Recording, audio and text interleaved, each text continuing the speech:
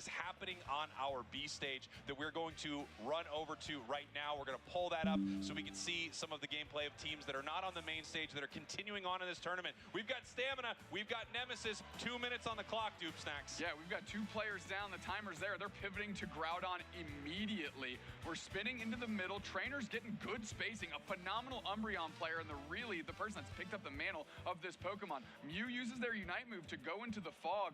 Finally, Stamina's moving forward here, but really it feels like Nemesis is in complete control as Bora Charge Beam Miraidon deals tons of damage and it's secured by Blastoise. Huge secure right there. Nemesis is in a commanding position now as they run towards these goal zones. Already up 1 game here in our top 16. If they win this, Stamina is heading home.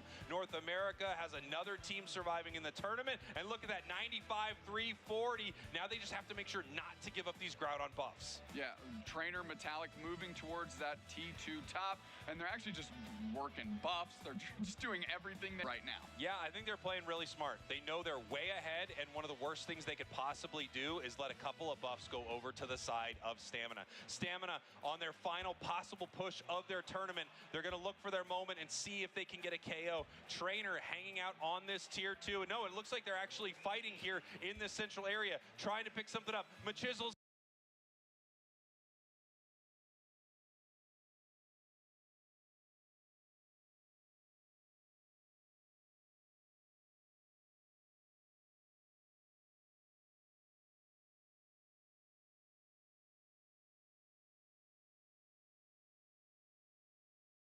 in some trouble right now. Set up, put down, but no! 2, 3 members down. 4 for Stamina. Yeah, huge Miraidon Unite. Some crazy ones at the bottom of our bracket. Yeah, Force Gaming that we just watched to kick off our day today is going to scrap against their region rivals, Tuzi Esports and the Baby Mazo crew. And of course, rounding all that out, Infamous Gaming and Dig. Very exciting stuff as we move through this bracket. A lot of regions still alive in this. North America, LATAM, South, of course, multiple teams out of Brazil. And if you're a fan from Brazil, you got to be a little heartbroken, just like we, because both of these squads are so good, and one of them now cannot go to ACL. And I don't know who you pick. They're both so good. They are. I mean, there's in the interview with Lel, I tried to, I was like gaslight. That's pretty much what I did. I was like gaslighting the people at home. Gaslight him during that interview? Well, like Lel, essentially, I was like, what words do you have for Tuzi? And he was like, I respect them. I just want a good match. We're gonna do our best, and I think we both represent our region well. A very classy answer. Yeah. โอเคเดี๋ยวนะเพิ่งเห็นว่าปิดไมค์ชิบหาย Translator translated that to English. โอเคคือ in the camera and completely lied, and I was like, you heard it here first from Lel. เพิ่งเห็นว่าปิดไมค์คือผม dominate Tuzi. เพิ่งมาทันรอแบบทีม16 ทีมอยู่ข้างนอกอยู่เลยยังไม่ทันทำอะไรเลย Or I will say mean things about your mom. I am the worst. I don't know why they let me up there. This is crazy. Go to break. We're going to break. See you in a minute. Bye. เดี๋ยวขออนุญาตนะเล่นเกมรอสักครู่นะฮะเพื่อเป็นการ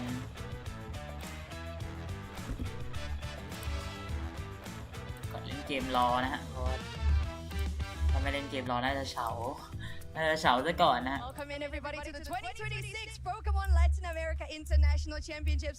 I'm here with Jake, the resident content cowboy. Yeehaw. That's the one. And we're going to be talking about a couple of Pokemon names in Portuguese here from Brazil and in English. So I'm going to go for an easy one. Gen 1 here, Charizard. Okay, sounds like Dodrio, but I'm going Charizard. Good one. Okay, Charizard. So you got it right. Good. For the second one, I feel like you're really going to enjoy this one. Hopipi. I do enjoy this one a lot. It is Hoppip. Okay, good. Right. Thank you so much for getting our next guest coming in here. We have Dupe Snacks, and we're also going to the basics. Bulbasaur. Sounds like Dodrio, but I'm going to go with Bulbasaur. I feel like we got a lot of Dodrios here today.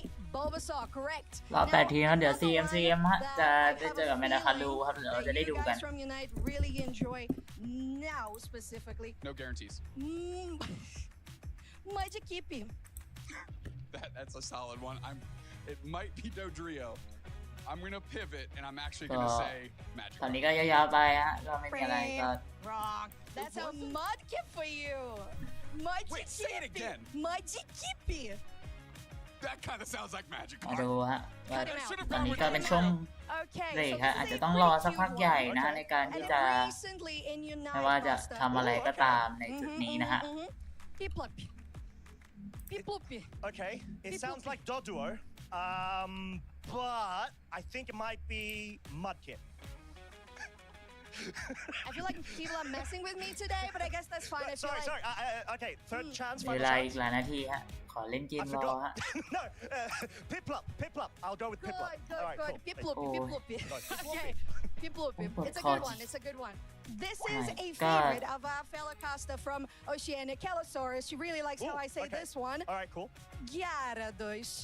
คือตอนนี้แบบว่ามันค่อนข้างที่จะ No? Did I get that? Right. I butchered that. I know I did. You're good, you're good, you're fine. Okay, ผ cool. มส่วนตัวเท่าที่ดูแล้ว CSM เจอน่าจะเขา Not รู้ Dodrio, not ผมมองว่าแบบ Doduo. I'm gonna go with Gyarados. Good. ว่า Last เรา time- สามารถ last จะ time it kind of sounded like นี่ Magic ได้ Up. This Yeah. time is the evolution of Sure. Magic Up. Yeah. So we're good, all right. จ Thank ริ you ง so ใคร much. Next มา one, ทัก let's ทายกัน go. ได้นะฮะ Okay, so this มา one ทักทายกันได้ is a นะ very interesting one because ผม it พยายามจะอ่านแชทตลอดนะ supposed to be originally in Spanish inspired to begin with. Scarlet Violet, ถ้า that's มี what อะไร we're ผม talking ก็จะแบบ about. เปิดช่อง But แช here ท in ไว้อะไรอ Brazil, ย่างเงี้ย we say espregatito. Wow, I'm not going to attempt to pronounce that.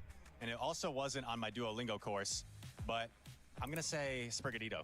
Good one, well done, well done. Now for our next one, we also have แบบว่า one that was very controversial for Unite. มันจะมีทางด้านของ especially D-Max when we เจอ used ทางด้าน to เน watch เม the ซิสด้วย Brazilian โอ้โหสักครู่ broadcast เนี้ย for UCS. เดือดนะ ผมมอง You ว่า probably เดือด heard มา that ก a ๆคือ couple แบบ of times in the last ใคร few ก็ได้ years. ตรงเนี้ยเนเมซิสก็ดี ทางด้านของ D-Max ก็ Rayquaza, ดีอะไร you เงี้ย know?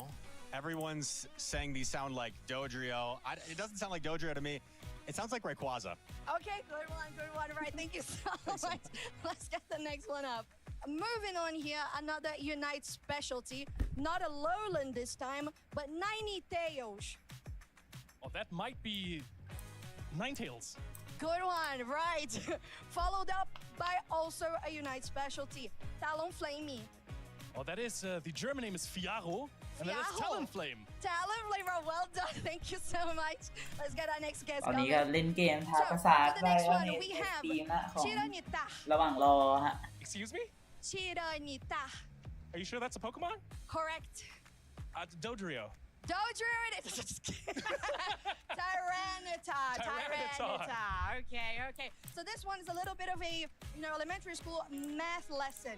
Polygon 2.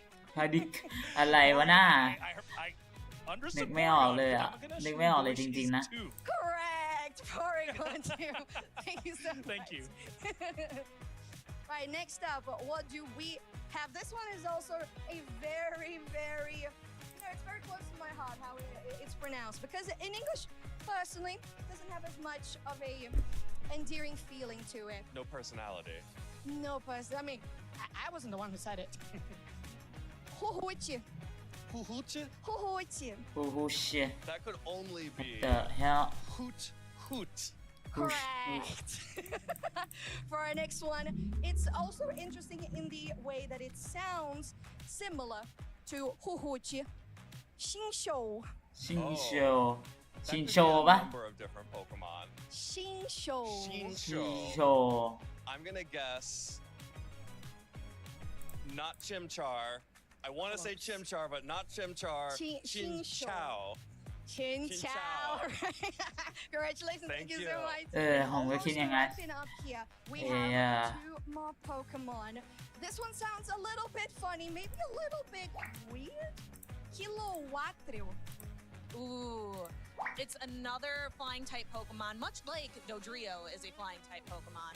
But It's I the think topic of the day. it is the topic of the day, and I think that would be Kilowattrel. That's a great guess. Good job. I love that for you. Right. So next one, also with the way that we do Oz, we can do rolled Oz like Gyarados, but we can also do Butterfree. Ooh, that's gotta be Butterfree. Butterfree, another one that's gonna be flying up into the air. And well, I feel like somebody wanting to come here. Hello. Hi, Gabby. You've been doing such a great job educating everybody on Pokemon pronunciations. I was hoping you could educate myself and the audience on how to say good luck, have fun, and good game in Portuguese for their battles. All right. Good so game in in Portuguese. Brazil, we say boa sorte, bom jogo.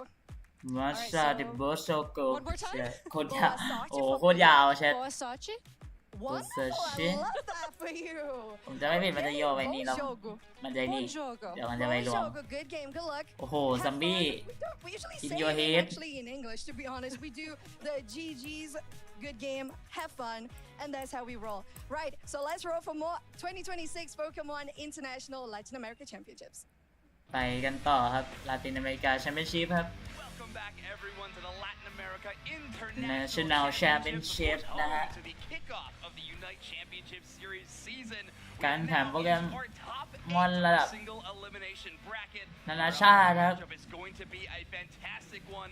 A Latin America squad versus a ชิง Brazil แชมป์นานาชาตินะ See there, ของ Latin America North ฝั่ง Coast ลาตินอเมริกา giving a fist bump to Peru, who have left our event, the world champions, finishing here in the round of 16. That's kind of wild, ตอน isn't นี้ it? ก็ยัง We're off to a ประ very กาศกันอยู่ก็ interesting รอไปก่อน UCS ฮะใจเย็น 2026 ได้ฮะ start, and We that is sure are. just yeah, because honestly, I was watching in the green room and I was like, เย้ยผิดด้านเนาะ what?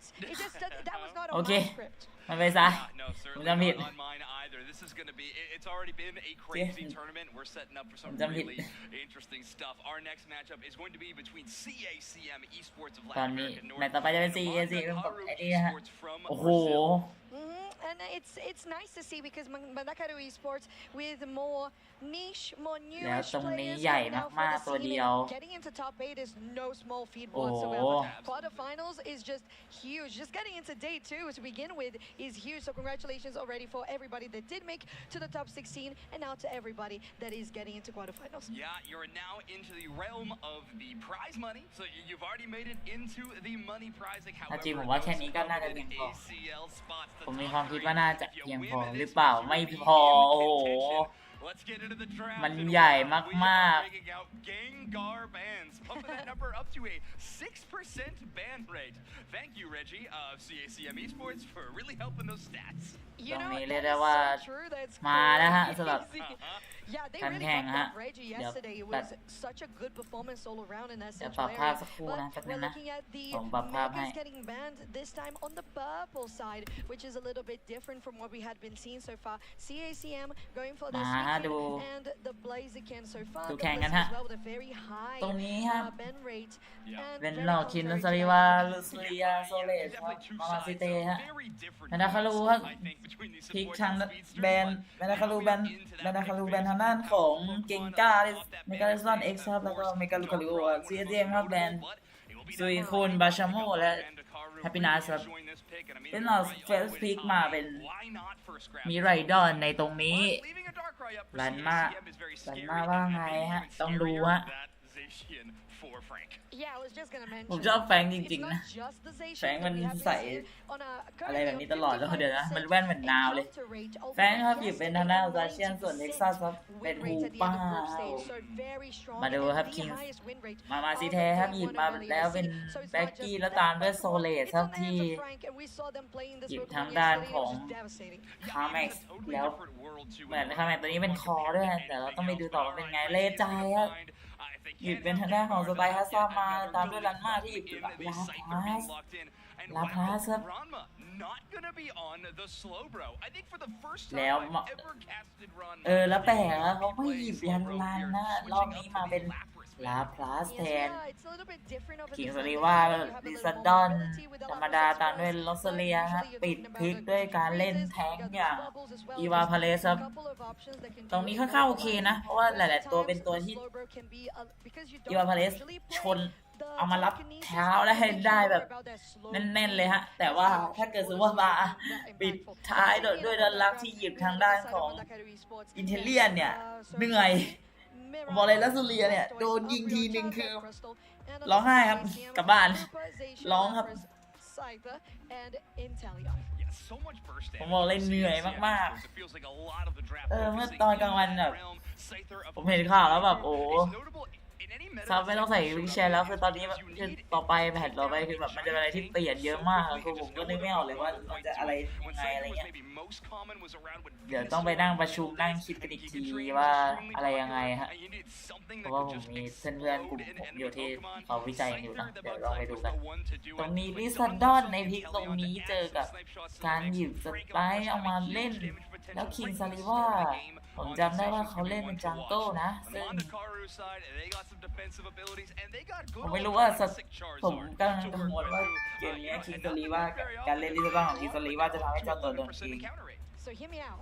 We had been talking about this draft, and we didn't quite clock that Mandakaru has 3 defenders on that team. Right, yeah. Especially with the Blastoise being more that damage role in this situation. Exactly, of course, but still on that role, like you mentioned. So it's a very interesting match for this first game of series. Mandakaru Esports on the purple side, CACM on your orange as being your first top 8 series of the day. We're so close to the มาแล้วเริ่มมาแฝงกับเท็กซัสครับมาบนคิงซาริว่าอย่างที่ผมบอกเขาเล่นจังเกิลอ่ะซึ่งมันจะเป็นอะไรที่ค่อนข้างใจนี่มากๆโซเลสไปฮะลาซิคีมาได้มาซิแทบเล่นแบ็กกี้ซับแบบซัพพอร์ตเลยอ่ะด้านนี้รันมากผมไม่รู้นะว่าทำไมอยู่พอมาแบบรอบ8 ทีมเขาเปลี่ยนเลยเพราะว่ารอบ16 ทีมที่ผ่านมาเมื่อกี้ผมก็แบบย้อนดูมันเขาก็หยิบเป็นรันอยู่นะตรงนี้น่าจะมาเจอพีคแบบอย่างเช่นอะไรประมาณนี้ฮะแล้วก็มาขัดตรงนี้เลจายแฟงครับบุกครับเลจายบุกเข้าไปทันทีแล้วโดนดาเมจมานิดหน่อยฮะออกมาอยู่ยังได้อยู่ฮะแฟงเอาทางด้านของคลิปด้านบนทันทีเลจายกดดันอยู่ผมไม่แปลกใจนะบิลด์ของคิวเลยว่าจะเป็นสายพ่นไฟนะมันควรจะเป็นอย่างนั้นเพราะว่าการเจออย่างนี้คือถ้าไม่เล่นพ่นไฟเนี่ยยากมากแล้วการเล่นพ่นไฟมีโอกาสที่จะได้มากกว่าแต่ว่าตรงนี้พลาดไปแล้วแฟงได้มาแต่ว่ายังสวนกลับมาได้เดินมาซิแทเลจายที่ว้าวเกือบเสียไปแล้วว้าวกลับมาแล้วดังไป22 แต้มตามด้วยอีก5 แต้ม27 แต้มตรงนี้มาจากเลจายไปก่อนโยแคนดี้สำหรับเท็กซัสถ้าไปป่วนจังเกิลทำไม่ให้ทางได้ของแล้วได้มาด้วยลาซิดอย่างแม่นคิงซาริวาร้องไห้ฮะลิซาดอนที่โดนเวทป่าบอกมีแต่ความเจ็บปวดฮะเลจายได้บัฟฟ้ามาอีก1แล้วเสียมาซิแทไปคิงซาริวาทำอะไรไม่ได้ฮะไม่ได้ช่วยเพื่อนช่วยอะไรไม่ได้ทั้งสิ้นโดนเวทป่าเป็นบ้านตัวเองเลยทีเดียวตรงนี้คือเรียกว่าการAnd now we're going, I would say, a little bit more of the classic twist with the hyperspace hole. CSM Esports are going to be able to take this early game advantage. They clean Reggie Drago knockout. Frank the one. ตอนโดนเวทป่าโดนทุกอย่างไม่ใช่โดนทุกอย่างแค่โดนเวทป่าเนี่ยก็เล่นยาแล้วลาซูเลียที่โดนเข้าไปแทงแล้วเลจายกระโดดมาเป็นน็อกอยู่คนเดียวไม่รอดอยู่แล้วคิงซาริวาพยายามจะเล่นตรงนั้นตัวเองเลเวลตามในระดับหนึ่งก็ไม่น่าไหวฮะ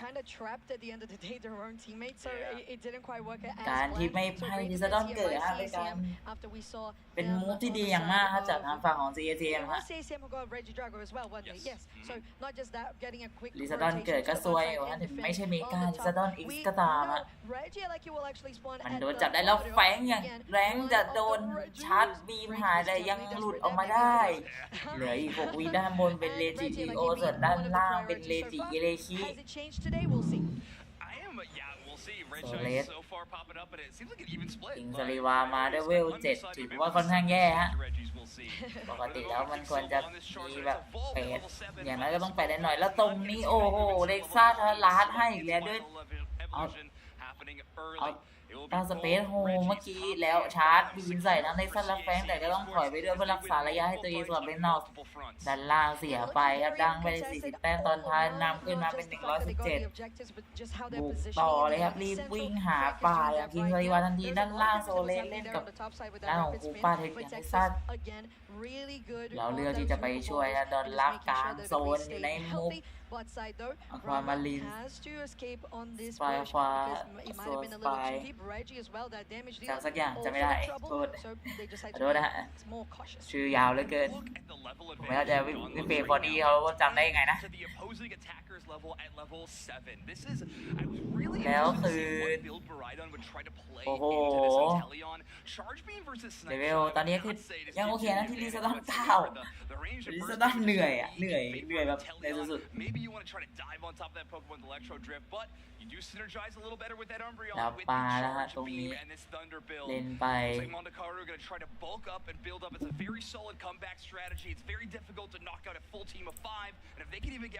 มาแล้วตรงนี้คิงซาริวาเข้าไปจะแล้วกลางอยู่ในมุกมาคิงซาริวาเจ็บยังหนาโดนซอนลักซูมใส่แล้วกำลังจะโดนซูมซ้ำแล้วมีคนอยู่ใกล้จับก่อนเพื่อเซฟพยายามจะเซฟเพื่อเซฟตัวเองแต่ว่าต้องหายไปทั้งเพื่อนและตัวเองไม่เหลือใครเลยดังไป3ดังนับแต้มกันเกิดขึ้นหน้า3แต่ยังไม่ฮะมีการดัง30เมื่อกี้ฮะแต่ว่ายังไม่ได้ดังอะไรเพิ่มมากกว่านี้ฮะเหมือนอยากจะได้อะไรมากกว่านี้ด้านล่างอีก9 วิเดจิอิเลคิจะเกิด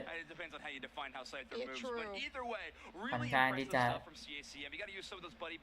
สถานการณ์เสียอย่างแรงนะเสียแรงมากแล้วด้านบนเป็นเดซิสติกแต่ว่าเดี๋ยวเขาค่อยคอเรียกมาได้นะสำหรับวิซ่าและแฟงพยายามจะเข้าไปเล่นแล้วโดนชาร์จบีมประจันหน้าใส่ตันทีเดียวตรงนี้ด้านล่างเอาเลจิก่อนแน่นอนแล้ววาร์ปมาตรงนี้ฮะคิสเลวาได้28แต้มพอได้ทางด้านของเลเวลมาบ้างฮะจำไม่ได้ด้วยว่ามีสแต็กหรือเปล่าพยายามจะโยกมาแฟงพุ่งเข้าไปเมทัลคอแล้วเฟรับใส่แล้วตามด้วยตีปกติ2 ทีแล้วก็หายไปเลยตัวเองแรงพออยู่แล้วเลจายเจอลอสเลียแล้วโบลาเชอร์ใส่แต่กินสตาร์ร้ายเขาใส่เอจายจินตาได้แล้วพยายามสู้อยู่ระหว่างแมลง2 ตัวตรงนี้ตัวนึงหนาตัวนึงแรงแต่เหมือนว่าตัวหนาตัวแรงบอกถ้าหนามันยังเล่นอีกนานอย่างนี้ผมอาจจะซวยแล้วไม่น่าจะไหวด้านล่างเล่น2 คน3 คนตรงนี้คิงซาริวามาแล้วเขาไปไล่เผาไปแล้วได้แฟงมาลันมาที่อยู่ตรงนั้นอาจจะไม่รอดเพราะโดนทางด้านของมีลูกจับแล้วหายไปอีก1ฮะการเผาอย่างนั้นการเผาตรงนี้ได้มา2ยังดูดีมีภาพหน้าไม่หมองฮะโซเลสจะดังแต่ว่ามีดอลลักแล้วตรงนี้โอ้โหข้ามแหกหายไปเลยโดนมันยิงแล้วตามด้วยทางด้านของเท็กซัสที่ไม่ตามตีปกติเก็บมาได้เลจายอยู่ด้านบนแล้วจากด้านบนมีแฟงวิ่งมาด้วยกิงกาลีวายอยู่ตรงนั้นฮะไอ้กันไม่คุ้มหาเลเวลก่อนนะตัวเองเลเวลตาม2 เลเวลฮะเลนล่างยังไม่ได้เลนบนยังไม่ได้ฮะเฉลี่ยไปประมาณแต้มบอมละ80เลยด้วยซ้ำฮะบอมละ40ครับ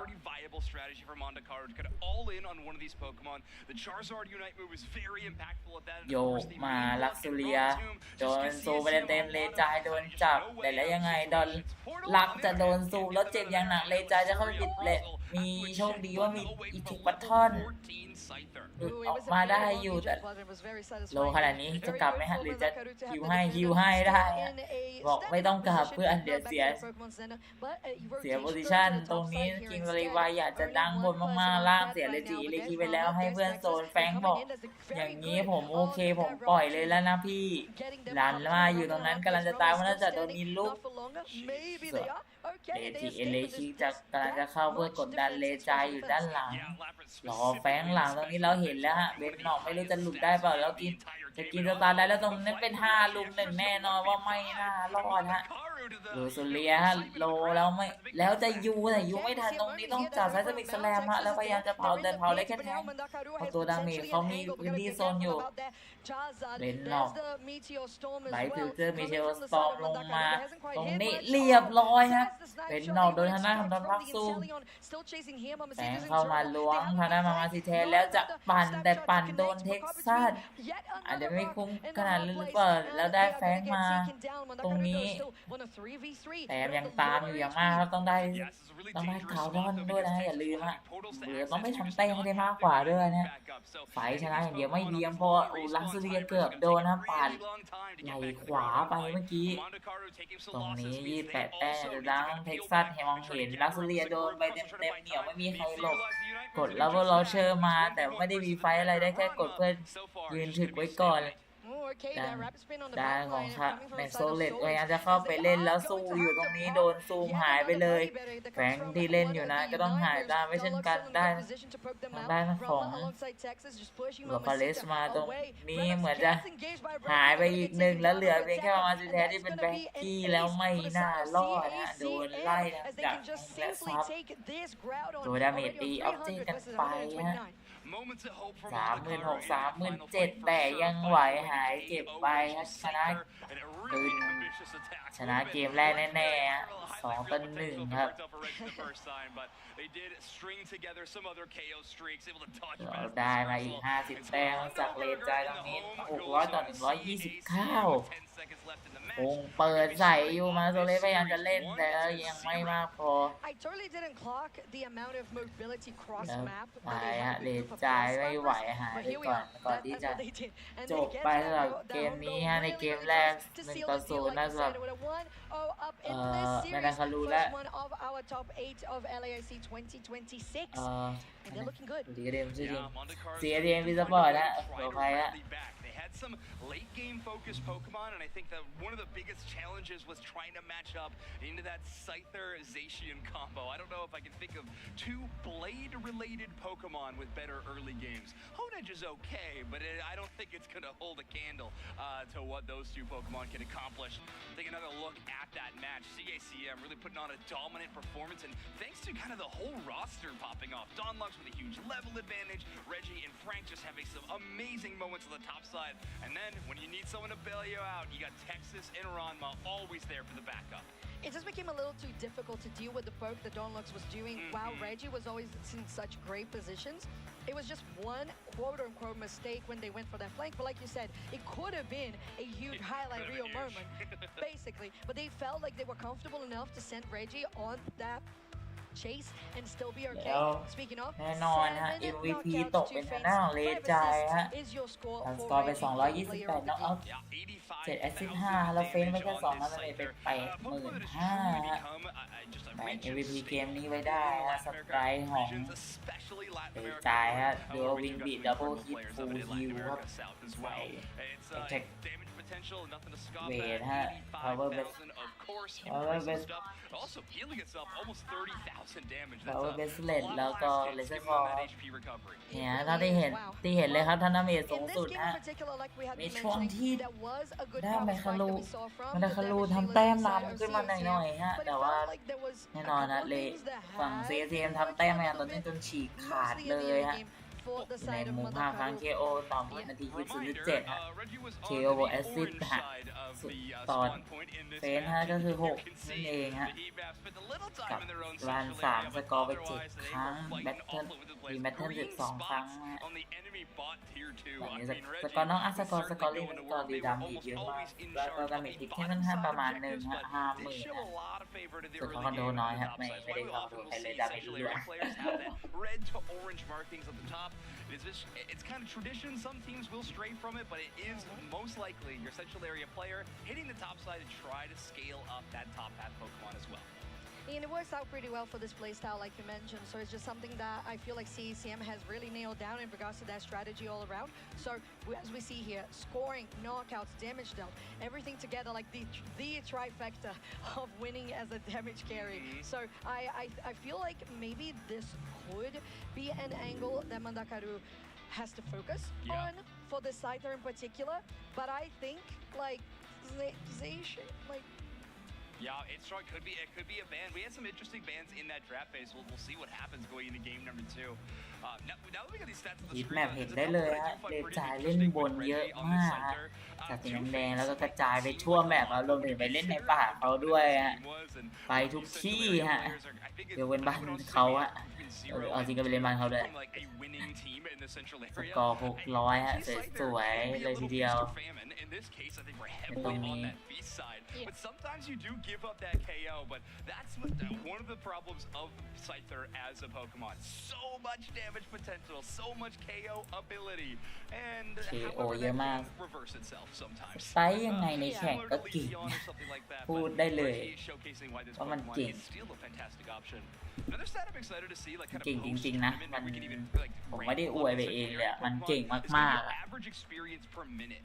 I'm curious to see what คือ what ถ้าเกิดคุณมี players เพื่อนที่ are farming the most, what players are เล่น just แข่งอะไร taking แข่ง fights อยู่ the แล้ว most. คุณต้องการตัวบิดาเมจสไตล์เป็นตัวที่ตอบแบบ At the มัน end ได้ of the มัน day, หายอ่ะ a whole มัน lot of ได้1ตัวแน่ๆการันตีคุณอันนี้ไม่ได้คุณยังพอจะมีดับเบิลฮิตที่พอจะกระโดดออกได้นิดนึงอะไรเงี้ยหรือแบบถ้าไม่มันเหลือเฟือฮะเกมแรกยังขนาดนี้ฮะเกมต่อไปจะขนาดไหนฮะ stats to have in regards to recognizing if your team was very aggressive and you were fighting quite a lot. If you're in between that, you're pretty good.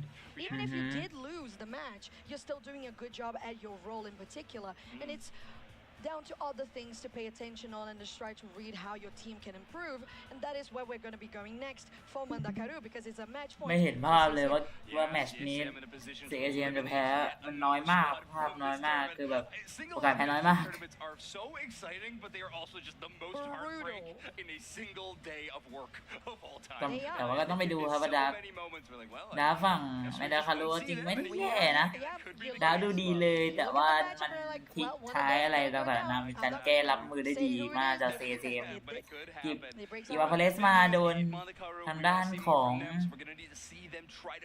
อินเทลเลียนยิงสุดดันได้อะไรอย่างนี้ก็เป็นอะไรที่เหนื่อยอยู่ตัวลาพัสเองอันนี้ก็ค่อนข้างโอเคเล่นทำดาเมจได้ตามที่คาดหวัง And they were so excited to be like, we haven't been able to get to a lot of these in-person tournaments. They unfortunately haven't been able to travel to Worlds a couple of times. ไปด้วยเม็กซิโกฮะเสียเกม เกม 2เขาจะทำได้หรือเปล่าเลยจะเป็นแมนดาคารูครับเจ้าบ้านเป็นรอบนี้รอบที่แล้วก็บราซิลรอบนี้ก็บราซิลเจ้าบ้านในรอบนี้ที่จะสามารถหาจังหวะแล้วส่วนจะชนะมาได้ฮะ Because it's a stable for Nemo in Peru for Latam South. It was, I guess, considering unfortunately the world champions are not in the tournament anymore. Yeah, taking that loss to Dignitas earlier, who will be moving into that top 8. We're going to see them a little bit later today. Of course, they are going to be trying to contend for that top 4 positioning, which gets you into best of 5 right in those semifinals, but also very close. ตรงนี้เป็น best of 3 เนาะเดี๋ยวจะถ้าเข้าสู่รอบ4 ทีมแล้วจะเป็น best of 5 ซึ่งจะเป็นอะไรที่นานมากๆ Only top 1 to top 3. Oh, can you imagine these teams มีอย่าง feeling หนึ่ง like ที่ this เอา is จริง such ก็ an opportunity and this is ไม่ where ควร we พลาดคือ can การที่เราสามารถ visualize ที่ ourselves จะ going to Japan, fighting against the ดู Eastern สตรีม teams. ลองได้ Asia is just such a strong region in general, and it's not just Asia Champions มัน League, มี it's ฟี Asia เจอร์ Championship, สเต Asia จ Champions League. อ๋อแต่เริ่มไปแล้ว So it's already the culmination of the best of the ไม่ best มี in แล้ว Asia, which is incredible to be able ใช่ไหม to merge เหมือน that จะ with ไม่ the มีแล้ว West น่า as จะ well, and coming not just เพราะว่าอัน from นี้ the มันเป็น West, ทัสซี่เจอ but อันเดอร์ด็อก here เอ้ย Latam in São Paulo in Brazil is just something very dear to my heart. Yeah, there's เดี๋ยว something นี้เมสซิ special เจอ about in-person tournaments in ทาง general. ด้านของสเตมิน่าก็แค่2 คู่ ก็เลย Certainly. อาจจะยัง It's เนาะ been fun so far, and you're right. What a proving ground to be able to say we can play on the international stage. We're starting on one here in Sao Paulo against. We have a pretty diverse in terms of ถ้าเซเจ region-based ม top 16. ได้เข้าสู่รอบ Teams 4 from ทีม North ได้ก็ America, มีโอ teams กาส both ที่ from จะ Latin America North and South, still all in the event. เป็น as ตัวแทน well. จาก Of ฝั่ง course, นี้ใน and ท็อป quite a ที few single squads ที่ who จะ showed up to ได้ไป play this แข่ง tournament เอ and เชีย will ไฟ likely น be อล trying to ฮะ compete in the regional leagues that are going to be starting very, very soon here in the West. So we're going to have some, of course, look at a few of the Latin America teams that we've been watching all tournament long. They are going to be playing in these events. Of course, we're going to have a North American League and a European League. So a ton of Unite Esports on the horizon to be watching. Exactly. Not just that, we're อัน talking นี้ก็ about รอ teams ไป that are going to ยาว be invited for the regional ฟูลสตรีม leagues, นี้ but เอา also จริง there's ก็ going to be a qualifier. So if any of these teams that have played here at LAIC ทำได้ got เล the ยคือการ experience ที่ they thought was necessary จะ to สั่งจอ compete นิดหน่อย to potentially qualify for the regionals, แล้วก็ well, yeah, the regional league is going to welcome you to at least attempt to เล่น compete รอ and try to win and be one of the last ปีนี้ 3 UCS spots แข่ that ง they are จาก in each ฝั่ง of ยุ the โรปอเมริ regions. กา แล้ว Now, ก็ Mandakaru versus แต่เหมือนจะมาแล้ว CACM. คือโบผมจะกดเกมเนี่ยทำไมมันจะมาตลอดเลยวะ อะไรวะเนี่ยเราตัดภาพแล้วด้วย โอเคเดี๋ยวผมตัดภาพให้ทุกคนก่อน Yeah, potentially. You could try to move อ่า away ฮะ from ตร some ง of your นี้ late game scaling Pokemon, but they've already made a change, so they are going to be selecting that orange. CACM แบนทางด้านของซุยคุณนะฝั่งเมดาคารูแบนทางด้านของเกงก้า Have actually been choosing that second pick position, really preferring to kind of take a แล้วเหมือน couple picks early CACM on in อยาก the draft. แบนแบ็กกี้แล้วแบนจริงครับไม่ใช่แค่อยากครับผมขอแบนไปเลย The Gengar ban, though, ไม่ that รอ ain't gonna แล้วฮะ change. Reggie is not allowed to have that Pokemon.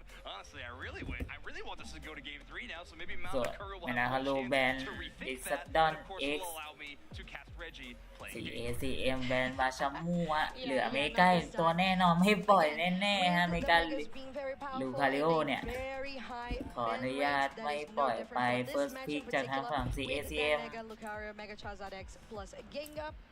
Ben, while CACM is on the Suicune, Umbreon, and Blaziken. I appreciate หยิบ CACM มาเป็น going ฮู for ป้า a โดย support เท็ก here, ซัสฮะ especially because สอง Hoopers พี่ก็ down จับ out เล่น Electro นอก Matching. และ Orange ทางด้าน Side just ของ picks the 2 first for themselves, but they always คิงซาริว่ามีการจะสลับให้คนอื่นขึ้นมาก่อนหรือเปล่ามันมาสีแทนมีรูปแล้วด้วยผมชอบอ่ะมาหยิบวาตาคิงซาริว่าหยิบดาร์กไลท์จังเกิลตรงนี้แล้วหยิบมาไวแบบหยิบมาไวได้น่าสนใจสุดๆฮะหลังตรงนี้มาทันทีสำหรับมีไลดอนตามด้วยดัลมาที่หยิบพาบิกอนต้องมาดูในส่วนของโซเลสฮะจะหยิบตัวอะไรมา So it will have to be a bit of a, individual matchup between King Silva and Dawnlux. I wouldn't be surprised to see the Zacian still coming through. And I agree with you. It's important to get that very high priority first pick, but if CACM is comfortable enough to just adapt to what Mandakaru is going to be picking, I feel like the Hoopers are very stable, not giving away your strategy choice. So I feel like that might have been what they chose. Now here on the side with that Darkrai, we also add up to Mandakaru's composition, the Buzzwole and the Crosswell, and here we have it.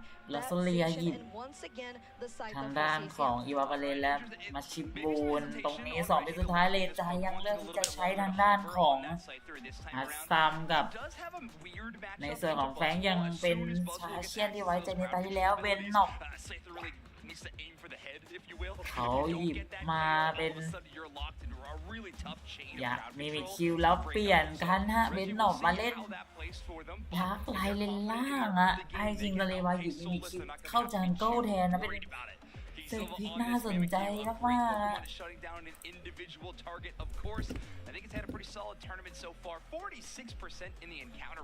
ๆตรงนี้มีการปรับเปลี่ยนแก้ทางกันเล็กน้อยคือถ้าสไตล์เนี่ยโดนหลับโดนสวนเล่นการหลับหรือโดนจับเนี่ยไม่สวยเลยแล้วมีโอกาสเป็นอย่างนั้นด้วยเยอะมาก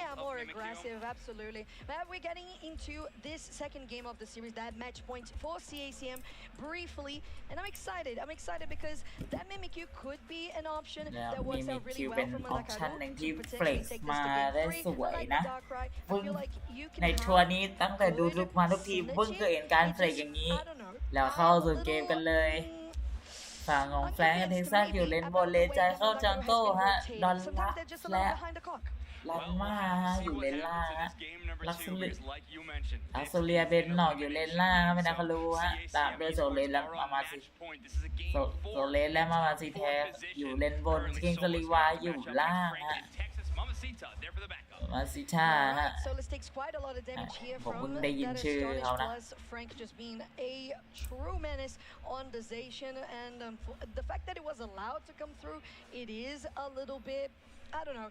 The fact that Gengar is more important, I guess, is just mad respect to Reggie, which I guess is also okay. Yeah, again, I'd really like to see the Gengar, and honestly, just because of how infamous it is at this point in time. Solo's taking a whole lot of damage. Frank with the ตรง early นี้ play, คิง but สลี Reggie วา actually the one for the ขึ้น KO. มาแล้ว They ได้ found a way to KO ถอด their เลือด customers. แฟลงไประดับ Looking หนึ่ง really ฮะ good จ here, นเกือบ CACM หา with ย a very strong offense on the top side. Frank as well gets เหมือน a ไม่มี lot คิว of ตานี่ that ดู AOS นะ energy, which is ดูดีเลย good. นะเท่า Reggie ที่ on แบบดู 15 as คร่าว we get to the มี 850 ภาพมี swabbles ภาพ up Daria. We have a 3v3, and now we're looking ภาพ to อ go ย่าง straight มาก out to ฮะ King. ตรง Wow, นี้ big เข้า combo ใส่นะ from โซเลที่เล่นมา Solos. ชิฟู And แล้ว now หายไปเลย Mamacita มา has มา to ซิ escape ท่า the Gossifleur with ไม่ no น่าจะ berries อยู่ to ได้ฮะ run หนี for. ทันที They ฮะ are เซ just ฟไว้ gonna ก่ go อนฮะ straight back. ดังมารวมเลย25 ต่อ 6 ในตรงนี้รันมากกับตอนหลังแน่นอน2คนนี้เป็นคู่ที่สิเคียวคีได้ยีอยู่แล้วครับแล้วโดนหลับรัวๆเลยฮะสำหรับฝั่งของ CACM เป็นหนอกจับหลับเป็นหนอกจับหลับฮะขอกล่อมเอเลยฮะ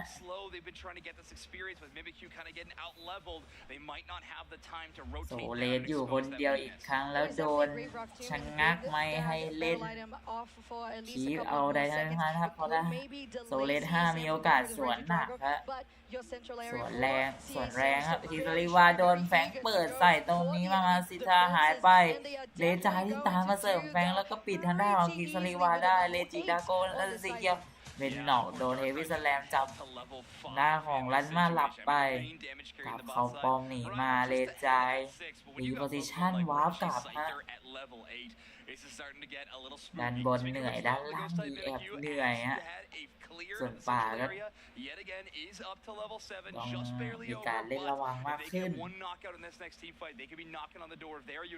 แล้วด้านเป็นด้านบนที่เกิดเลคีตรงนี้โดดมาให้วิสแลมลักซูเลียกับเป็นตอนแรกมันเป็นลักซูเลียที่ไม่รอดแต่มันเป็นหนอกที่ไปแทนนะลักซูเลียรอดกลับมาได้มาซิท่าโดนเท็กซัสอีกแล้วฮะหนุ่มน้อยคนนี้ไม่เกรงใจมาม่าซะเลยเอามาม่าสุดจัดฮะเท็กซัสกับแฟงนี้ฮะ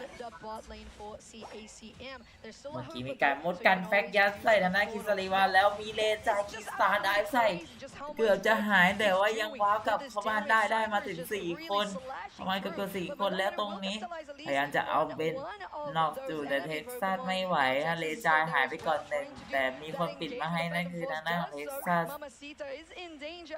ลงหนีพุ่งเข้าไปแล้วไวฟิวเจอร์มีเซลสตอมลงให้ได้มากที่สุดแล้วหายไปสำหรับมาซิท่าเป็นจังหวะไฟสวยมากๆจาก CACM ฮะอาจจะเสียเลนใจเลยก็ตามแต่แก้คืนมาเหมือนไม่ได้เสียอะไรไปฮะทีซาริวาตรงนี้ยังไงดีฮะคือเขาทำอะไรได้ฮะคือตอนนี้สิ่งที่ทำได้คือการเกาออบเจกต์ไปครับว่าลักเองสกิลจ่ายไปแล้วรันมาพยายามยื้อพวกตัวแทนที่เข้ามารับเบนนอกก็ช่วยกันฮะได้มาจนได้ครับสำหรับเลคีพยายามจะบุกลุกใส่ฮะเชิญเพื่อนมาเลยเท็กซัสตานวงมาจะเอาแล้วหน้าของแฟนไปเจอคิงซาลีว่าหายไปเลยมาซิแทกำลังจะโดนคนในเน็ตสอนตรงนี้ไม่รู้จะรอดหรือเปล่าแล้วพยายามจะเข้าแล้วแต่ออกมาก่อนเราแฟงเสียทางด้านของรันมาไปโดนหลับอีกรอบแฟงแล้วยังหลุดมาได้ครับไม่รู้ใครเมทันคอยัดใส่เดินเข้าถึงมาซิแทแล้วตรงเบนนอกอยู่ตรงนั้นกับแฟงครับแฟงเจอบุงว้าวกับเลยใจกินตาได้ใส่หายไปอีก2พยายามจะเก็บเบนนอกซับให้ได้เป็นคิวที่3ของเอ็น เดี๋ยวตรงนี้9 แต้มดังไป40โอเวอร์ฉ่ำๆ31ขึ้นมาเป็น200ต่อ33เมทันคอยัดใส่ตรงนี้พยายามจะเอาคีบแน่นอนฮะ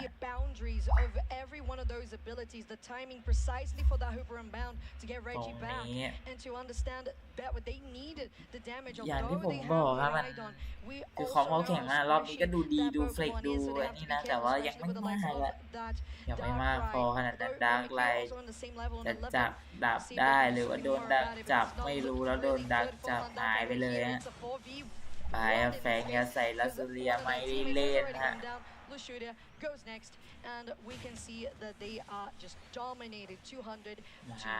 แล้วเหมือนจะได้บางเพิ่มอีกสำหรับแฟงที่ถืออยู่48แล้วเป็น47ฮะพยายามจะหาเพิ่มฮะ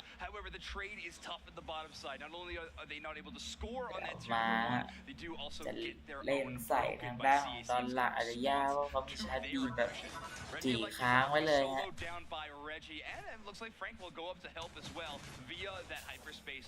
ไฮเปอร์สเปซโนตรงนี้แรงได้เลคิด้านบนไป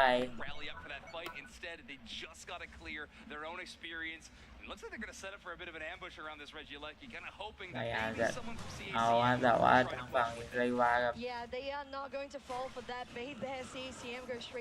งมามีได้ทางฝั่งของทีมได้มาแรงไปเอาเลจิดาโกนมาได้เบนนอกหายไปก่อน1เหลืออีกหลายคนก็ต้องควรหลีมอนโดนมีแนวมีกิวเตะไปมาตรงนี้ลันมาหายไปก่อนจากการพุ่งรัวๆของหวนไปแล้วจะเล่นนะเกิดการนับแต้มกันเกิดขึ้นแล้วทำได้ค่อนข้างสวยงามอะAbsolutely huge team fight win for Mondakaru. Not only are they able to defend their goal zone, so they keep this 176 to 280-point differential. It's tough there, but they break that goal zone. They got multiple massive KOs. That Zacian was at a high level 13 when it goes down. And now they got a Mimikyu at 14, Buzzwole at 13, and Darkrai's leveling up as well. This is they got a huge win in their sails. Let's see if they can carry this momentum. Yeah, the difference that it makes when you have แต่เขาบุกหนักเลยไม่ว่าจะเป็นลันมาเลใจซัดเอ่ยฮะ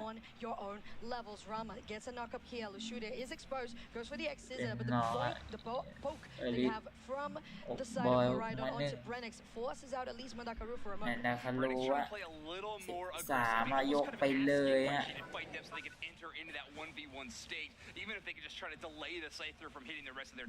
ตรงนี้อยู่ทางฝั่งของ DekTistGame เล่นไฟเอาทีแบบกับฝั่งของไม่ได้เขารู้ว่าต่างคนต่างยังไม่จ่ายของใช้แค่สกิลธรรมดาพยายามจะเล่นนะ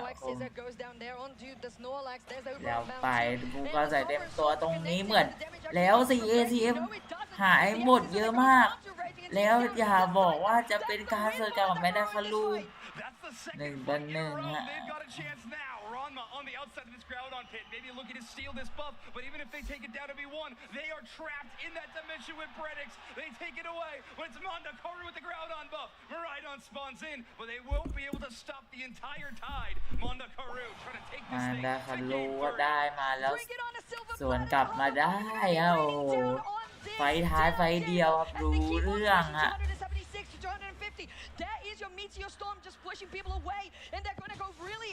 พยายามจะเล่นต่อแล้วแต้มนำนิดเดียวเขาสวนกลับได้นะพยายามจะเล่นต่อว่าอะไรอะไรอย่างนี้เล่นนอกโดนตามล่าเลซัสเป็นคนล่าเองฮะขอดังเพิ่มแค่26แต้มเท่านั้นเดือดนะสกอร์มาอีก14ฮะสกอร์นำ300 ต่อ 3-2แล้ว4-2-2แล้วกลายเป็นว่าสวนมาได้ตรงนี้บ้าบอได้ดังมาแย่แล้วฮะไม่น่าจะรู้จากแผนที่ทำไว้โดนแต้มตามมาเรียกว่านำเลยซ้ำฮะก่อนที่จะเรียบร้อยครับ บีบไปแล้วหายไปแน่นอนจบที่เกม2ครับ CACM ชนะทันดาวซินัท1-2 นั่นเอง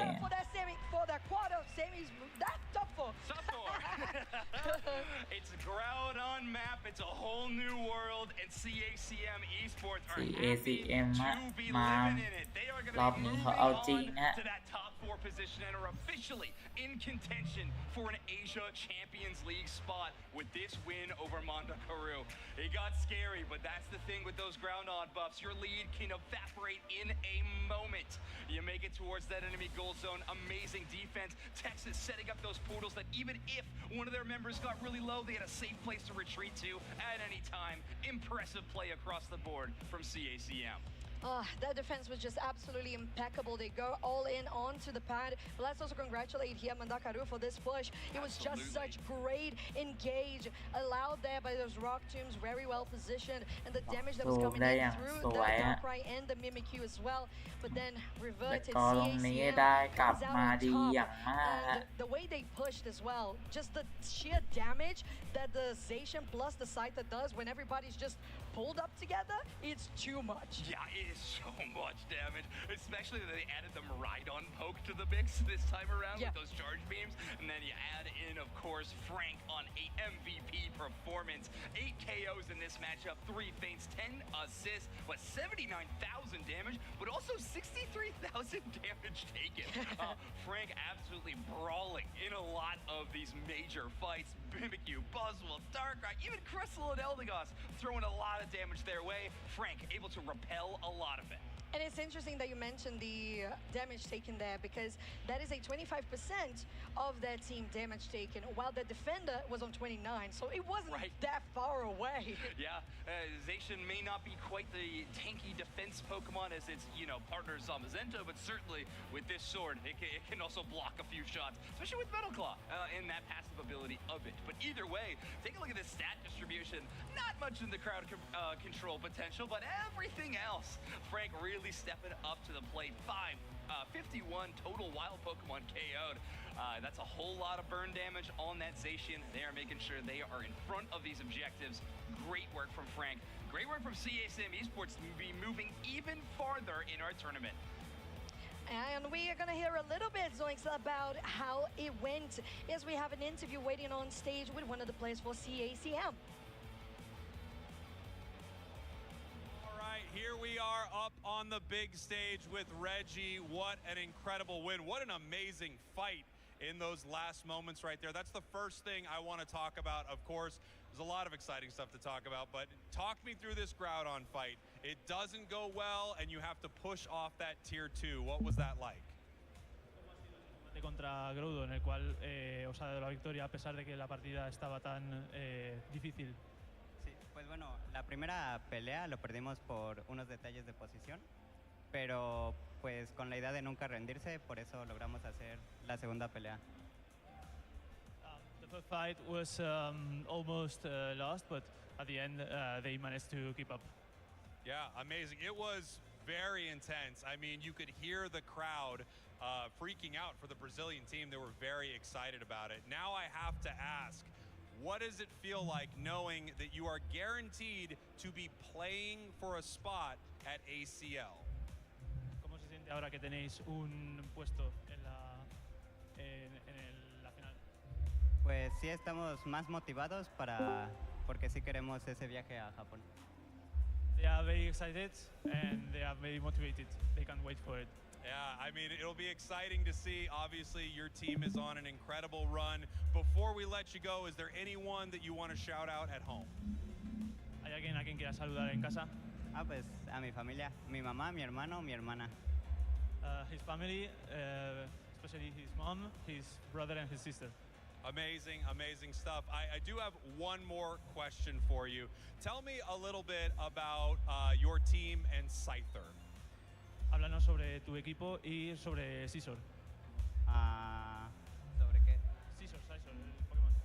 No, pues lo usamos porque creemos que es el mejor jungla ahorita mismo. ¿Cómo? Lo usamos Scyther porque creemos que es el mejor pick en la jungla ahorita mismo. they pick Scizor because they think it's the best pick in the jungle. Amazing. Thank you so much. Congratulations. Huge win. What a victory. And they will be playing for that spot in ACL very, very soon. We're going to send it on back to the booth. Take it away.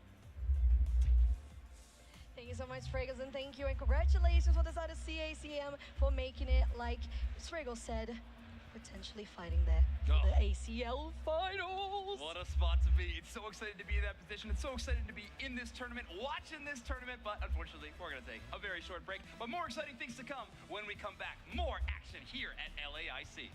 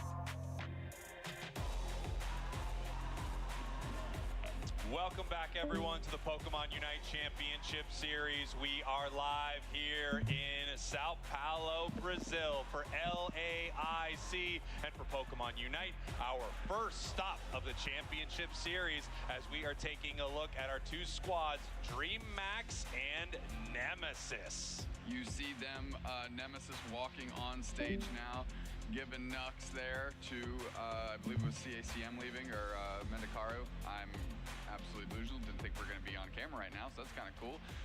But Nem is going up there. It's nice to see Trainer back in his original team, right?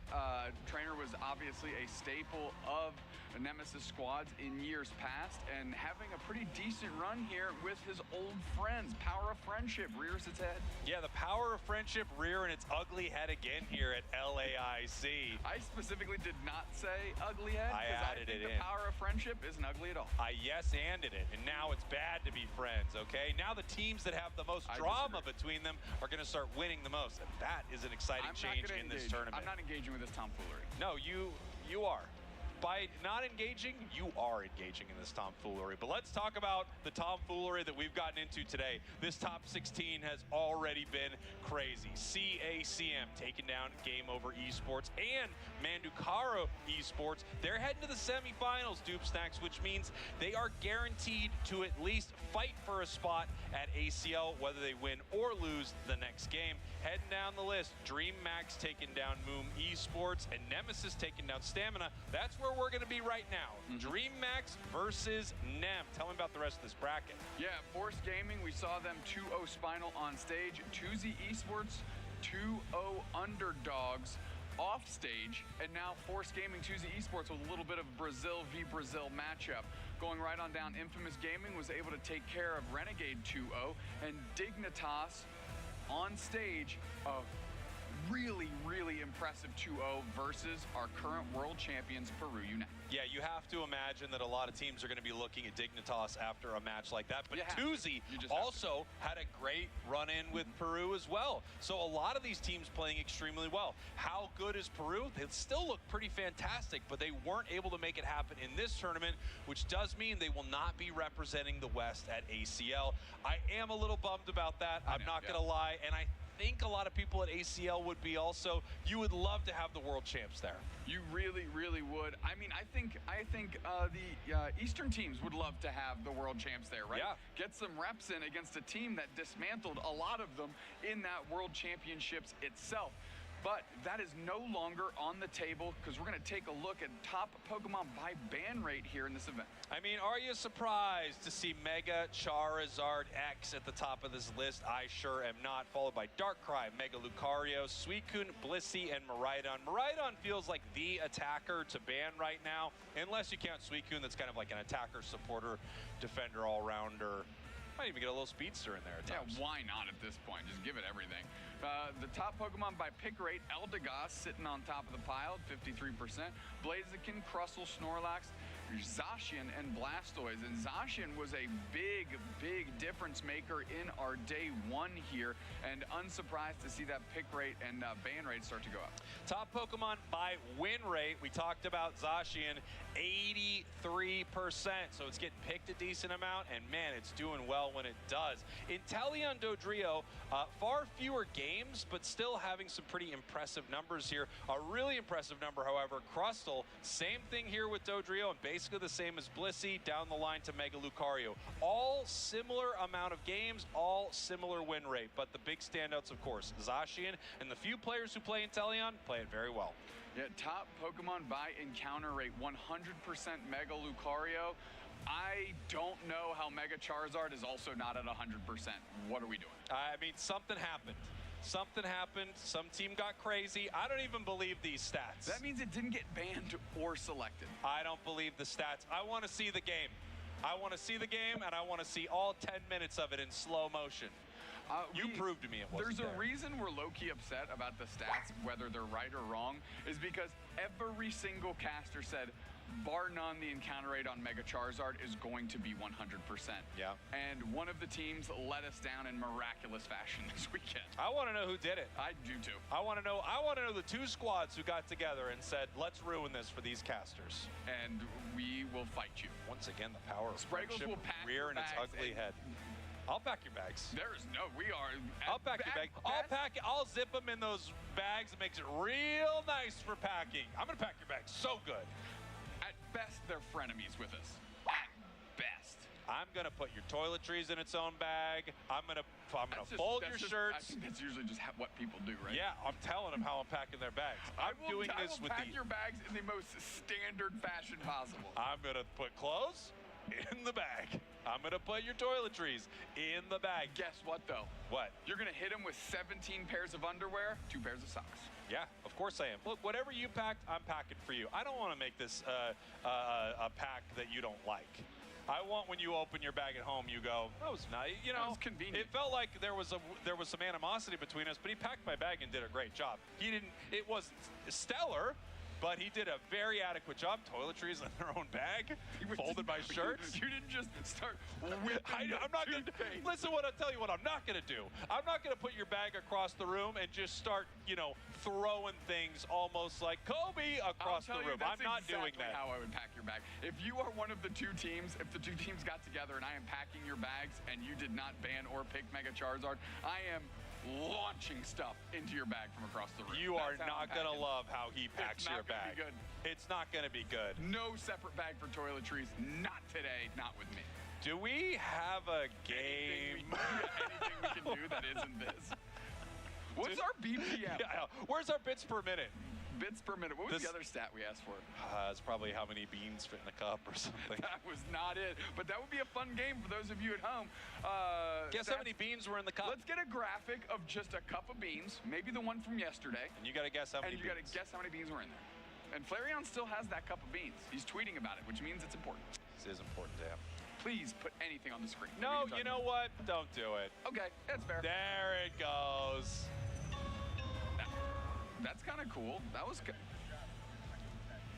We're going to get ready for draft right now. We're taking a look at the big stage, DreamMax, Nemesis.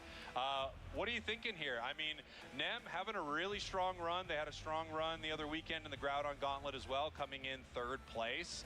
DreamMax, of course, just so many powerful teams here out of Brazil. It feels like they are on quite a run also. Nemesis is a team that likes to ban out specific individuals. If they know anything about DreamMax or specifically Kaduzera, they should be looking at specific targets and look at that immediately. Zoroark gets banned. Yeah, I mean, I think if you have a team that likes to play Zoroark, it's a very fair direct ban against them. DreamMax with their final ban here, and now they kind of have to make that decision.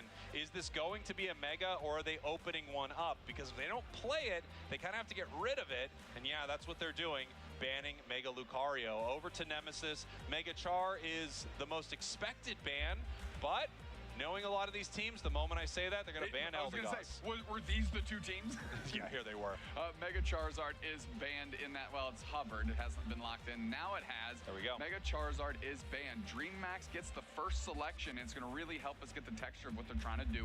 Blastoise, again, hitting the top of the pile. Yeah, I mean, Blastoise has had a lot of representation in this tournament. Blaziken as well has been a powerful pick, and it is locked in. Obviously, Blaziken has this really nice situation where it's incredibly good and it just doesn't make the top 6 bans in the game. So a lot of teams can grab it. Yeah, when you look at the picks that are being banned out right now, it makes sense that all of a sudden Blaziken's stock seemed to go through the roof. However, this metagame continues to develop because just the last time we were casting, we saw a gutter pick Blaziken, so you never really know where these teams are trying to be at. Trainer on this Umbreon is like the new NA All-Star on this Pokemon. I mean, they are using it to such great success. Yeah, I mean, Trainer's just an incredible player. Yeah. Well, what a year they had last year. I felt like Trainer played so good last year, just incredible stuff, and on a team that really needed high-level play, right? I mean, he was playing with some of the best in the world on Luminosity, and now swapping to a new role, and he feels right at home, back with his squad on Nemesis. I mean, the power of friendship once again, possibly making a difference here. As we head over to DreamMax, another few power picks. There's so many good Pokemon in this game right now. You can only ban out a few of them, right? All of these, Suicune, Urshifu's been having a weekend. Blaziken's incredible. It's just tough. It's tough to not give your opponents something incredibly good. I agree. Eldegoss high pick rate for a reason. It's just a staple in this competitive scene. I will point out Rex locking in the Psyduck, and if you recall, I had an interview with him at EUIC last year, to which he said best duck NA, and now he's trying to make it best duck LA Latin America. Yeah, he might be best duck LAIC. We're going to have to find out. One thing that you'll notice is Psyduck not having the same priority that it used to.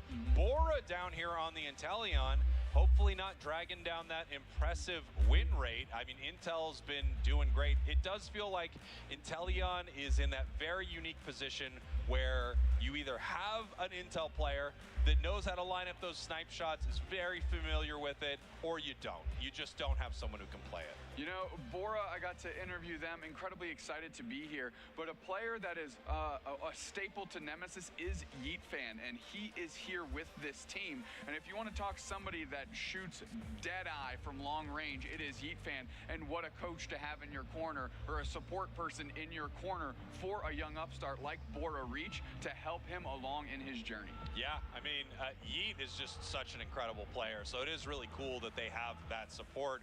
And they may need it, because this is a tough matchup here, Dupe Snacks. Dream Max, your purple team out of Brazil. Nemesis, your orange team out of North America. This is the top 8 here at LAIC, and it's all single elimination. Winner continues on, has a chance to go to ACL. The loser will get their bags packed by one of the two of us. Rex and Machisel, I mean, this is a great path for them, right? Two very good early Pokemon, putting tons of pressure on the Torchic, and finally bullies them out, gets the contestable form, and they're looking for more because they are topped up on HP, forcing Kaduzero to grab both berries already, and they can safely peel back. Yeah, Buzzwole's just incredibly mean, tough to deal with. So is Psyduck. I mean, obviously Eldegoss is really good, but I think the combination here looks a little stronger for Nemesis, and it has been paying off so far. Machisel is going to possibly be in a position to be level 5 here, and here comes Metallic to help. Yeah, Metallic sees a juicy Gossifleur there and wants to get that KO,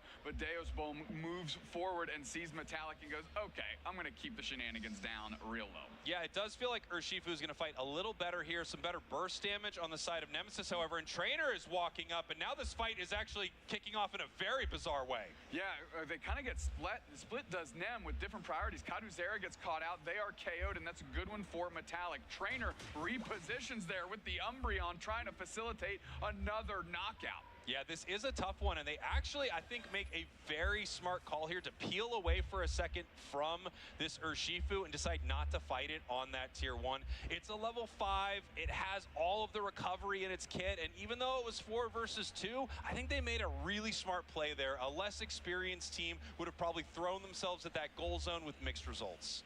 Without a doubt. I mean, Nemesis is playing very controlled and incredibly solid. They're not playing in a way where they're giving their opponents opportunities to just punch through holes in their game, right? They are trying to take advantage. They're calming it down. Even in those 2 minutes that we watched, right? We were like, man, they're playing very calculated and controlled. Yeah, it really does feel like they're in control of what's happening and they're making decisions, right? And things can get very hectic in a game of Pokemon Unite, and I do think some teams panic in those big moments, and Nem doesn't feel like they're doing that. Trainer in some trouble right here. It looks like they may be going down. The Wish is not able to land early enough. Bora coming down now. Metallic picking up a KO. They're going to push him off this goal zone, possibly go after Urshifu, but no, once again peeling back, just recognizing I don't want to fight this Urshifu and this Suicune right now, and I think they're right. Wait until Bora hits their level 7, have that artillery, that backup, and then they can fight. Big little scrap here. Urshifu able to take a bunch of that experience, but I'm focused on Kaduzera, still a disgusting combustion. Yeah, unfortunate for them, right? Machisel, level 8. Yeah, I mean, we're both feeling it right here. And as you can see, Kaduzera still 6, not yet 7. And here's the combo breaker. Escape Rope, versus Renegade was the only game to not pick or ban Mega Charizard. Thanks for that. Thanks we for that. really appreciate it. I'll pack my bags just like Dupe Snacks would. Oh wow, you pack it poorly? Yep. Okay. Nah, I wouldn't. All right, trying to find an opportunity with this snipe shot. Does hit Kaduzera for a ton of damage, but Chisel's just looking for a target to poach. แล้วยิงไปตรงนี้หายไปเลยแล้วจะยิงที่แต่โดนคารุเซล่าเกือบหายฮะยังดีหนีเอาทัน Catastrophic. Level-wise, things are evening out between these two squads. However, we did have a very strong start here for Nemesis. But now DreamHack is getting online. It took him a long time to get the experience for this Blaziken, but it's at least 7 going to tick over to 8, which is one of its biggest breakpoints in the entire game, the ability to switch up those moves. Registeel already at half right here, and here comes Nemesis moving forward. Kaduzera in a lot of trouble. The snipe shot looking for the objective, and it gets it. Beautiful shot from Bora. Well timed. They held that, and when they let it ring, it rung true. Nice Unite move out of Trainer. They're able to use their Unite move to grab a parry. Not enough to sustain them, but is it enough to let Nemesis win the fight? It looks like it. As we've finally going in, but on the side of DreamHack, and finally Nemesis getting 76 on the board. You know, that fight, we had some beautiful snipe shots from Bora Reach, and they really do set up these moments that are difficult for teams to deal with. You take a couple of snipe shots, now all of a sudden, this Dodrio can actually make some pretty wild dives, right? Because โอ้โหราคาดูเซล่าไม่น่าจะไหวอ่ะอาจจะต้องหากลับ to change the tides of the game. Yeah, you're 100% right. Sometimes just hitting that snipe shot, now someone has to base, they have to peel back, they just can't be present in a fight. And I do think that really enables Metallic on this Dodrio.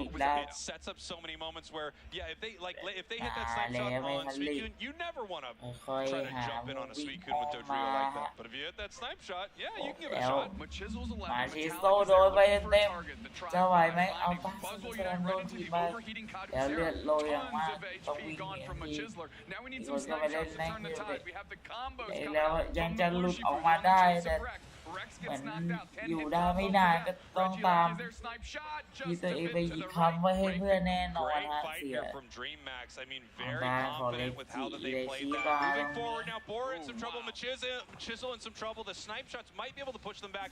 Metallic had to peel forward in the fight, and it did walk, and they're actually going to score in their face.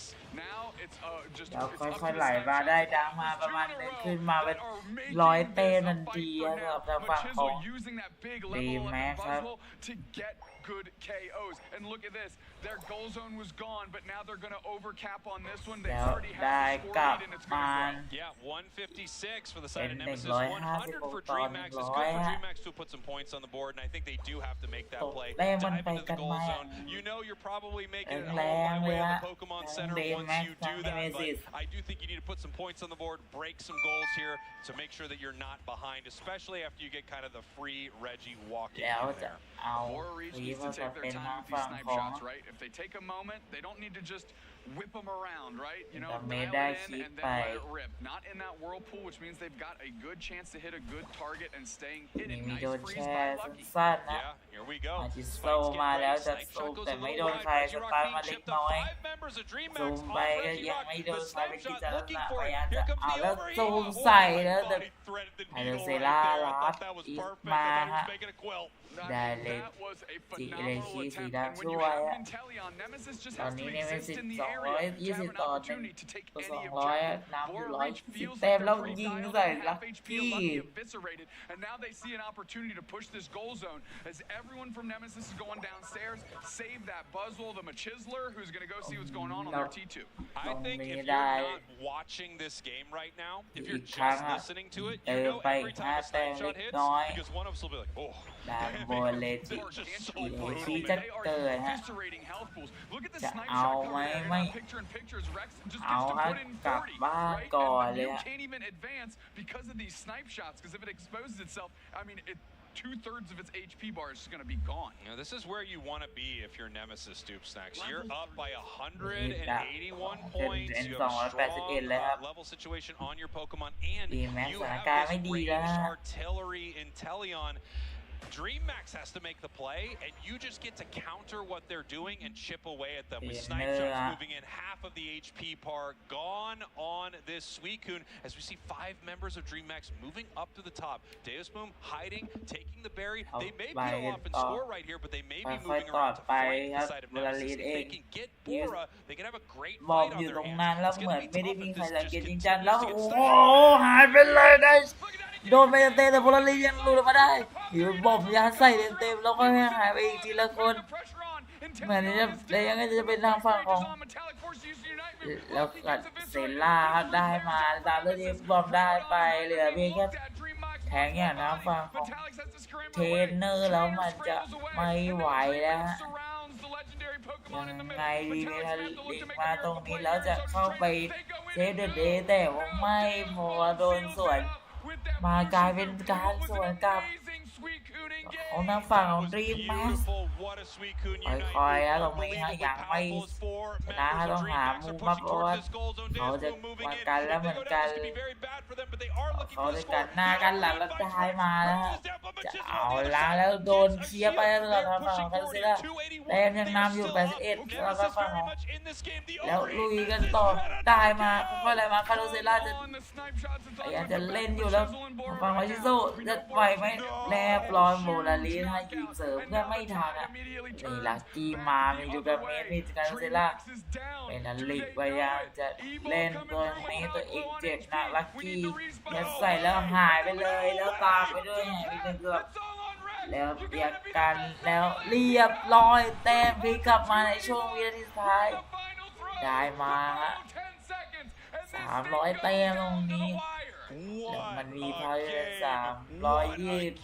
อ่ะพลิกอย่างสวยอ่ะสำหรับทางฝั่งของดีแม็กซ์อีสปอร์ตฮะ What a fight! I mean, you see the love this region has for its other teams. Tuzi leading the fan section here for DreamMax, representing Brazil. It doesn't matter who carries the flag. We are all supporters here. What a final series, dude. Amazing.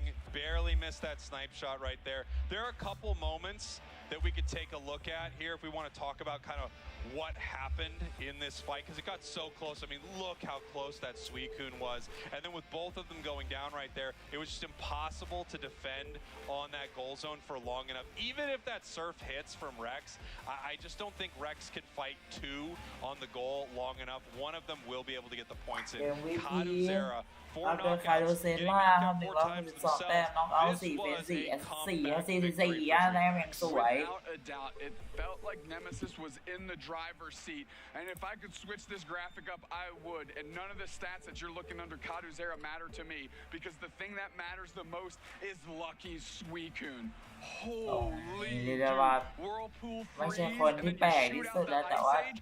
3 players caught. หลายๆคนก็ช่วยกันอย่างมากแต่คาร์เซล่าช่วยเด็กเกมก็ทำไปเยอะฮะ Yeah, it really was amazing. I mean, what an incredible moment for this squad here. Such a great fight. They took it when they absolutely needed it. Put this up. What's this called? Doomsnax wants us to put up the telestrator. I did as well. So I got you right before it happens. And there are a couple big moments in this fight that we could take a look at. I know our team's going to be ready to head back to draft here pretty soon. Hopefully we can get this up there. Yeah, I think we just hit play. Our director said just a second. Faster! We'll hit it. We'll play faster, Garen. We'll hit it in slow-mo, and we'll watch it in slow-mo. So that way we can watch it. This is the clip I'm going to send when they say, what's your feedback on Garen? I'm going to say, in the moment where it all mattered, he couldn't get it done. That's what I'll say. Don't be that. Don't be that mean. That was crazy mean, dude. No, it wasn't. Yes, it was. I'm not serious about it. Thank you, Garen. Okay, hold on. But set it up and then hit the slow-mo and we'll watch so obviously this is Lucky right here, right? This is our Suicune. It's about to look like this, okay? So this was such a huge way to start this fight. We're going to take this in slow-mo right here if we can. No, here we go. Look at that freeze, dude. We catch 3 3 in this freeze right here. Unbelievable. And the second this happens, it is on. DreamMax moves forward and takes a huge win in this fight. They're not able to get everyone in this fight. And I want to talk about a big moment here as well as this moves forward, and a huge decision that some of these teams have to make. They are going to start ripping Groudon here. Trainer is in trouble, has to peel back. Metallic almost full HP, but it's just Dodrio. The question that happens when it's about right here, Doob Snacks, is does Metallic engage, or does Metallic actually not engage, wait for them to take Groudon, and try to mount a defense, knowing they're already up? Hindsight is 20/20. My opinion here is that Metallic makes a mistake by trying to stop this rip. And I could be wrong, because maybe he gets it. But the fact that he doesn't, he also gets a 34-second timer on his KO. Had he not taken Groudon, or not tried to take Groudon, I honestly think their defense would have been a little better. Yeah, go ahead. Let's go back. Okay, so I think what Metallic is keying up for is most likely what Kaduzera on the Blaziken is doing. Yeah. What is the overheat status, right? Because if overheat is up, your secure potential is pretty low. If it's not, then maybe Metallic's boosted auto it's maybe like a 50-50 here. Is pretty reasonable, because he's seeing Do Games is tracking Trainer. Is bubbling out Trainer, which is their next best secure option, right? So let's just see how it shakes out, because I honestly did not notice. We're working Groudon through. We're taking a look here. I mean, the overheat wasn't even charged up, right? I'm not sure. I couldn't see if the overheat was on it or not on it. Let's see. It might not be on it. We have the Flame Punch. They switched. No, yeah, it's right there. Legs in the air. I think either way for me, and we can head to draft if they're going to. Thank you so much, Garen. You know I love you. If we can head to draft, but I think for me, when you're up 181 points, you actually peel away and you don't end up trying to take that. If I am a Dodrio, that's going to have a 34-second timer, because as it continues to move on, they are just.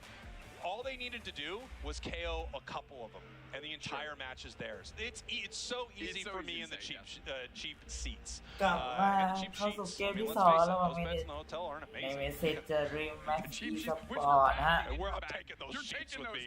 All right, hold them up. Who is it? Escape Rope and Renegade. You're taking your sheets home. Cheap sheets. Hope you like your sheets. We need to stop saying that. We're gonna have a cataclysmic fumble here. We really could have a Freudian slip in some moment. Nemesis, DreamMax, tough one for Nem. They were up in a big way. When you have a Suicune catch like that, the fight is on. Great play from DreamMax. Yeah, I mean, tip of the cap to the reaction of DreamMax. There was no hesitation at all. Like once it hit, once the whirlpool freeze right into the Ice Age hit, it was on. And like mainly, เดี๋ยวแบนสุดท้ายจะเป็นอะไรแน่นอนว่าเป็นมาชิบูนครับผม and they popped their Unite move instantly with like no hesitation, and that's really what it was able to take a great play and turn it into a game-winning momentum-turning play. If I'm Nemesis, of course I feel a little good about how that went as we're taking a look at our draft here, but at the same time, I thought they played great. So if I was Nem, I would say, hey, look, there were a couple things we could have done better. We obviously had an unfortunate moment at Groudon. But even after that, we had a great defense. We almost stopped them, even after they won at Groudon. So I wouldn't feel bad if I was Nem, but of course they must be a little worried. They're one game away from heading home. If they're able to win this series, whichever team wins this series, will have a shot at that ACL spot. Even if they lose the next match, they will still have a shot at it in our 3-4 decider. Yeah, because we're sending 3 teams as well, and of course between 3rd and 4th isn't just like a placement game. It is to go to ACL. They're taking away that Blaziken, going for the secure Metallic, grabbing the blue and Trainer back on the We see Leafeon Snorlax, we see Ride into a game here for DreamMax. Man, it really feels like Nem took that personally based on these selections here. I love it. I love counter picks. Counter picks are the best kind of ban, right? It's not only, I'm not banning it away from you, I'm actually going to play it myself so you don't get to use it. Talon on the side of Nem, you love to see it. I think Talon's still so good. วัตชิรากาเป็นท้ายตรงนี้ปิดท้ายของคู่นี้ในเกมนี้ฮะโรเซล่าฮะจะหยิบอะไรออกมา But you have แล้วมาเป็นซาเชียนนะ I didn't even realize we had gotten to the end of the draft and Zacian was available. Wow. Okay. And it carries at what, a 88% win rate, something นี่ like สม that. ควรดูเหมือนจะให้ดีแต่แล้วตรงนี้เขาอยากจะให้ดีสบอลนะ เล่นเป็นลีเซีย And then Trainer back on Talonflame. I love this. This is fun. This is good stuff. Their back is against the wall, and Trainer is coming here to carry. He's putting the team แล้ว in the กลับ back. มาสอดเทรนเนอร์ครับมาเล่นป่าแล้วเลยให้เล่นและโบลาริสมาเป็นแทงซับแล้วจากกินแล้วเห็นแล้วให้ทำไมเนี่ยไอ้เทรนเนอร์เล่นแทงทำไมโคตรจะแบบไร้สาระมาฮะYeah, it's a Pokemon that we've had since the beginning. Yeah. So I think even if it's not your most familiar, you're like, yeah, I know how LD works, you know? Exactly. I've played 1,000 games with this thing, even if it's not my main. So Correct. We're good. I love this switch up. It shows that Nemesis is. This doesn't feel นี่ผม like ไม่ได้เห็นผิดใช่ไหม this doesn't feel like. No, this feels like. It feels like all right. เมทัลลิกที่ผ่าน Switch it up. This is เมทัลลิ another กเป็ thing น we have in our pocket. We think it's going to work here. หญิงเหรอ จริงป่ะ Look at that Bunnelby. Look at that. เดี๋ยวเป็นผู้ชายแต่ผมมองผิด head into our ไม่เป็นผู้ชายนะแต่ผมน่าจะแบบสายตาแย่อีก Best of ต่อ 3. ไปฮะ Nemesis, your purple team down มาครับ one มาจิ game โซ่โบ against ลิฮะ Dream Max, your อยู่ด้าน orange บน team. ครับผม If Dream Max wins this, they will move on to our top 4 and have a shot at ACL. Or a reach. Practicing those A presses right now. ด้านล่าง Poor little Chansey is just taking the front line for เป็นทาง Kadizera, ด้านของ who เทรน is เนอร์เล่น again ล่า playing งฮะ Zacian. Machisel just hanging out. Dorchik not willing แล้ว to get เรียบร้อยโดนสับหายไปเลยด้วย as Deuse Use is bomb moving into the เวท mid. ทางด้านของอันนี้ taking ของ some อุลาโอชันที experience away from Nem here. Rex เจอ obviously กับ had to เล็ก take เล็ก that blue รอ buff ถึ as ง it ชิ้น looks บอล like there ตาม was ไปล่าต่อ an เดี๋ยวจะโดน invade, เล่น then ไม่ an ดี invade from the Leafeon. So much pressure already from Dream Max. Now Zacian is going to tick over to 5 here. Leafeon's on the chase, and I can't imagine Rex is long for this world if the Leafeon actually wants to pick up that KO as they are moving into the middle, and Rex is taking a มา ton เจอ of ตรง damage. กลาง Yeah, this could have been a เล็ก nice moment for Rex, right? ไม่ Able to get น่า that จะ level รอ 4 ด in an easy แล้ว way. ยัง The รอด Death นะได้ taking ดี it away กว่า from ไม่ได้ them. ไล่ However, the Torchic จัง picks มาก up ตร the ง KO. That's ได้ huge คี for โอ Nemesis มา right ฮะ now. แลกไปกับการเสีย by Leafeon, so they're able to kind ได้ of ข get อง back in the flow. But we อี still อุยใน have a เลน flex บนฮะไม่ทันลีกมาเพราะว่าเวล5เจอ Possible และ steal, and it ยังไม่ is ได้บ้า stolen ครั here บเดี๋ยว by บอล this ล้างได้ Leafeon.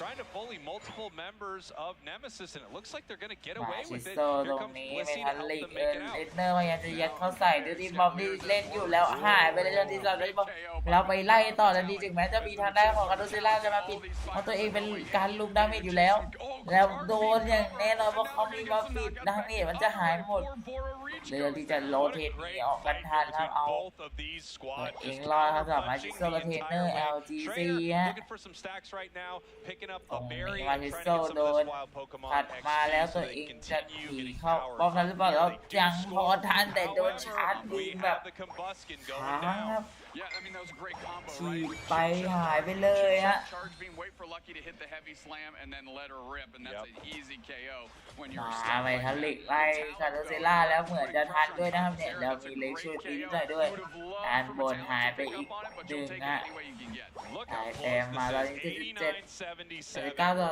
The big 77 news ฮะ I would say is that Leafeon is online with the Unite move. So next time it shows up, if it's fast, it's going to be uniting before anything in the match. Rex now being pushed away, having to run away from this charge beam right here.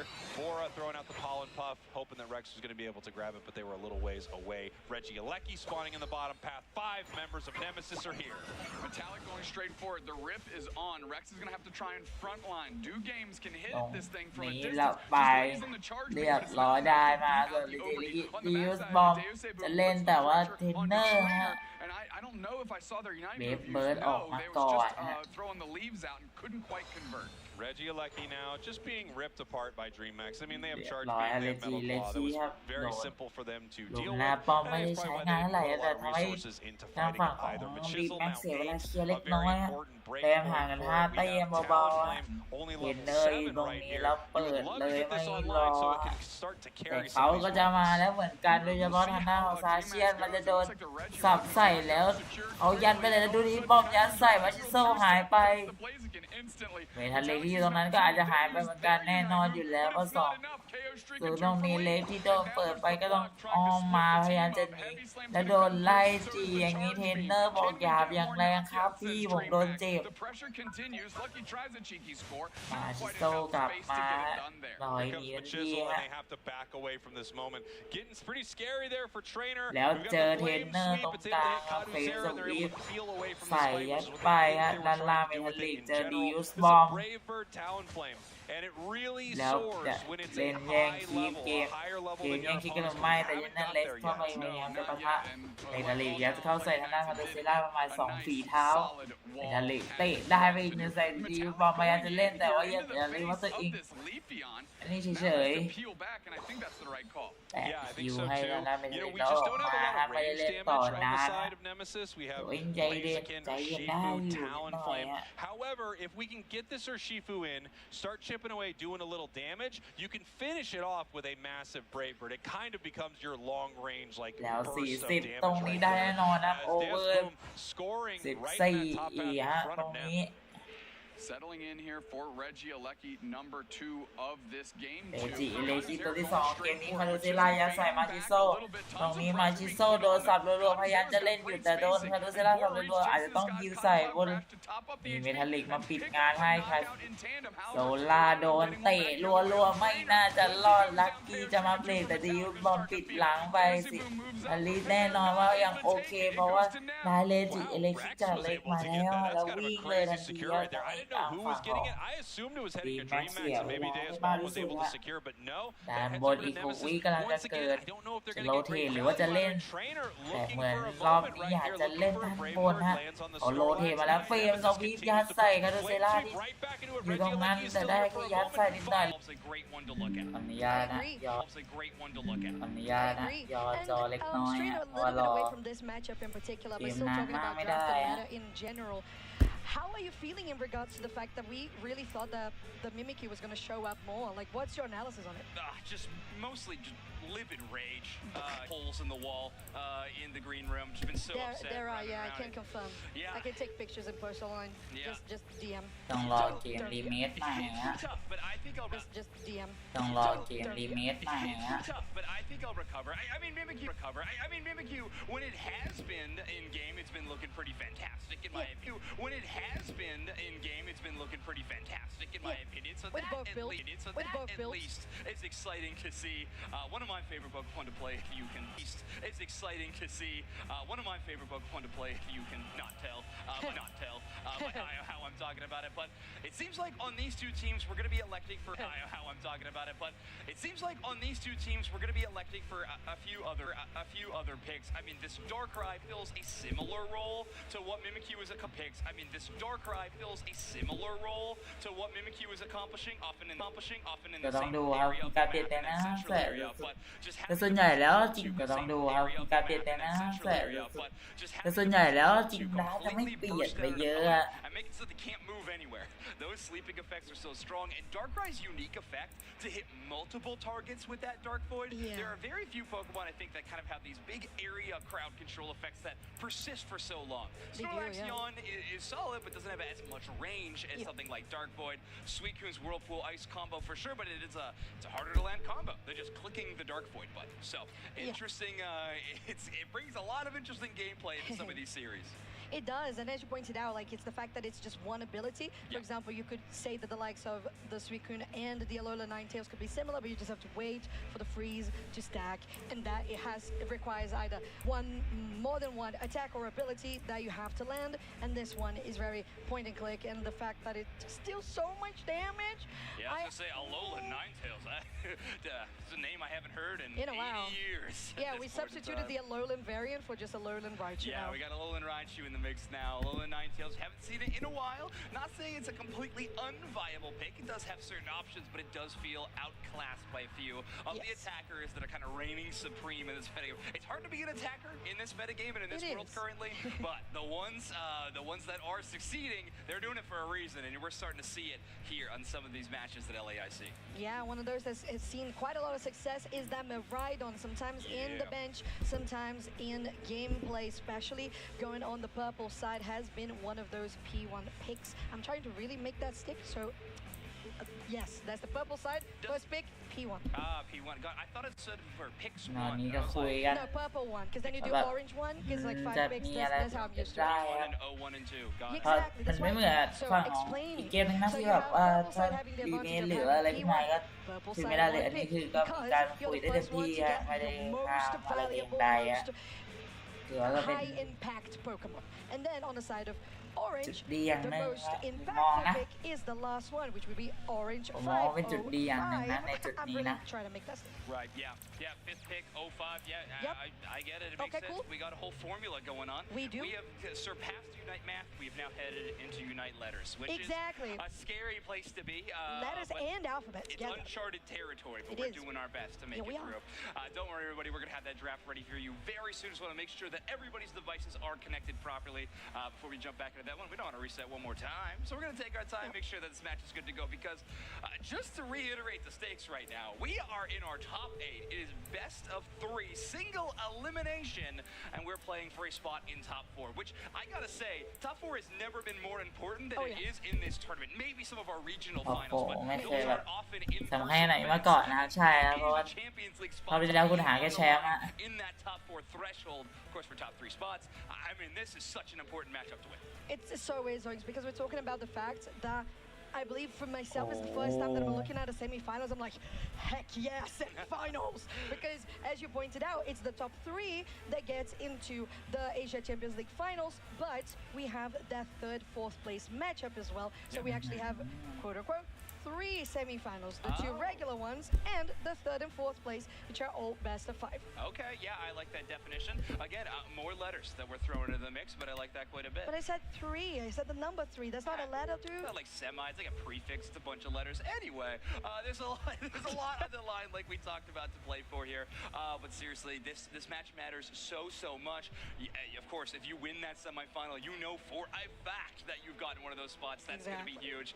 But still having one more chance. And just a reminder for anybody, if you tuned in at a midway point or some point throughout the broadcast, just a reminder that we will be having the 3rd place match, the tiebreaker, and of course, a match to determine that 3rd ACL spot will be live on our broadcast to conclude our day 2 coverage. And as of right now that we have reached the top 8, all of the matches are going to be streamed in this channel, the feature stream. Thank you so much for your service, but you are done for the day. Into the draft we go now for realsies.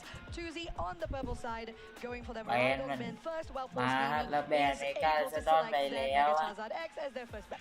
ฝั่งของทัสซี่ครับเหมือนจะไม่ได้เปลี่ยนแบรนด์นะถ้าที่ผมดูไม่ผิด My stats aren't ruined. Exactly. Oh yes, stat enjoyers rejoice. Yes. Mega Lucario, Mega Charizard. ต้องพูดว่าถ้าผมดูไม่ผิดนะผมไม่มั่นใจเหมือนกันผมคิดว่าผมดูไม่ผิดแน่ๆดาวไม่เปลี่ยนครับดาวไม่เปลี่ยนครับโอเคครับมีแบรนด์มีการซ่อนไปครับกดไม่ติดฮะ But that does mean the Blaziken, again, banned away by Force Gaming, being such an important factor for Fall. But I think Force Gaming understanding that it is such a big priority first pick for 2Z Esports as well, you gotta use your final ban on it. You really need to, and Darkrai being one of those P1, very valuable picks. Why'd you laugh at me, Zoinks? Come on. I'm just trying to be serious about it. Right, so on the side of Force Gaming, you have the Snorlax and the Zacian also with that priority pick, with the big damage secure that it has on that Sovereign Sword, and of course, the most reliable defender, in my opinion, in the game. ตรงนี้ครับเหมือนเดิมฮะหยิบมาครับไม่ต่างเดิมครับถึงเหมือนเดิมฮะแองเจลหยิบไลชูมาครับผมทางฝั่งของเร็วฮะหยิบเร็วฮะหยิบพิกซี่มาเลยฮะตรงนี้มาโซฮะจะหยิบอะไรมากับอัธราฮะ เราเป็นมัชชิบูนะ We know that Mazo really excels that, and I missed the mime. All right, so that's where we're diversifying here. Only with a 6% encounter rate. All right, Phelps currently got the hover on a Pokemon that was so fun to commentate over earlier on in the day, and they're gonna lock it in. Empoleon encounter rate slowly climbing up to 4% as Phelps locks in the Emperor Penguin. Oh, that is incredible. Love to see it. So a couple of things that are similar to what we saw in the last game of this series, a couple of things that are similar to what we saw in a different series, but still very well rehearsed and practiced by the side of Force Gaming. I really loved the Empoleon that they brought to the table. The damage was so real. I think they only fainted. I don't think they fainted on that game. It was almost a perfect flawless game. ฝั่งของฟอร์บีเอ็มเพลตรงนี้ค่อนข้างน่าสนใจอะ These drafts definitely have some new Pokemon for both sides. The Eldegoss switching sides over to Tuzi now does create some new opportunities. But ถือว่าน่าสนใจนะสำหรับฟอร์บีที่เล่นเป็นทางด้านของเอ็มเพลจังเกิลฮะแต่ว่าเทลาก็ดูเปลี่ยนของเป็นรับมือเรียบร้อยแล้วด้วยต้องดูครับแมตช์นี้จะเป็นยังไง up with the HP recovery. On the other side, it's more crowd control. Mr. Mime this time being the flavor of the CC. I was literally going to say that that is kind of like the alternative option to a Crustle if you think about it, because then if you go for light screen, you're kind of fulfilling the same spot as that Rock Tomb does, and your Showtime that also stuns into your game 2. A match point for Force Gaming playing on your orange side, and Tuzi Esports fighting to get that game 3 online for the purple side. Yeah, their backs against the wall, but they've been at this point in tournaments past. So Mazo gonna be leading the way into this top side, going against this Zacian, against so terrifying. They'll take a lot of first damage early, threateningly to go down, but the Eldegoss will not be able to do it. The Ozen's auto attacks just shy of earning the first knockout. Yeah, just getting quick enough into the pad, and Lel will get their healing and shielding, and they are going to be okay. That Clefairy with this so lovely Hollow-Web is going to be fine. And we know as well how strong these two carries are in the top side, both the Buzzwole and the Zacian, in guaranteeing those early wild Pokemon. And Mazo's going to be out-leveling. By the way, Leozen was able to take one of Force Gaming's ball toys, and because of that, they just have all the presence over the mid-contestable wild Pokemon. So Mazo is going to be out-leveling this Zacian, at least in this early phase of the game. Gonna almost hit their level 5 right before the Swablu Altaria spawn in, giving them access to, I believe this one will be the pick up. All right, 4 members rotating to the top side actually, so we see that Force Gaming doesn't really commit into defending, they just give it away, while on the bot side, 3 members of Force will score on the bot tier 1. Lao Xing will spot the top laners here, and they are going to be scouting around through this jungle and just trying to get somebody caught out of position. Foul just waiting, but that stun from the Mr. Mime doesn't land. Yeah, not too sneaky, Darkrai. Thoris had a good hiding spot. Mats gave it away, walking to the tall grass, but here we go. Big fight going on in mid. All right, and Force Gaming is just falling at the seams in this one. Wow, the amount of damage from Tuzi is just really there, especially on that Darkrai. And with that, they have full control to invade. All right, Tuzi Esports having a huge advantage here. Not only did they have a fantastic win on top side, they also have a great win in that enemy central area. Now time for the true central area, as Reggie Drago will be eliminated by Darkrai. Matt's going to be leveling up even more, almost at that level 9. Ooh, so close to the level 8 as well. Yeah, that's more accurate. I was going to say, we're literally like fumbling over numbers and letters. I guess that's where we are right now. I've abandoned numbers. Okay, so you're just like, what'd you say? 8 E I G H T. That's where you are? Yes. Okay, right. So top side, we have 4 members of Tuzi Esports pushing out here as Force Gaming have received quite a lot of goals on this outer zone. And will get into the fray as well. Rapid spin just above the map. But the moves in, but they're not going to truly commit right now. From Aramaki, that Hydro Pump spin combination is fantastic. Just even for a tiny little push, you might underestimate how important just a little bit of movement can be in Pokemon Unite, and it allows Mats to just escape and get back to their own central area, pick up a red buff. Actually, looks like they might rotate all the way down and get that blue buff. Confident in Tuzi Esports' rest of their roster's ability to secure their Reggie Steal, even in the face of this Zacian, who at this point in the game is a little bit underleveled. The rest of Tuzi Esports out-leveling them, especially Maso. That's very true.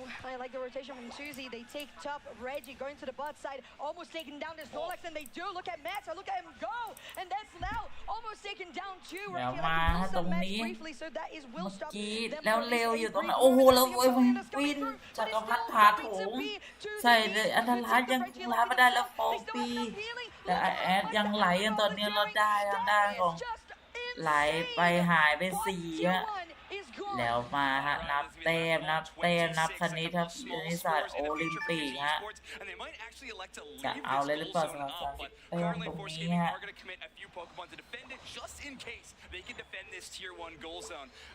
อันล่างยังปล่อยไปก่อนฮะ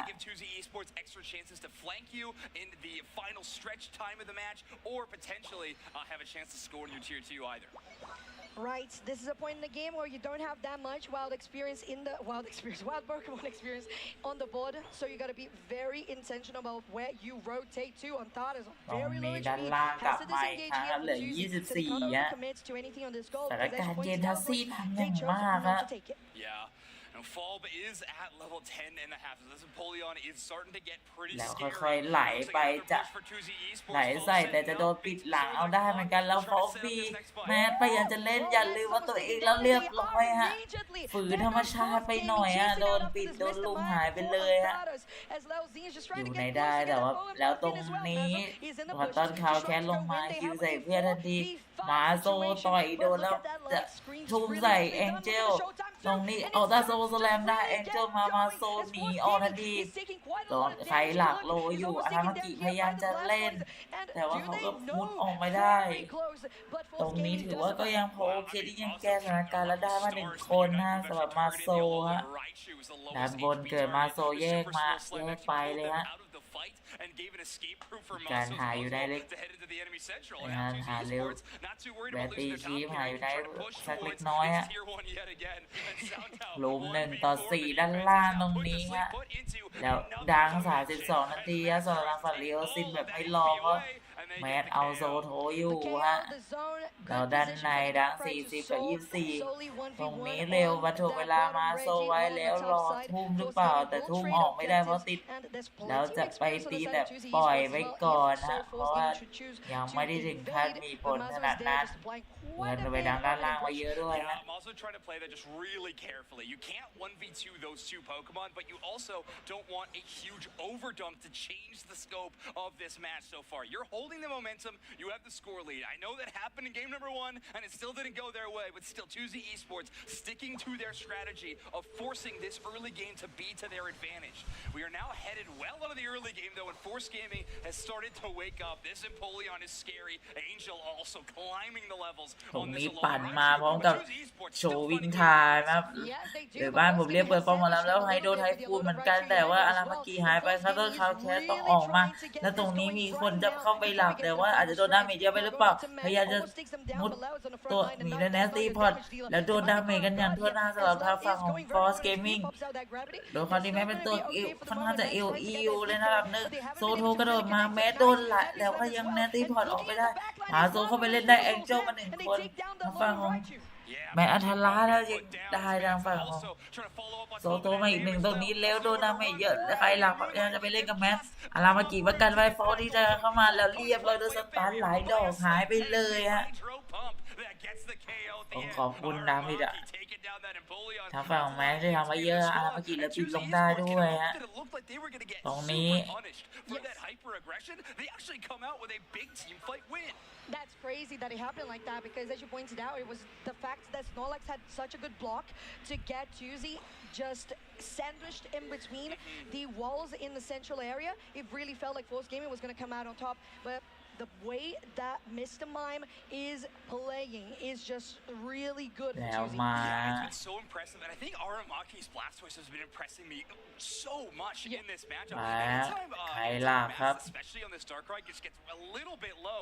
You got your best buddy Blastoise มาพร้อมกับเพื่อนๆเลยฮะอีกไม่กี่แล้วตรงนี้อารามากิเห็นโซโตโดดใส่แล้วจะฟิปทันทีฮะต้องขออยู่ในหลับ1 คนทันทีหรือเปล่าไม่นั้นอาจ อาจจะแย่แล้วฟอร์เกมมิ่งฟิปอย่างนี้อย่างที่ผมบอกอาจจะต้องขอหลับเลย1 คนหรือเปล่าใส่ใครก็ได้แต่ว่าไม่ดีแล้วฮะสำหรับด้านฝั่งพอเขาได้ดังทีนึงถ้าเขาดังอีกทีนึงเขาจะกลับมานำแล้วนำทันทีอย่างนี้จะยังไงดีแล้วเหลือคนน้อยอ่ะเขาฟิปได้แล้วเขาฟิปไปเลยถ้ามันไม่สามารถแก้อะไรตรงนี้ได้เลยทัสซี่ครับไม่ได้เรียนรู้ครับไม่ได้พลาดในจุดเดิมโดนไปเต็มบอกเลยโอ้แล้วไปฮะฟอร์สเกมมิ่งบอกขอไปต่อท็อป4ขอได้โอกาสที่จะมีโอกาสไปแข่งระดับฝั่งโน้นแล้วใครล่ะเอาหายเหลือแค่ลีโอซินครับทางด้านของมาโซที่เพิ่งเกิดมา5-2ตรงนี้เร็วดักไว้ไม่ให้มาโซแล้วหายไปทันทีเรียบร้อยฮะไม่ต้องมองฮะเรียบร้อยทันทีฮะตอกฝาโลงเรียบร้อยเลยกลับบ้านไปรวมกันนะนัดกันมารวมด้านล่างเลยฮะแล้วห่างกันนักมากสำหรับแต้มตรงนี้กระจายกันฮะเห็นว่าอีกฝั่งไปตรงไหนก็รอกระโดดทันทีสำหรับโซโทฮะ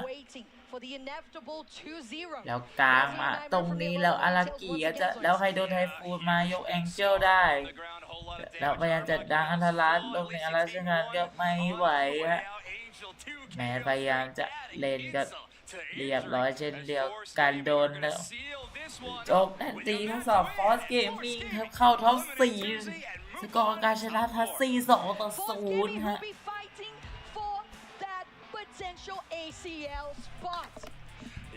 ขอเป็นตัวเทเลยทีเดียวอะ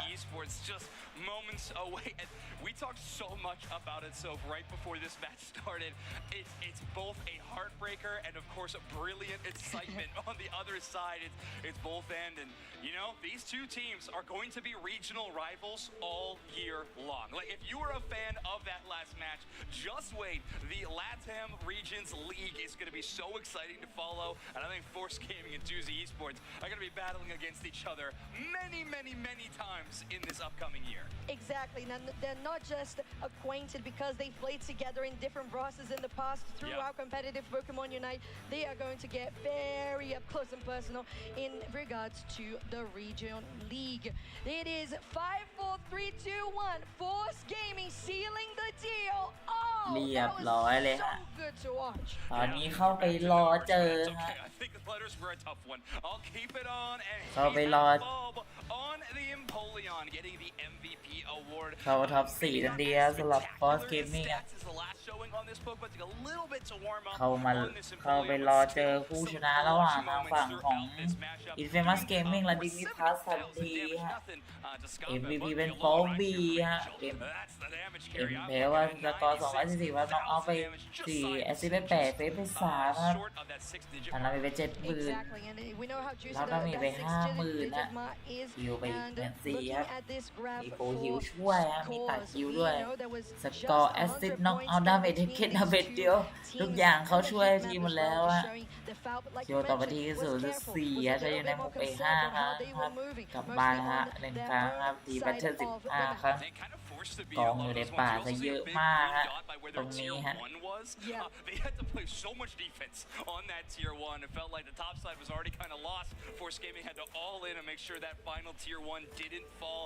Kept that scoreline just close enough. That Groudon was an extremely relevant factor, and of course it was in this match. Force Gaming in maybe the closest to what we've seen all weekend. ผมพูดตามตรงเลยว่าภาพทันจบของเกมแรกเกม2ของฟอร์สเนี่ยเหมือนกันมากเลยก็คือฟิฟกอร์ดอนแล้วถามว่าทางฝั่งของทัสซี่รับรู้ไหมรับรู้แต่เหมือนรับรู้ไม่รับเรื่องครับ is so พัง extremely ครับ quick. พัง Zacian, สุด of course, does a ton of damage. Alolan พัง Raichu, เลยที especially เดี with ยว its ฮะ Unite move right on top of the Groudon pit, setting the stage. I mean, yeah, that Groudon does not last long in those kind of situations. And of course, the last hit secure being the most important Force Gaming showing in this tournament. They are extremely good at that. Any opponents in the future matches are going to have to be well aware of their ability to ice in veins secure those Groudons. Exactly. The secure ability is definitely something to keep an eye out for. Like we also saw from DreamHack being mentioned. So it's something that we know now for a fact that Brazil has really, really professionalized it. Yeah, that's true. Could be a defining trait of this region, or at least a few teams in this region. I keep punching the Telestrator. Spraggles told me to buy like this, very much. and now I'm just mistreating it, which just feels wrong. So apologies. Either way, very, very exciting to see that team qualify. Our top four is already starting to solidify. This is exciting. We got some amazing teams already. Force Gaming is going to be one to watch. I mean, this is a team that, admittedly, I thought could win this tournament. Yep. And they are in top 4 position. They're extremely close. So, you know, maybe I'm pulling for them. Maybe I'm not. Who knows? Maybe I'll know after we leave, but yeah, maybe he will tell me. Maybe he will lie to me. Who knows? It's possible. แล้วมาอยากจะไอ้นี่มาก Like you ๆแต่ mentioned, ขอ we อนุ have ญาต this ล้าง lovely top 4 that has been starting to just come to fruition. And these teams, again, not just fighting in the semifinals, fighting to secure the ACL spot. Because as we've mentioned, top 3 takes that invitation to Asia Champions League finals in Japan, which means that if you go to grand finals, you're locked in for ACL finals. If you are not going to make it to grand finals, but you were still on semis, บราซิล you ดึง can still มี fight ทั้ง for that top มี 3 มา position. มีบราซิล2 Some very intense matches. Who knows what's going to happen there? And we still have one more round of 8 to actually spectate as well. We're going to have Dignitas เพราะว่าเอาจริงแล้วทางฝั่งมีเม็กซิโกอีกหนึ่งใช่ใช่ แล้วแมตช์ท็อป 4 เป็นเอทไฟบอกเลยดูกันยาวๆจ้าแฉะตอนนี้เพิ่งเที่ยงคืนนะฮะไม่รู้จะเลิกกี่โมงฮะ We should also be able to beat Infamous, but I don't know. I've never trusted numbers, and I'm certainly not trusting transitive properties. Or letters. Or letter. There's very few things I trust, I guess, at this point. And that's why I don't trust that he's going to tell me the truth later if he is rooting for Force Gaming. I trust Zacian win rate, and then Empoleon will be awesome to watch on a match. But anyway, we do have an interview on stage with a member of newly crowned top 4 Force Gaming. ไปสัมภาษณ์แล้วจะเกิดมานานนะ We are here on stage with Angel from Force Gaming. Boom. And this is the shortest interview of all time because that's all we needed. Back to the booth.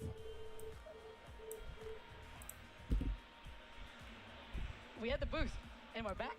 And we're back. All right, thank you so much. Great to hear for Force Gaming as always. Yeah, I love to see it. Maybe we can top that record นี่คือ next time for the next interview. การสัมภาษณ์ที่สั้นที่สุดนะ Right.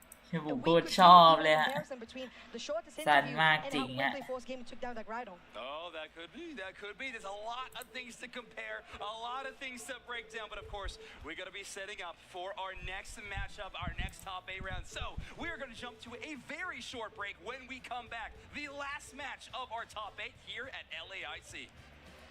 แล้วไปครับแมตช์ต่อไปจะเป็นการเจอกันของInfamous Gaming และ Dignitas ครับเป็นการเจอกันระหว่างเปรูอีกชาติหนึ่งอะมาดูกันทำDignitasจะทำเส้นทางในการเอาชนะเปรู2 ทีมได้หรือเปล่าฮะ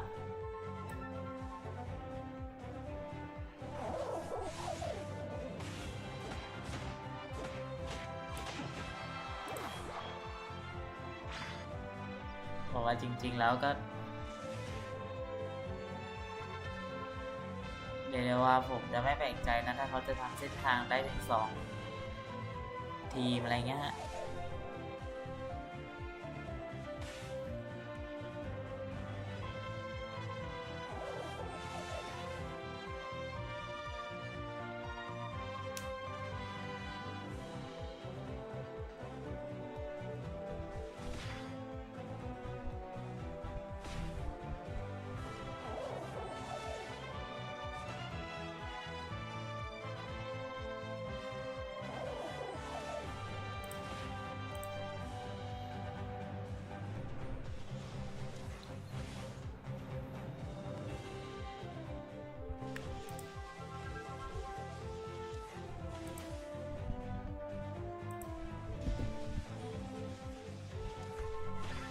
จริงผมไม่อยากเห็นเส้นทางที่ดิกนิทัสเก็บเปทีมจากเปรูหมดทั้ง2ทีมเหมือนกันนะจริงผมบอกว่าน่าจะเป็นอะไรที่เวอร์มากๆสุดๆนะจะเป็นการที่ดีแม็กครับจากบราซิลเจอกับเม็กซิโกและฟอสเกมมิ่งจากบราซิลครับเจอดิกนิทัสครับอย่างมากคืออาจจะมี 2-3 ชาติที่ได้ไป LAIC ไม่หมายถึงจาก LAIC เป็น ACL นี้ฮะเดี๋ยวก็มาดูกันนะว่าจะเป็นยังไงเหมือนกัน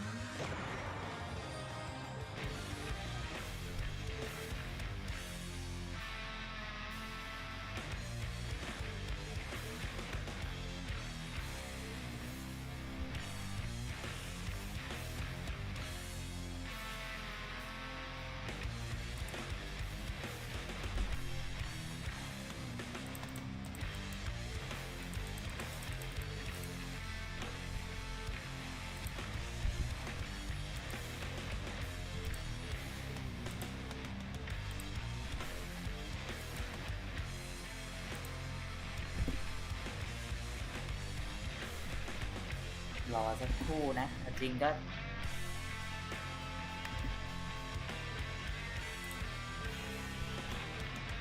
วันนี้ไม่มีคนมาชูเลยแซชนี่แหละแต่ว่าผมไม่ทำเห็นเขามาดูเนาะ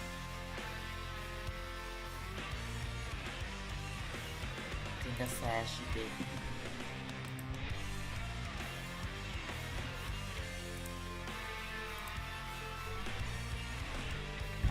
เตรียมตัว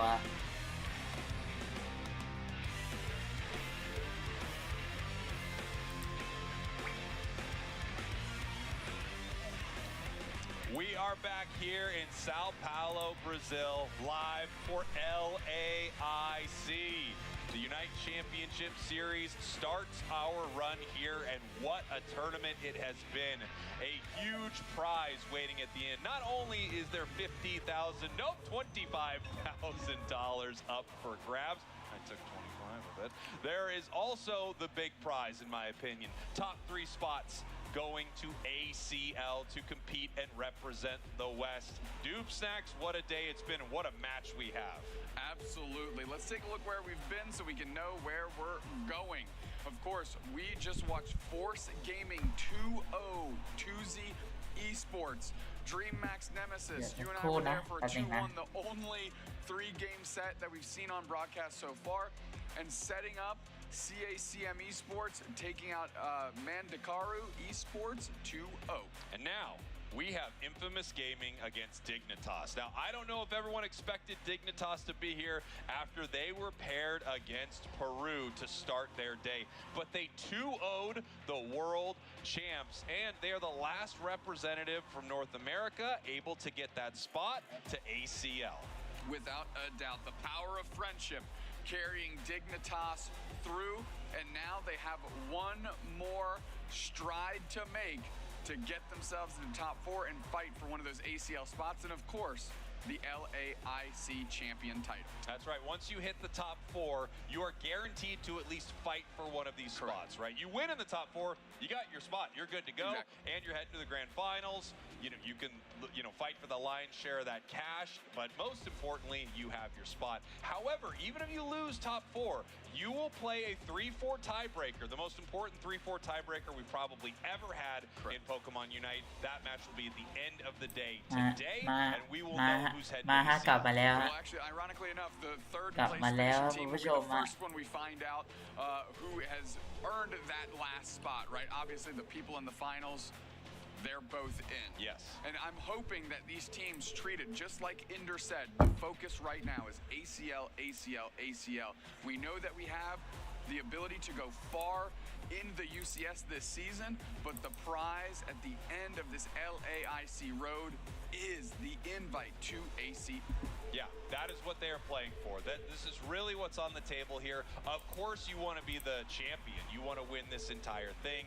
You want that big cash prize. You want to be recognized as one of the best in the world heading into this new league format this season. But ACL is one of the biggest tournaments of the year. There are a few big ones. We're at one of the biggest ones right now.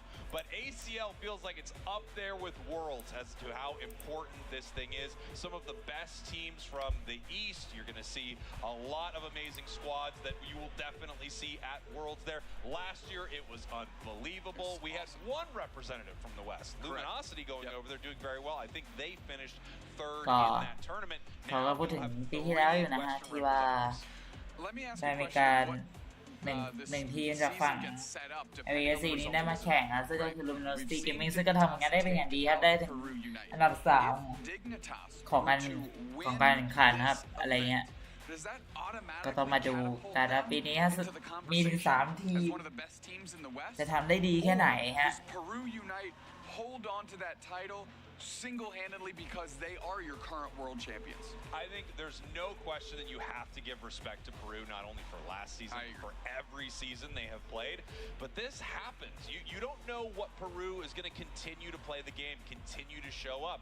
We've seen moments where Luminosity won the World Championships and had kind of a rocky season, won Worlds again, right? And we've also seen situations where a team was so unbelievably dominant, like Fennel, won the World Championships, and then unfortunately fell apart the following season. Yeah, we called them the Humpty Dumpty squad of Unite because they completely collapsed, fell apart, and they could not put themselves back together, had a terrible following season, and cleared the path for Peru Unite to take that championship. And I say cleared the path as if Peru didn't earn it themselves. That's not what I mean. But, everybody really expected Fennel to use that to carry them into the next season and establish Japan as the top region in the world. Now, a lot of people believe that they're collectively the strongest, but the only champion right now resides in LATAM, and that is Peru Unite. Yeah, that is correct. No matter how good your region is, one team is going to take it all at the end. ฝั่งซ้ายให้เราเห็นแล้ว Famous Gaming ฮะ LAIC. Up next, it's going to be either Infamous or Dignitas. I think a lot of people have their eyes on Dignitas after, again, that really impressive win against Peru. But maybe the Peru we saw today is not the Peru of last year, and they need to get themselves back together. I can tell you, Dignitas is having a great time. These are old friends back together with kind of a new addition there in Zealot, and it feels like the vibes are immaculate, and they are ready to win. Yeah, I mean, not only are we seeing phenomenal plays, you have to highlight Zugrug. I mean, not only in the game that you and I watched where he was absolutely electric in that game 1, but really a pioneer and just, I keep saying, a cornerstone of NA Unite, not just for now, but for their years past, and especially their performance last year, like on the Juicers. They're able to really help that team along with a lot of other younger players. And really bridging the gap now between the young and old in parentheses here, is Zealot with the help of Zugrug and Otter, who was on LG and found incredible IC success.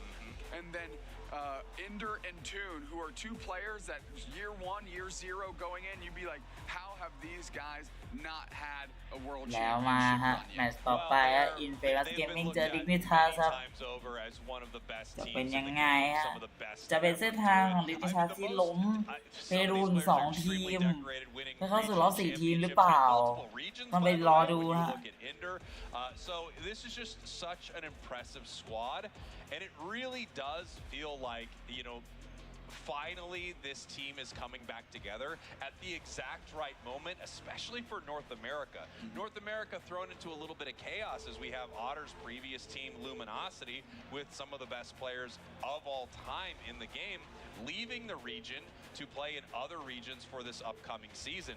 So it does feel like NA needs their team again. NA needs a top dog.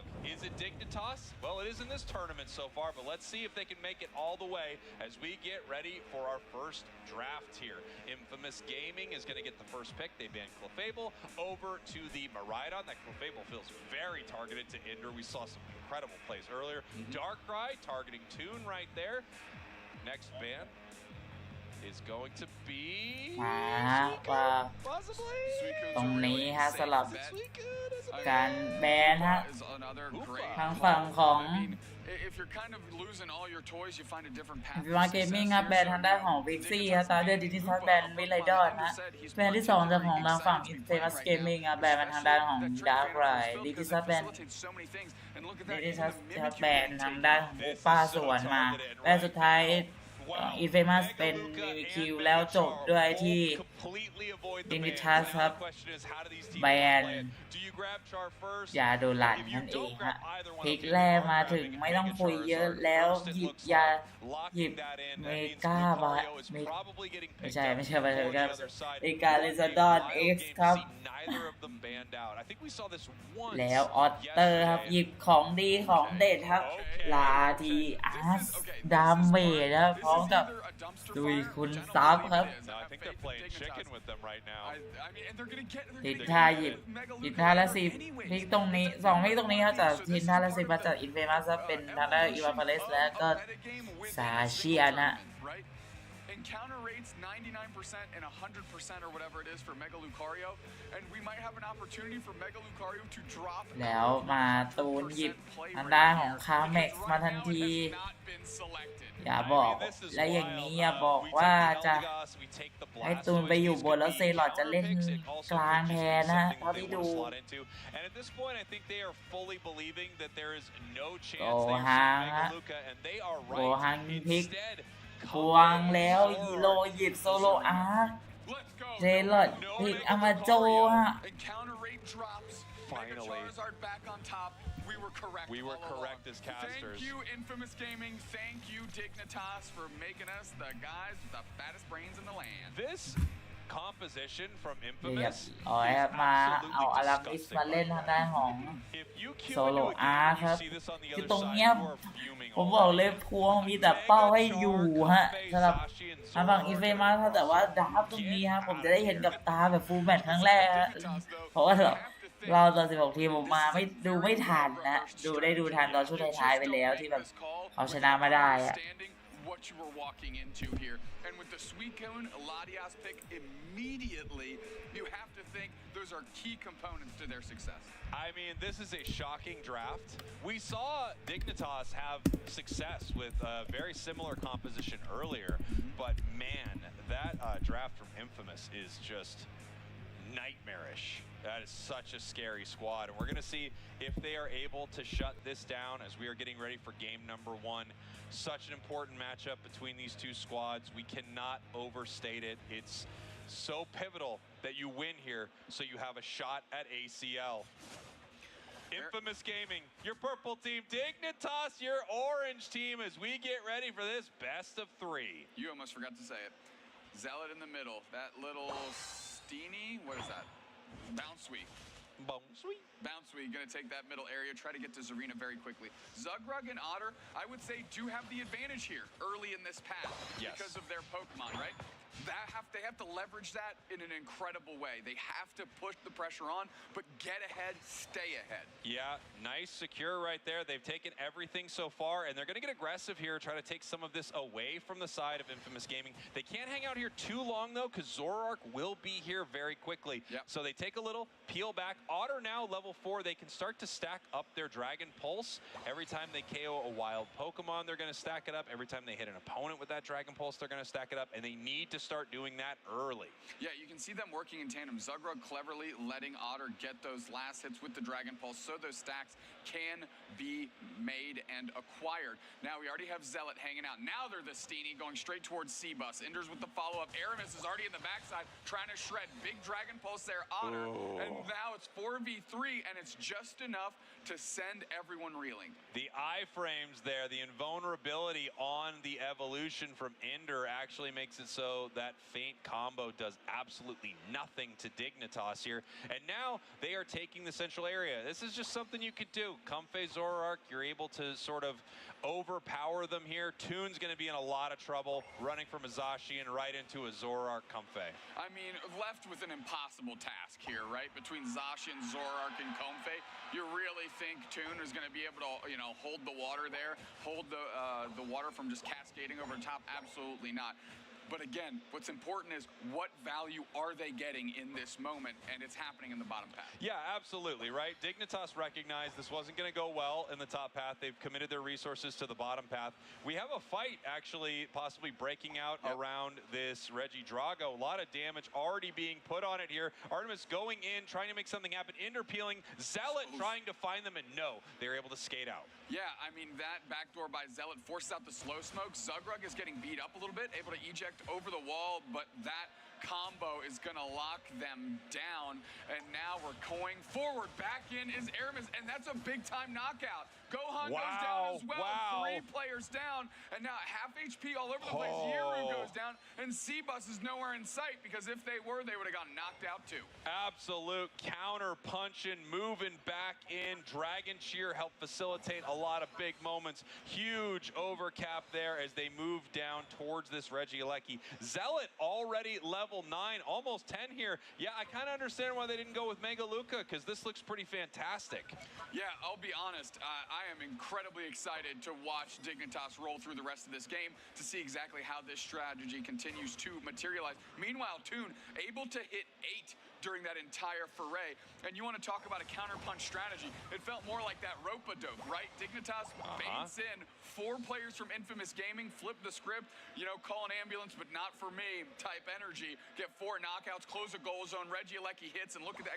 They are just up big everywhere. Yeah, great stuff from Dignitas right there. And of course, they had to give up a lot in the top path for this, but they were happy to. Charizard's still not at 9, so close to moving in with a Mega. They're ticking over to 9 during this fight. Regidrago has it up into the air. Charizard is Mega. They're going after Serena, but Serena takes up Crustle. C-Bus right there, saving the Regidrago for the team. And now we've got the slams, we've got the Hydro Typhoons, we've got the Rock Walls, and we got the pressure on. The Mega Char goes down in that entire exchange. And finally, Zoroark gets dealt with by Suicune. We get one back the other way. Wow, I mean, that fight actually worked pretty well for Dignitas, even though Char took them up in the air. What a great moment to just be out of the engagement for a second right there. You get taken up by Char, and you decide, you know what, I'm gonna take this Crustle up in the air for a minute here. I just don't want to get burnt down right now. Yeah, incredibly well used. Zealot gets folded by a Zacian Unite move right there, and I think that's a pretty strong expenditure of that resource, because that's good experience. Yeah, good experience. Obviously, highest level on the other team. You definitely want to take that KO anytime you can.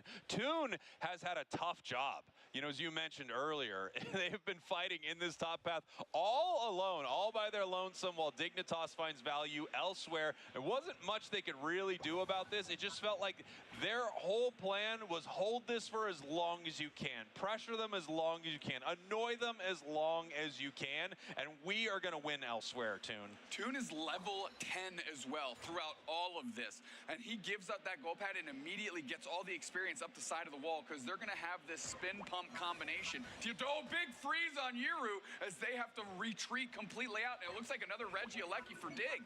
Yeah, Easy Regieleki for Dignitas. No one from Infamous is going to do anything about it. However, super easy Reg Ice on the other side for Infamous Gaming. 103-183. Absolutely close game for both of these squads. So the question is, how much better does it get for Infamous now that they have Mega Char? We've only seen it in action one time. We may see it again here in their own central area. Yeah, Regieleki is marching. Aramis is trying to take care of it. Zealot sees that. A preemptive slow smoke is down, and now it's completely dispatched. Can we get a big freeze? We do. Multiple targets. Zork's in the back. Mega Charizard comes through. They are bound. They're going for it. Flowery Fields forever. Can they get more combination? Serena takes him to the skies, and the Mega Char goes down first again. Seabus is forced to retreat. Hydro Typhoon doesn't hit anybody. Actually, just kidding. That was Toons. He hit everybody. What's going on? Obviously, I don't know. Gohan goes way deep, gets knocked out too easy. We're spin bumping on top of the pad. Seabus has to retreat. Crash landing on top is Yiru, but it's 5-on-2, and that's the easiest knockout I've ever seen. Moving through is Zealot. The Regieleki hasn't hit, but Dignitas keeps fighting. Now the tide is turning. Zacian gets the Eldegoss. Blastoise gets it back the other way. Zealot's in deep water trying to stop through Gohan, and after all of that, the Regieleki hits. Hits and Toon scores the 50. What a moment for Dignitas. Back and forth. And the moment I think you got tripped up on is what we all got tripped up on. How was Dignitas not losing this fight in this situation? The Dragon Cheers, the Pollen Puffs, that Hydro Typhoon knocking up multiple members, and of course the Suicune stuns on a tier 2. They're taking down a Zoro, Comfey, and a Mega Char. What an impressive set of fights for Dignitas. Huge freeze again on the Mega Char. They try to fire punch, Unite move in, and now they're fighting, but they get knocked out first yet again. Points go in for Aramis, but 16 is not going to make a dent in what is going on this map right now. Pushing forward, 2 minutes, 45 seconds. They're up by over 100, and there's still a tier 1 goal zone on Infamous because, of course, in that top path, it was a disaster for Dig here. That was to be expected. They absolutely gave it up in that moment. Blastoise ripping right now, but it's actually not low enough. This is going to turn into a fight. Yeah, we're going in. Aramis darts into the backline, takes tons of damage, is able to sort out Otter in that exchange. Spinning and bumping on top of this and going straight for that Reg Ice secure is Dignitas, and it is secured by Toon. Tinta's low HP. Euro is low HP. Zugrug's on the chase. They want to get this Char down. They can't quite do it. Oh, nice little freeze. And the follow-up just misses. Seabus can't do anything. They're on cooldowns. And now Aramis comes up to cut off Zugrug. And here we go. Zealot looking for a score right now. It's going to take over to double time, but they're moving forward, and they take the Suicune. One member of both teams down, as Infamous Gaming is going to need to decide how they want to play this. They're way behind in points here. Aramis hiding in the tall grass, possibly looking to engage in this fight, but they know more members of Dignitas are going to be showing up. They're trying to pincer on top of Aramis. They're able to dodge out with that mobility. We're spinning on top of Seabus, who's way low on HP. Zacian is going from the top of the central to the top of the middle, and you're going to see if they can get anywhere with that. Dignitas taking a good position. And here we go. Dignitas right now is just waiting for their moment because they know Infamous has to make the call. The freeze gets Aramis slightly. Seabus moving in with the X-Scissor, but yes, they are moving in with the Crustal Unite move. They're going to start the fight. Char's in the air. And the Ice Age was down. They're caught in the Rock Tomb. Zug goes down immediately. Yiru isolated by Zarina, and they are taken care of. Ender's on the retreat. Hydro Typhoon kicks up a few and buys just enough time. Zorak is down. Tinta is down. Gohan is down. And it's just Seabus with no HP and a cheeky Rock Tomb to split Toon from getting that knockout as well. Now Dignitas converges on Groudon. Suicune is back. Seabus, it's all on your shoulders, kid, as the rest of Dignitas lines this up. But Seabus is gone. Groudon is Diggs, and the Dig win hashtag looks to erupt in the chat here in moments. Once again, an amazing fight for Dignitas, just expertly playing around these power picks from Infamous Gaming. I hope Timmy doesn't see this because we'll never see Mega Char nerfed again. Vicious work for the solo queue players out here by Dignitas as they are grouped up, 5 people up by a bucket load of points, and they're just taking a look to, well, look at that, just everybody going in, hit all your moves, instantly knocked out. Seabus goes back to base, so does Aramis and Tinta, and Dignitas puts a bucket loads more of points in. What a moment from Dignitas. Who called the order to charge? It felt like they were all lining up like cavalry. Ready? Go! What a moment. What a game. What a strategy. What a strategy. And I mean, like, เล่นดาร์ฟที่คิดมาดีมากๆฮะโอ้โหไม่รู้ผมไม่ดังแต่เมื่อไหร่แต่ว่าง้อมกดเปิดไมค์แล้วนะตรงนี้เลยได้ว่าสุดๆไปฮะโอ้โหดาร์ฟมันดีไปหมดฮะเกมเป็นใจดาร์ฟมันดีการเล่นมันดีไปหมดฮะไม่มีจุดพลาดเลยฮะจุดพลาดเนี่ยน้อยมากสำหรับดินิทัสฮะในเกมนี้ผมพูดได้เลยอะโคตรจะดีอะดีมากๆแล้วยัดทีเดียวรวมไปเลยพวงหายอารามิดเกือบหายกิโลคือหนีไปเลยฮะเรียบร้อยคุยนี่จะเป็นการปรับจูนการหน้าของแล้ว MVP แน่นอนฮะเป็นเซลอสฮะ12น้องเฟน1แอสซิสต์7ฮะด้วยของนี้ฮะตอมท้องคีครับสกอร์เป็น258ครับดาเมจดิว 77,000 แล้วดาเมจเป็น 40,000 นะยูไป 21,000เร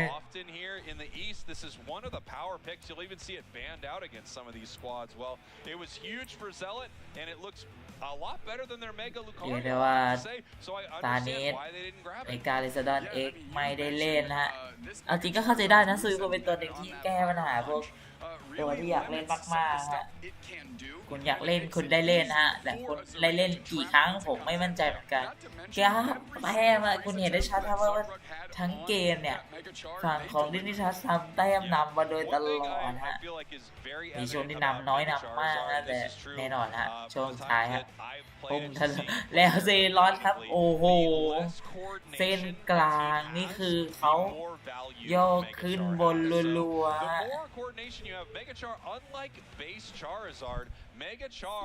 9 KO assist ครับ KO assist นะต่อ1เฟสฮะไม่กลับบ้านนะอยู่ในมุมไป3ฮะใช้แค่ในจังหวะที่ส่วนใหญ่จะเป็นจังหวะที่กิโลกดอยู่ในมุมทั้งนั้นเลยนะข่าวคอนโทรเยอะมากครับจะแล้วน็อกเอาท์เยอะสกอร์เยอะดาเมจดิวเยอะแอสซิสต์ต่ำไม่ค่อยได้รับดาเมจเท่าไหร่คือเพราะตัวความที่มีสตันเยอะฮะแล้วก็มีถึงขั้นยกทำดาเมจด้วยทำให้ค่อนข้างที่จะตัวหนึ่งที่ค่อนข้างดูดีนะฮะ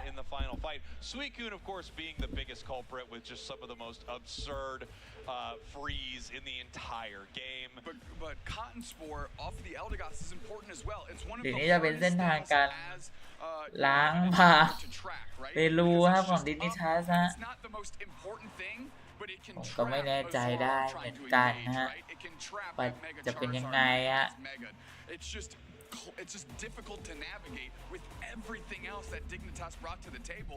That was a very well-crafted draft, and it felt like Dignitas leashed them into that position. Yeah, I think Dig actually got them to do exactly what they wanted. They baited them into picking as many overpowered Pokemon as they possibly could, knowing exactly how they were going to counter. Game number 2 here. Dignitas, of course, wants to make this an easy 2-0 move forward in this bracket. I know they have their sights set on ACL. Infamous is going to need to come back here in this best of 3. If they lose this one, they're heading home. They are heading home indeed. Suicune banned out. Good call, Infamous. Clefable as well. Meanwhile, Dig is eyeing up Miraidon and perhaps the Dark Ride. แล้วอีฟิมาถ้าแบนทางด้านของบิ๊กซีและซุยคูนนะดินิทัสแบนมิไลดอนกับดาร์กไลน์ครับมาดูแบนสุดท้ายของทางฝั่งอีฟิมาถ้าจะแบนอะไรแล้วเป็นแบนไม่มีคิวฮะส่วนทางฝั่งของดินิทัสครับคงอยากจะตัดน่าอยากตัดเมกาลูคาหรือเปล่าไม่มั่นใจเหมือนกันหรือตัดยาโดรานแล้วเลือกที่จะตัดยาโดรานนะแซงค่อนข้างจะมั่นใจในการเจอสำหรับเมกา2ตัวอย่างมากดินิทัสครับตรงนี้ครับไม่มีอะไรชุดอยู่เลยครับผม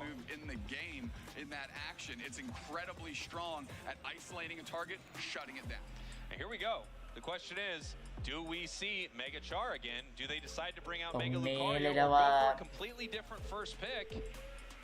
It is Blissey. The funniest thing to possibly happen right now is one, Megachar doesn't get picked, and then we're back to being wrong. I know. Or what I hope happens is Dig picks Megachar late, and then absolutely early body with it, and all of a sudden Infamous Gaming goes, well, why didn't it go that way for us? I mean, we have Toon on Mega Charizard right now, and I think this is going to be pretty crazy, but we don't know. I'll say both Megas have not been the greatest Pokemon this weekend. And I think a lot of that has ส่วน to do ทางฝั่งของตูนหยิบทางด้านเมกาเลนซอนเอกแล้วตามด้วยซักลามที่หยิบอีวาเวเลสอะไรกันครับเนี่ยหยิบเองนักเลงพอฮะอีกฝั่งไม่หยิบขอหยิบเองฮะมีแผนในใจแน่นอนนะสำหรับตัวในเกมนี้แหละออตเตอร์ยังเป็นลาดิอาซับ2พิกจากอีกฝั่งฮะเมื่อกี้ลืมพูดถึงนั่นก็คือในส่วนของแมมมูและมาชิบูนฮะลาดิอาซับเมื่อกี้ฮะกลับมาที่ลาดิอาซับเมื่อกี้ที่พูดถึงไปแล้วตามด้วยไอเดียที่เป็นทางด้านของฮูป้าตอนนี้ไม่ใช่ลาดิอาซับแล้วไอ้ทำเบ็ดขออภัยฮะอีโลหยิบเป็นเอฟีแล้วตามด้วยอารามิหยิบบาชัมโม่ฮะเซลอสจะเอายังไงดีในตรงนี้จะหยิบพิกอะไรมาแล้วเป็นซาเชียนะ Zealot is going to go with the Zacian. I mean, incredible high octane picks on both sides here of the เรียกได้ว่าแบบดาเมจจัดจ้านฮะทั้ง2พิกทั้ง2ฝั่งฮะ And then you have the newest toys available, Megachar in there for Toon, Latias ตอน as นี้ well, ฮะ and Zacian, which ของเล่นใหม่ของตูนฮะเมกาลิซาดอนเอ็กซ์กับลาดิอาดาเมจฮะ The encounter rate is now not tied, but higher for Megachar than Lucario. Make us double correct. We are correct once again. The caster curse will not happen. We will be correct forever. I will never be wrong again on broadcast. I will say it to you now. It can't happen, folks. It just I won't let it. Funny thing is that is actually me instantly being wrong. Isn't that fun how that works? It's funny. It's like Schrodinger's Jake being wrong. If he didn't declare he was being wrong, would he have ever been wrong? Yes. Terrific. Infamous Gaming down a game against Dignitas, and I'll be honest, it didn't look particularly close. Oh yeah, that was rough. That was Infamous had a tough game, and like you said, I really do feel like they were kind of lured into making that play as we are taking a look here at game number 2 between Infamous Gaming, your purple team, Dignitas, your orange team. One more win for Dig, and they're in contention for ACL. Infamous is going to need to step it up here in game 2. Ender having to use their eject button very early, and something that Dig is doing that not a lot of teams have done with Megachar is throw that darn thing in the central area. Let it level up quickly. Yeah. Don't try and fight in path. You need a lot of experience on it, and unfortunately there are a lot of great Pokemon that need a ton of XP, but once it gets its Unite move, it's a huge difference maker. Moving on in here, Zealot's in trouble, and they do go down, and here comes Aramis, gonna try to keep the pressure on in the top path. Ender in trouble. The Boosteds, they're gonna be able to get it without even help from Combuskin. And now running back up path is Zealot trying to cut off Sebas, Aramis, and Tinta, who honestly, Dignitas sprung the trap that they wanted. They just couldn't quite get that knockout, and because of that, Tinta gets 2 back the other way. Toon is trying to burninate a little bit. They're double buff. They're able to dodge that Espeon attempt to stun, and now they're just moving onto the Swablu and Altaria, and like you said, just eating up all the experience they can. Big stun there. Whoa. Good follow-up, but now KO'd back the other way, unfortunately, is Toon. That was a odd, like, delayed-looking Psyshock. They KO'd the Espeon as they threw the Psyshock, and then the Psyshock comes out and picks up the KO, because you can see Espeon spawning here. It has buffs on it after it got KO'd. That's always such a fun interaction. Absolutely. Zagreb taking a ton of damage, has to burn their eject button. Good stuns by Sebas, and the story of this game, and definitely the first one, is crowd control. Look at the sustain on the Dragon Pulse. Make sure Otter doesn't get knocked out, but that goal zone is getting worked on. Toon hits Charizard, Tinta forced to retreat, and Zealot on the flank. You can see they're putting so many resources into Charizard, and they're actually, unfortunately, losing just about everywhere else on the map. But they are aware that once this Char is online, things are vastly different. Once that 9 is here, they can start making big plays. Until then, they might just be getting beat out here. I mean, Zugrug getting destroyed, but C-Bus, the target they wanted was actually Toon, and now Ender's gonna go down very quickly. C-Bus using that Ice Fang, getting another one. Otter just in the back, gonna have to try and maybe get some cheeky Dragon Pulse stacks here with everybody bunched up. They went for it, but they get Ice Fang repositioned and knocked out. Wow, I mean, Infamous Gaming is putting on a clinic here. We said that they were gonna need to do something different. It didn't look great in game number 1. We'll look at game number 2. Zealot trying to get some of this experience, but a beautiful Psyshock is able to take that away. And now they are set up here for a fight they cannot win.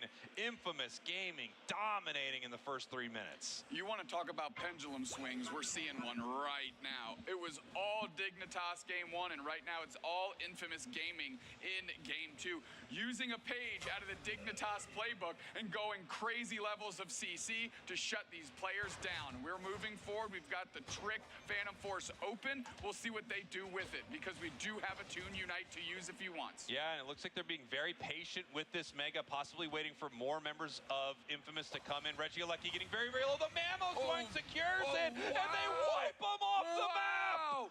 What an amazingly timed Buzzwole Unite as well to really put the screws to Dig, and what a secure, holy smokes, Tinta seeing that Mega Charizard and saying, not today. Well, I mean, if Mega Charizard's going to win, it kind of has to Mega Charizard a little bit, right? Mega moves in, grabs the Unite move, is looking for a KO right here onto Tinta. Tinta's in some trouble. They do finally go down. Will they continue this push? Well, we've got the X-Scissor on C-Bus, and I think everything's going to settle out. But what I want to call out is the amazing play by Tinta there. And what I mean is they saw that they got picked up by Mega Charizard and immediately started running away from their team into the face of 4 players from Dig. And because of that, the rest of Infamous Gaming leaves unscathed from that Charizard Unite. If this does not go well for Dignitas, and right now, Doobsnacks, it is not going well for Dignitas. Mega Charizard will not be picked or banned next game. What an absolute just head roll on your keyboard moment. Whoa. Focus Blast by Artemis secures while they're just hanging out in the bush. Earthquake rolls in. Zealot's looking for an opportunity. Ender can't hang tough here. New kids on the block. Yiru gets a knockout as well. This Espeon is doing solid work, Cowboy. This, I mean, we talked about it. They just don't have an answer for it, except once Char gets in the air, hopefully it can get to it, right? Otherwise, I don't know how you're even putting much damage onto this Espeon at all, and it is going to land some insane damage, burst damage, and insane stuns. Yep, absolutely. C-Bus going straight towards Ender, uses the Ice Fang, puts themselves in the middle of 3, but what does that do? Buys time for the rest of Infamous to shred themselves up a Regirock. Yeah, this is a full-on time waster. They did this on purpose. They knew C-Bus was going down right here. They just wanted to waste Dignitas' time so they could get that objective. Great play from Infamous. Infamous is in total control of this match right now at about the halfway mark. Things can always change, but so far, every moment of this game has been an Infamous win. Yeah, Otter, gets isolated by Tinta. Toon steps right back up. Or is this a Unite move opportunity? It is. Let's see what they go. As soon as they land, the Espeon Unite comes out, and it traps them for just a moment. It picks up a couple knockouts with the help of the Blaziken, and all of a sudden, Dig uses a bunch of resources for no value. Yeah, Dig doesn't get much out of it. They decide to port to the bottom path here and then come back top so they can fight at this goal zone. 4 members of Dignitas trying to push them up. All 5 on this goal zone trying to stop them. Espeon could have a clutch moment, but they got it. So now they're going to have to eat this overheat. Oh, no! Overheat does all the work. Regieleki now finding itself on the doorstep. Can they get the full team wipe? No, they let Ender off the hook because they say the next thing we want to take down is this goal zone. Oh boy, this has been relentless, an absolute clinic. Mega Char, I'm sorry, I don't think we're seeing you again on broadcast, buddy, at least not in this series. This is rough for Dignitas. It has looked terrible. And, you're starting to find out why that Clefable's getting banned. When you can spam Safeguard on cooldown, maybe Mega Charizard elevates a little bit in that priority order, but they just don't have enough crowd control to make sure that it can actually do anything. I mean, Toon is trying to use its Unite move. It's trying to do something positive for the team and get them back in, but it feels like it's just too much. And Tinta steps up, fighting through Otter, gets knocked out. Rest of Infamous backs up. All right. Finally, a little bit of breathing room here for Dignitas. They should be able to get this objective. They might try to contest it, but they should be able to get it here. Oh, here they come. Yeah, here comes I don't know. Infamous is ready to fight, so maybe not. Regirock already less than half. I think this is going to go over to Dignitas, but they also need to prioritize getting some farm over to this Charizard. It got its Unite move pretty late. I think it used it at like 3:05, 3:10, so they are going to need to make sure it has one online pretty soon. They're sending it to the central area, and it looks like Dignitas is just looking for this Regieleki, while everyone from Infamous is positioned around Groudon. Yeah, I mean, Zugrug trying to get a little bit of vision here as Otter, Ender, and Zugrug are going to lead the charge and go on this spy mission. Toon, meanwhile, trying to get their Unite move, trying to get more experience into their hands. They are level 14. And here we go. Zugrug just making sure they have vision of the enemy team. Charizard does have its Unite move. It is coming back to it right now. Zealot level 13. Toon on the Megachar 14. But on the other side, we've got Aramis on this Blaziken at 14. Yiru on this Espeon that's just been absolutely devastating.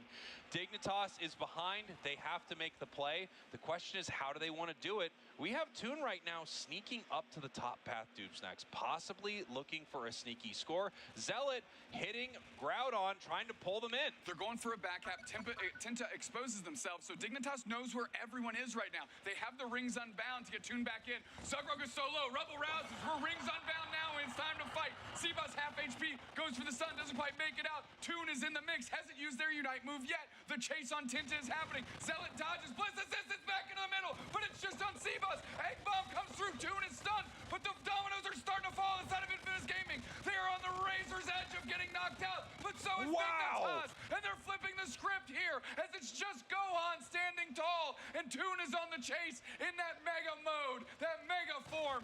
Mega Charizard looking to win after a crazy bounce back from that Game 1 performance. Now it is not over. They need to put the points in, but no one is up from Infamous, so they cannot yet defend. 300-87. Buzzwole hanging out at the center, but it's not enough. The points go in that bottom goal zone with 30 seconds left, and now finally Dignitas in the lead. It looks like they are going to take this game. Once again, just like in Game 1, it felt like Dignitas expertly fought around a massive team fight, and somehow at the end of it, no one from their side gets KO'd. Yep. They're all standing with very little HP, but they manage it so well. #DigWin. #DigWin. Put it in chat, folks. 2-0. They find themselves in the top 4 and one step closer to an LAIC championship as well as an ACL invite. I mean, one of the biggest stories here, of course, not only is North America still in this tournament, Dignitas still in this tournament looking for that ACL spot, but I really do think it's that Mega Charizard has not had a strong impact in some of these games. No, I'd be willing to argue it wasn't even really the difference maker in that one either. I think the credit to that goes to both Otter and Ender in that particular moment. Like you said, sustaining them in that big Groudon pit when all of their HP bars seem to be on the verge of being depleted. They step right back up, and all of a sudden, in the blink of an eye, it's 4 players down from his Blitz assistance into the middle. The overheat has charged up tons of damage on Toon, but immediately picked up and topped off is their HP bar. Zugrug does เหมือนจะแพ้แต่ว่าด้วยแล้วก็เชียร์ด้วยหลายๆอย่างด้วยดาเมจด้วยความถึกครับดาบมันถึกมากๆฮะเลยทำให้รอดกลับมาได้แต่แม้จะเสียซักลักไป1 คนฮะแล้วได้ทำแต้มมา1 ครั้งฮะแล้วตามมาด้วยการทำแต้มที่เกิดจะโอเวอร์ฮะแล้วออตเตอร์ไม่ดังฮะเพราะว่าแค่นี้ก็เพียงพอฮะแล้วเรียบร้อยเข้าสู่รอบ4 ทีมนำเอาเสร็จแล้วเข้าสู่รอบ4 ทีมได้ฮะ MVP ตกเป็นของตูนฮะ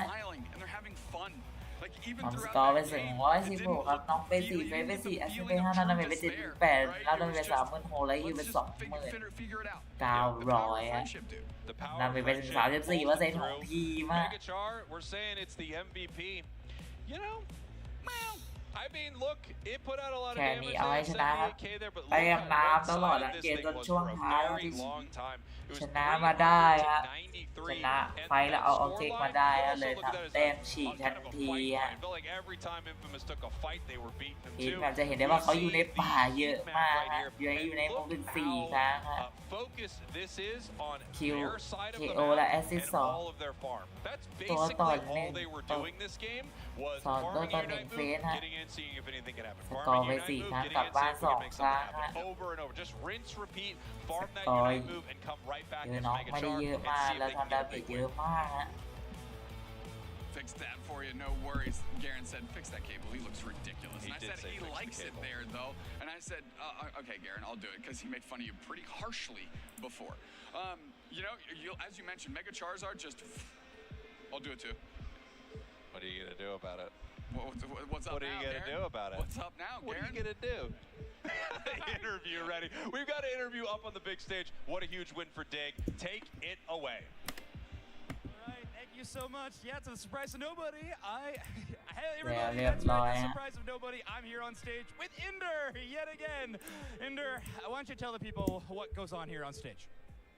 Yeah, as soon as our game wraps up, I go to each one of my teammates. It's your time to do the interview. I've done enough. And they're like, I'm hungry. I'm thirsty. And Zealot's like, maybe the next one. So we got to win another one to get Zealot up here. Okay, I like that. Your quota is 3 for you and Zealot gets 1. All right, fair enough. Well, you got another very important matchup coming up. You've now qualified for top จริงๆผม 4. เข้าใจได้เลยนะ But ที่ things got mixy in that game too. So ฝั่งของ first, let's just talk about how did you bounce back in that game? Any macro decisions you made to try to come back from a really tough deficit? Yeah, one really great thing about our team is that we never panic when things start to go bad.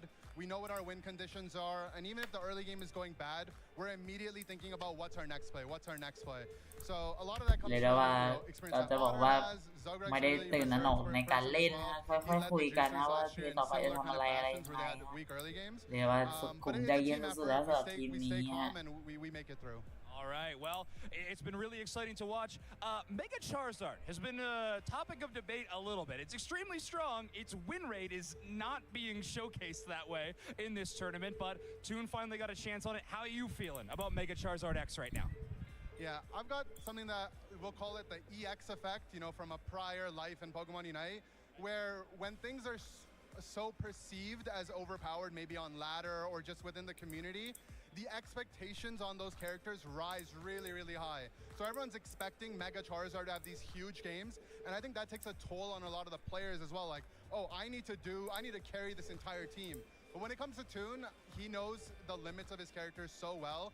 He doesn't ก็ get in his บอก own ไป head นะครับ about, ว่า oh, ลิ this ซา is ด้า so จริง broken, แบบ I need to do คน everything. มัน Even if ว่าหวังว่าพอตัวมัน 10% เก่งมากมันต้องแบก 10% ทีม is a big ได้ number when it นะ comes แต่ to ว่า games. And Toon ตูน does that really well. กับตูนไม่ใช่นะกับตูนเขารู้ถึงลิมิตตัวละครนะแล้วก็เล่นแค่พอประมาณ And we're นะ probably going to be talking to you later. So best of luck in your top 4 match. We'll throw it back to Spraggles and Deuce next. Thank you very much, Zoinks. We are back here in the booth as we are getting ready for some exciting games. These are all going to be best of 5s. They have so much on the line now, Doob Snacks. CACM versus Dream Max. The winner เนี่ยฮะจะเห็นได้นะครับว่า CACM มาเจอกับทางด้านของ but they guarantee their spot at Dream Max ครับส่วน ACL. Force Gaming เจอกับ Dignitas ครับ Dignitas, same thing on the other side, but whatever เหลือ team อีก loses 2 out คู่ of ครั these บ two semifinals, they have เหลื one อ more อีก shot, 2 one คู่ more แล้ว bite เรา at the จะจบ apple, ค่ำ one คืน more นี้ไปด้วยกันนะฮะ opportunity to get ที่ that แน่ ACL ๆฮะ slot. There's a very strong reality here with half of the final 4 teams remaining being Brazilian that Brazil sends 2 representatives to 2 บราซิลครับอยู่ในคนละสายแล้วมีสิทธิ์ที่จะไปเจอกันในรอบชิงด้วยเนี่ยบอกเลยว่าเป็นไปได้หมดฮะหรือจะเป็นการเจอกันของเม็กซิโกกับทางด้านของตัวแทนจากอเมริกาเหนือฮะก็ต้องไปรอดูกันนะว่าจะเป็นไปทางไหนนะฮะแต่ตอนนี้เดี๋ยวรอไปก่อนนะฮะเดี๋ยวผมขอแป๊บนึงฮะใหม่แป๊บนึง that is going to also be happening today to close out the day. Yeah, it's going to be an incredible end to the day. You are not going to want to miss any of these games because everything is on the line right now. We're going to take a short break. Do not go anywhere. Don't go anywhere. I will know. We know. A magic. We're Santa Claus. We're Santa Claus.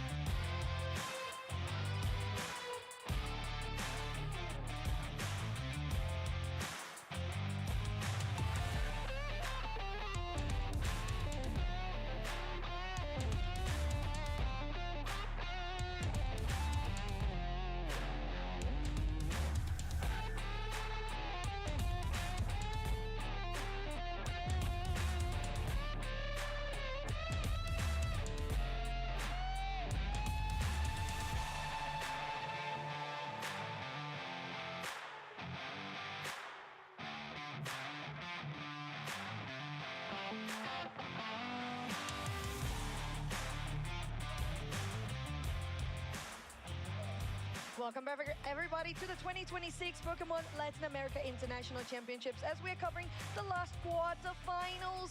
Well, we're not. We're going to the semifinals. I apologize. I've just been caught up with so much DreamHack today that I'm just losing my mind. But it's going to be DreamHack on the semifinals, the first of the day, against CACM Esports. All right, yet another chance for me to maybe see Gengar not banned. Maybe. We will see. Maybe. Every CACM game, it feels like that Pokemon immediately taken out of contention. Welcome back to the stream, everybody. My name is Zoinks, joined with Soph. We have มากลับมาอีกครั้งตอนนี้ฟูเซมิไฟนอลมาถึงแล้วนี่จะเป็นโบ5ด้วยนะฮะต้องอย่าลืมว่านี่จะเป็นโบ5ด้วยเช่นเดียวกันนะต้อง They guarantee a spot at the Asia Champions League Finals in Japan in March. Ooh, just so exciting going to Asia, playing against the best Eastern teams, and of course you have the prize pool as well. มาดูกันฮะว่าจะเป็นยังไงฮะ And as you said, going into championship, you guarantee your 3 ใน 4 ทีมนี้จะได้เป็นทีมที่ได้ไปแข่งที่ ACL Final ที่ญี่ปุ่นนะ จะต้องอย่าพลาดนะว่าจะเป็นยังไงทดสอบดีไซเดอร์ไม่รู้ว่าจะมีและมีให้รับชมหรือเปล่าแต่ผมก็คาดหวังให้มีนะ I got to admit, my favorite battles in Pokemon Unite are best of 5. The drafts get wild, things get weird, and it is the most exciting kind of competition we have in this event. But I know you've all been enjoying watching the coverage here at LAIC, and don't worry, we want to reward you for doing that. You can watch and earn a Venusaur Platinum emblem via the Twitch drops. So make sure to tune in to twitch.tv/Pokemon Unite, and for the Championship Sunday Finals tomorrow, twitch.tv/Pokemon. Yeah, and you can also get the sticker for the 2026 Pokemon Latin America International Championships. That is the LAIC 2026 redeemable code. So go to your Pokemon Unite, open it up, go to redeem gift, and that's where you're going to get your in-game rewards. All the cool มา kids ฮะ are ดี doing แม้เขาเจอกับ CACM Esport. Esports ครับ Put in that LAIC 2026 code and make sure to represent that you were watching this incredible event. Well, let's get into the draft for game number 1 มา of ฮะ our ดราฟ best of เกม 5. DreamHack Esports are going to be in the first pick position. ที่1ฮะสำหรับทางฝั่งดีแม็กและ CACM ฮะดีแม็กครับเปิดการแบนแรกด้วยทางด้านของซาเชียนฮะส่วน CACM ครับแบนเริ่มแบนด้วยโซยปุ่นดีแม็กแบนต่อมาเป็นยาโดลัน going for a Suicune first ban, which is a very powerful choice. Absolutely. Things like Darkrai, Mega Charizard, Mega Lucario have all been seeing a lot of those orange sides. CACM Esports not really deviating from the normal path at this point, and it will be Mega Charizard, Darkrai, Suicune, orange side bans. แบนต่อมาเป็นดาร์กไลท์ครับส่วนดีแม็กแบนทางด้านของเมกาลูคาในส่วนของ for the region in general, but also in this CACM มาแบน position. เมกาลิซาดอนเอ็กซ์ครับคาโดเซล่าฮะกิจนาบาชัมโมมาเป็น first pick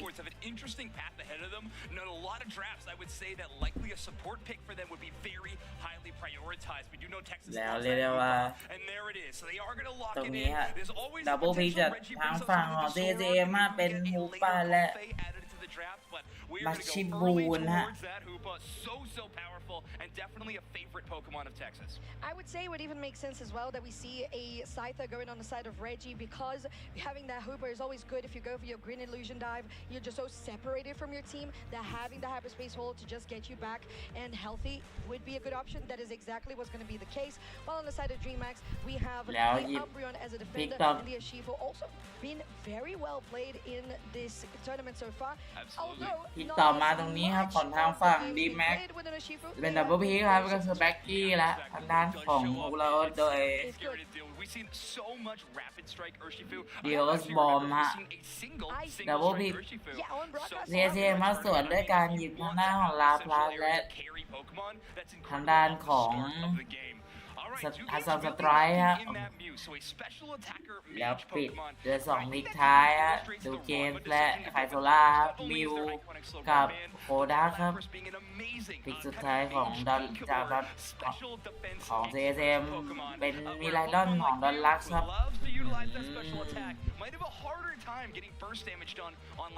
ก็เป็นดาวที่แข่งทั้งคู่ครับก็ต้องมาดูกันนะว่าใครจะทำตามแผนได้ดีกว่าคือเป็นดาวที่ตามแผนที่เขาถนัดฮะซ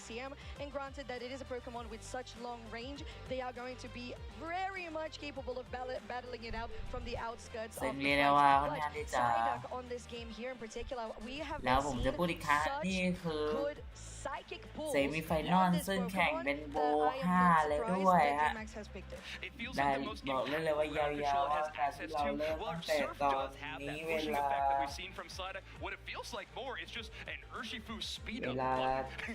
เกือบตีหนึ่งเนี่ยถ้า3-0ก็เราก็อาจจะได้นอนประมาณตี 3 ตี 4แล้วแต่ถ้าไม่ 3-0 มาได้เลยว่าจะอาจจะประมาณตี 3 ตี 4นะไม่รู้เลย battle between these teams. It's going to be fierce. It's going to be fast. Now let's get into it. Game number 1 of DreamMax Esports versus CACM Esports. DreamMax, your purple team. CACM, your orange team. And that's your first semi-finals of LAIC for Pokémon Unite 2026.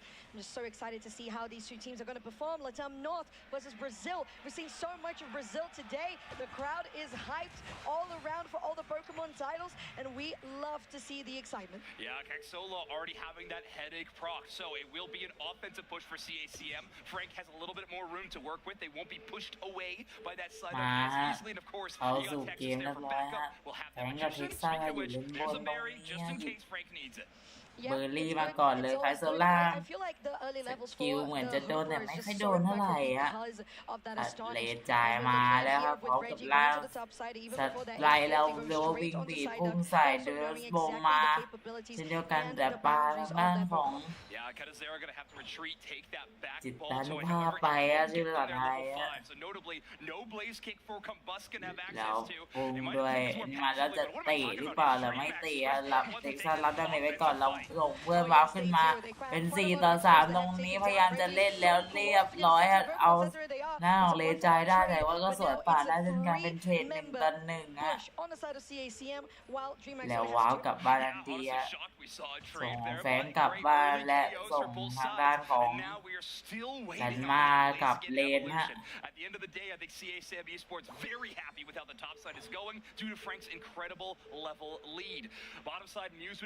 a little bit more across the map, but it is Maridon with a very heavy level lead in the attacker department as well. Level 6 versus that level 4. แล้วมาแซงเลเวล6แล้วด้วยในขณะที่คาดูเซล่าเลเวล5เท่านั้นนะแล้วเดี๋ยวบอมมาย้ำอีกครั้งฮะอย่าให้ได้เล่นนานนะสำหรับท็อปเลนฮะทีมนี้แล้วหายไปเลยทันทีสำหรับแฟงตรงนี้พยายามจะบีมล้านะแต่เร็วไปหน่อยเลนแชร์เอาเลจิดักก็ไม่ได้ว้าวคือมาเลนบนพยายามจะดังแล้วเหลือเพียงแค่12ตรงนี้ยัดใส่คาโดเซล่าหายไปเลยแล้วลักกี้กำลังจะหายไปแต่ว่าพิลักกี้ได้ครับแต่มีดูเกมกันช่วยกันไว้ครับทำให้ยังไม่โดนมาได้แล้วดูบอมเกือบจะโดนฮะแต่หลุดออกมาได้ฮะ Great stuns by Umbreon. Scyther really is in that moment. If they get a clean knockout, they can just go to the ends of the earth. But one stun sends that bug Pokemon into a terrifying place. Zex's going to push forward. The Force always has an easy exit. Oh, that Psychic once again. And in the early stages of the game, Psychic does quite a bit of damage, really. If you're trying to engage, it does help out your carry to finish up the job. Reggie Alecki on the top side. Nice push here from that Lapras as they're going to get engaged upon the overheat does connect, but they get sent back to the Pokemon Center. Kashala though with very low HP. แล้วไปเดียสบอลได้ออบเจกต์เลดิสติลมาส่วนทางฝั่งของ CACM เอาเล เอจิเอเลชีครับ30ยังไม่ดังครับมันน้อยเกินไปอาการไม่โอเวอร์แคปถือว่าค่อนข้างแย่เดี๋ย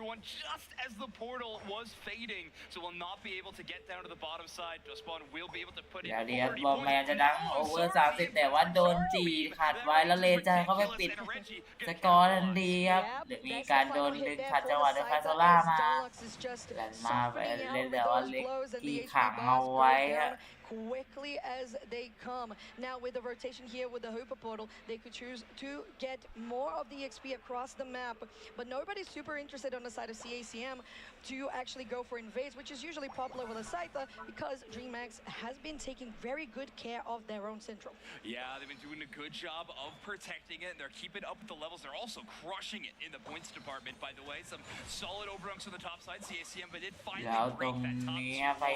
Lucky taking quite a bit of damage, but because this is that Wish Umbreon, they will be able to restore their own HP. แล้วฮิว HP ตัวเองเรื่อยๆจากวิชตรงนี้ We're seeing a lot of recalls from that Umbreon in throughout this match. If they do get the MVP, we won't see many recalls return to bases. Yeah, we'll see. We'll see. There's a gank here coming from those at Bone. We'll see how that's going to go. Now taking damage because Charlotte charging straight. แต่ว่าดอลลาร์ยังได้พอกลับบ้านคาตูเซล่าพยายามจะเล่นแต่ว่าไม่น่าจะอะไรไปมากเท่าไหร่ be punished by that charge beam, and right now the one who's doing that is DekTistGame with those solar beams themselves. We're getting a few targets brought down to about half HP. Ranma is pulled away, but thanks to Lapras's just tanky presence, they are able to walk away. Not able to get to the portal. Frank going to utilize that and restore their HP, but Ranma doing just fine. Texas taking care of the whole team. Oh, no casualties on this fight. Everybody's so close. The Hooper portals helping out massively, but also on the side of DreamHack, the Wish from the Umbreon. As we start here, Rage Ice. There goes the Mystical Mirage as well, and the Full Plus AI. They don't have the damage really on the Rage Ice. They're stacking. They're focusing on the enemies. Now CACM goes in the back line with that Buzzwole, but Buzzwole gets punished immediately. Now there's a Bone, goes onto the Rhydon, and that's the Yashipo coming out on top. Texas is going to be the last one standing as the Focus Blast, and it is DreamHack with a hugeแล้วได้โอเวอร์เยอะมาก that of team fight, and of course as well with that tier 1 goal zone. Reggie Lucky is going to likely no, it doesn't land in that tier 2. Incredible แล้ว recall วงมาแล้วยัดใส่คาตูเซล่าแต่กลางโอ้ฮิตมาเลยไม่ได้โดนสตาร์ทแต่ยังเพราะแต่ไม่ได้เป็นอมตะอยู่ดีก็เลยจะพอปิดได้ไม่ได้ด้วยบอลพยายามจะเข้ามาวันนี้แต่ว่าเราจะเก่าเอากลับบ้านแต่กลับไม่ทันเดียวก็เลยปิดมาได้อะบอลพยายามจะหนีออกมาได้แต่การที่คาตูเซล่าช่วยไว้อะแล้วลักกี้มาบอลยังอยู่ดอนหลักล้านไปด้วยการชาร์จบีมแบบค้างแล้วลักกี้หนีไปไหนไม่ได้ต้องยอมมอบอะ Yeah, no Pokemon in kind of that team fight on that bottom side that had the potential to have big last hit secures. Urshifu with Rapid Strike is not as strong as its counterpart, so a Charge Beam, while it might be slow, tickling damage, it does have enough to knock out that Reggie and not really in fear of losing that last hit objective secure. CACM doing a great job of securing these objectives. It's certainly keeping them in this game, and they want to take Reggie Drago as well. DreamHack sees the writing on the wall and probably can't even contest. I gotta stop saying that. These two games keeps making everything so questionable with these solar beam attacks, but it will be CACM picking up the Reggie Drago as well. Yeah, so far the charge beam versus solar beam แล้ว counterpart ตรง is นี้ just สถานการณ์เรียกได้ way ว่า towards the charge beam so far for the 205 Rhydon in regards to securing. So CACM, like you mentioned, taking those for themselves, but that leads in points still on the bank for DreamHack.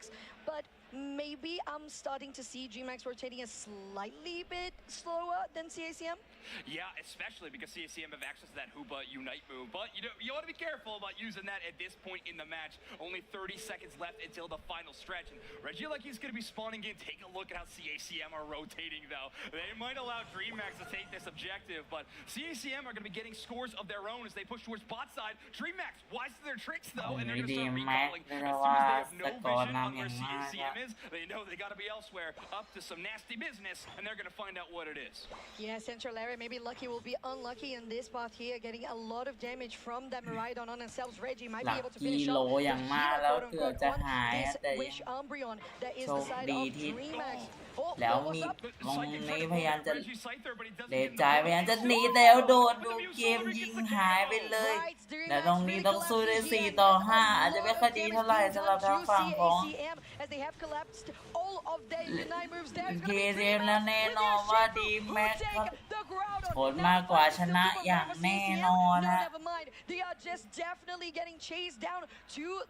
แต่การตัดเลนจ่ายได้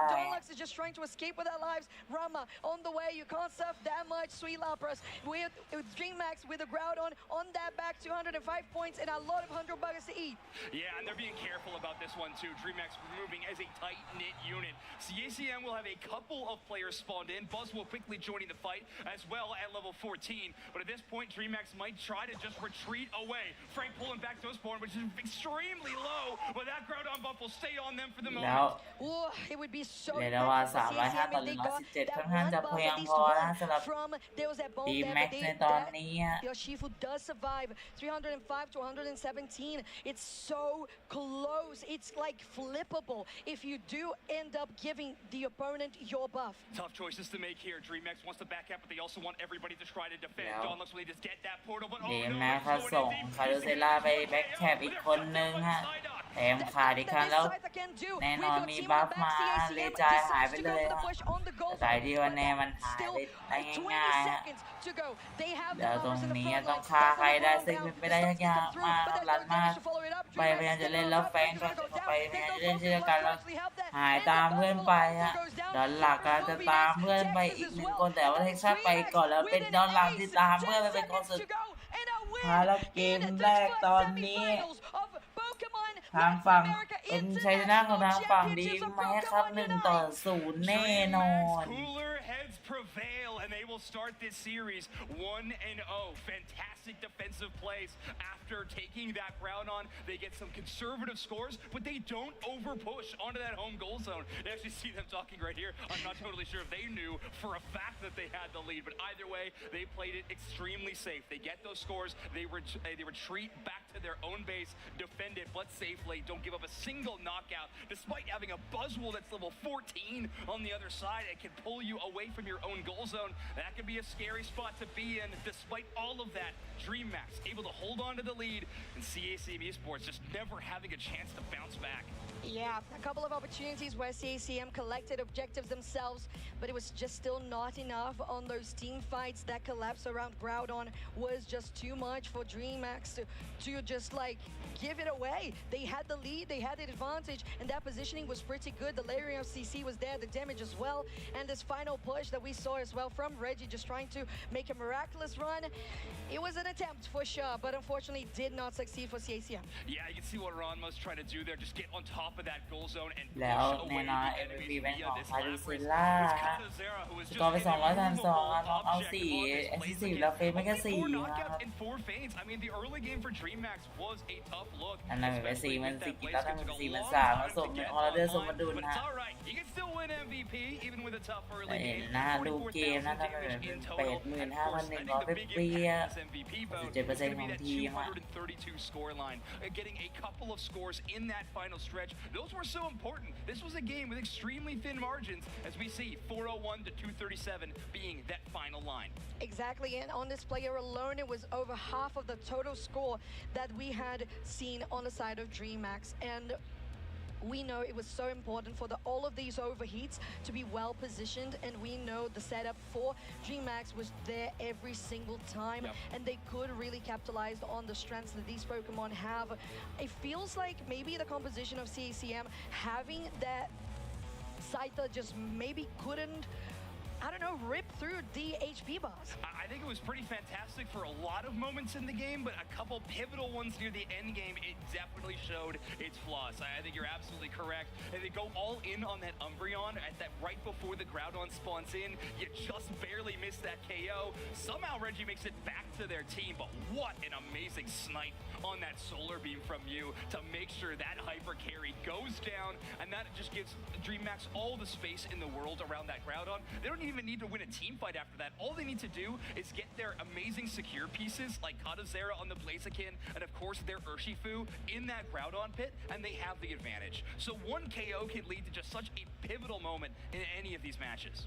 It really is, and we can see here with the heat map as well, Blaziken most of the game just there on the top side, and we saw a couple of those Regielekis that were secured even by CACM, but couldn't really be actually utilized to its full potential. So in regards to objectives, one of those tools being the overheat and the solar beam, as you mentioned, to actually make it for a lead on DreamHack's side. Around 100 throughout the game. It wasn't that big, it wasn't unsurmountable, but CACM had a couple of flaws in the end game, kind of trying to make those flashy plays with the Scyther, didn't quite land. Yeah, we've called it out a few times, Reggie, on that Pokemon specifically. It is feast or famine in some situations. For a lot of the early game, it was looking great, but yeah, this big turning moments can be so scary. I think DreamHack's Esports, by the way, has been one of the better teams in the tournament throughout the match of just defending goal zones. Like, you were mentioning it, like they weren't able to really operate with those Regielekis. CACM wasn't. They're getting so many objectives, but still the entire time DreamHack's holding that lead. That's because of great offensive pressure, but also the defense of their goal zones was immaculate. Basically, yes, they had such good control as well. Even though CACM had a hoop to basically just send people back and heal up to be able to continue pushing as if it was the first time that they were pushing, but still wasn't enough in this game one. But it is a best of 5, so things can change quite quickly. On the purple side, DreamHack gets the ban first on the Zacian plus the Slowbro in a niche and targeted ban, which we have been previously talking about. Yeah, well, speaking of some things changing quickly, we do have one adjustment in the banning phase. CACM Esports are going to be banning the Blaziken, so that's going to be the only change up. We will have Darkrai available for this draft. DreamHack Esports will have that first pick because Darkrai is an available option. Blaziken no longer there, but Zacian also in that banning phase. และเมกาลูคาริโอครับส่วน CACM มาแบนซื้อคุณบาชาโมและเมกาส่วนเอกครับการแบนเหมือนเดิมเป๊ะนี่คือตัวเลือกการแบนที่ดีที่สุดในสำหรับคู่นี้เลยทีเดียวครับแต่ดูเซล่าหยิบมาชิบูมาทันทีฮะอ๋อไม่เหมือนเดิมครับเพราะว่าแบนตัดทางด้านบาชาโมคาดูเซล่ามานั้นมาหยิบอีวาฟาเลและตามเป็นสั้นหยิบมาของ Whoa, I don't know if I've seen Blissey in a minute Wow. Does he even have a pick rate? Yeah, it's had so many bans throughout this tournament, so seeing Blissey locked in might be a bit of a surprise. And of course, Darkrai going to be locked in again. CACM Esports are going to grab the Miraidon, of course used for its attacking potential, but oh wow, it'll be Frank picking up the Meowscarada as well. So of course these players can swap what Pokemon they want to play after we get the draft completed. That being said, Frank did switch spots to pick that Pokemon, so we might be seeing a top half Meowscarada out of CACM Esports. Yeah, it's a possibility, absolutely. I'm just a little bit worried with the performance that we just had with a similar type of Pokemon, coincidentally, green as well. But the fact that we have those two Pokemon... How do you feel about this one? Oh, excuse me. It finally went through. Okay. That's why we have the Meow and not Reggie playing that. The encounter rate stat on this Pokemon is truly hysterical, but all right, CACM Esports are doing the Latin American North Special, which of course is the double speedster. Meowscarada ทางด้านของแฮปปี้นัทดูเกมเป็นทางด้านของมิวลักกี้เป็นก้อนแฟงเล่นมาสคาเนียครั้งแรกที่ผมเคยเห็นมาในการรอบถ่ายทอดสดครับเลจายเป็นกิงก้าผมเริ่มเข้าใจครับผมเริ่มเข้าใจแล้วทำไมผมรู้สึกว่าเขาโดดเป็นเนี่ยบ้างแล้วนี่จะเป็นแผนเฉพาะของเขาอะ But the fact that these Pokemon have great picks, they have great abilities early on. It's not just the stats, the health bar, it's the abilities they have. ต้องดูว่าเป็นยังไงฮะสำหรับในดาบตรงนี้ฮะ The Mew doing exactly the same with the Electro Balls and your Solar Beams later on to poke is just something that is going to be very well utilized, especially considering the melee range that these two speedsters are. But we're going into the second game of the series. DreamHack still your purple team, CACM still your orange team. มาฮะเกมที่2ของ DreamHack เจอกับ CACM Esports ฮะอาดูเซล่าและคาซูล่าอยู่ด้านบนนะ2ผู้บนท็อปเลนซีตรงนี้ ฝั่งของแฟรงก์กับเท็กซัสฮะอยู่ด้านบนเจอกันกับป่าเป็นดุสบอมตรงนี้แล้วพยายามจะขัดคารุเซล่าไม่ให้เล่นฮะไม่ให้ดังอ่ะพยายามแล้วเรียบร้อยปิดสกอร์มาได้ดังก็ต้องดันลากกันลั่นไล่และเล่นล่างครับพบกับด้านดูเกนและลักกี้ฮะ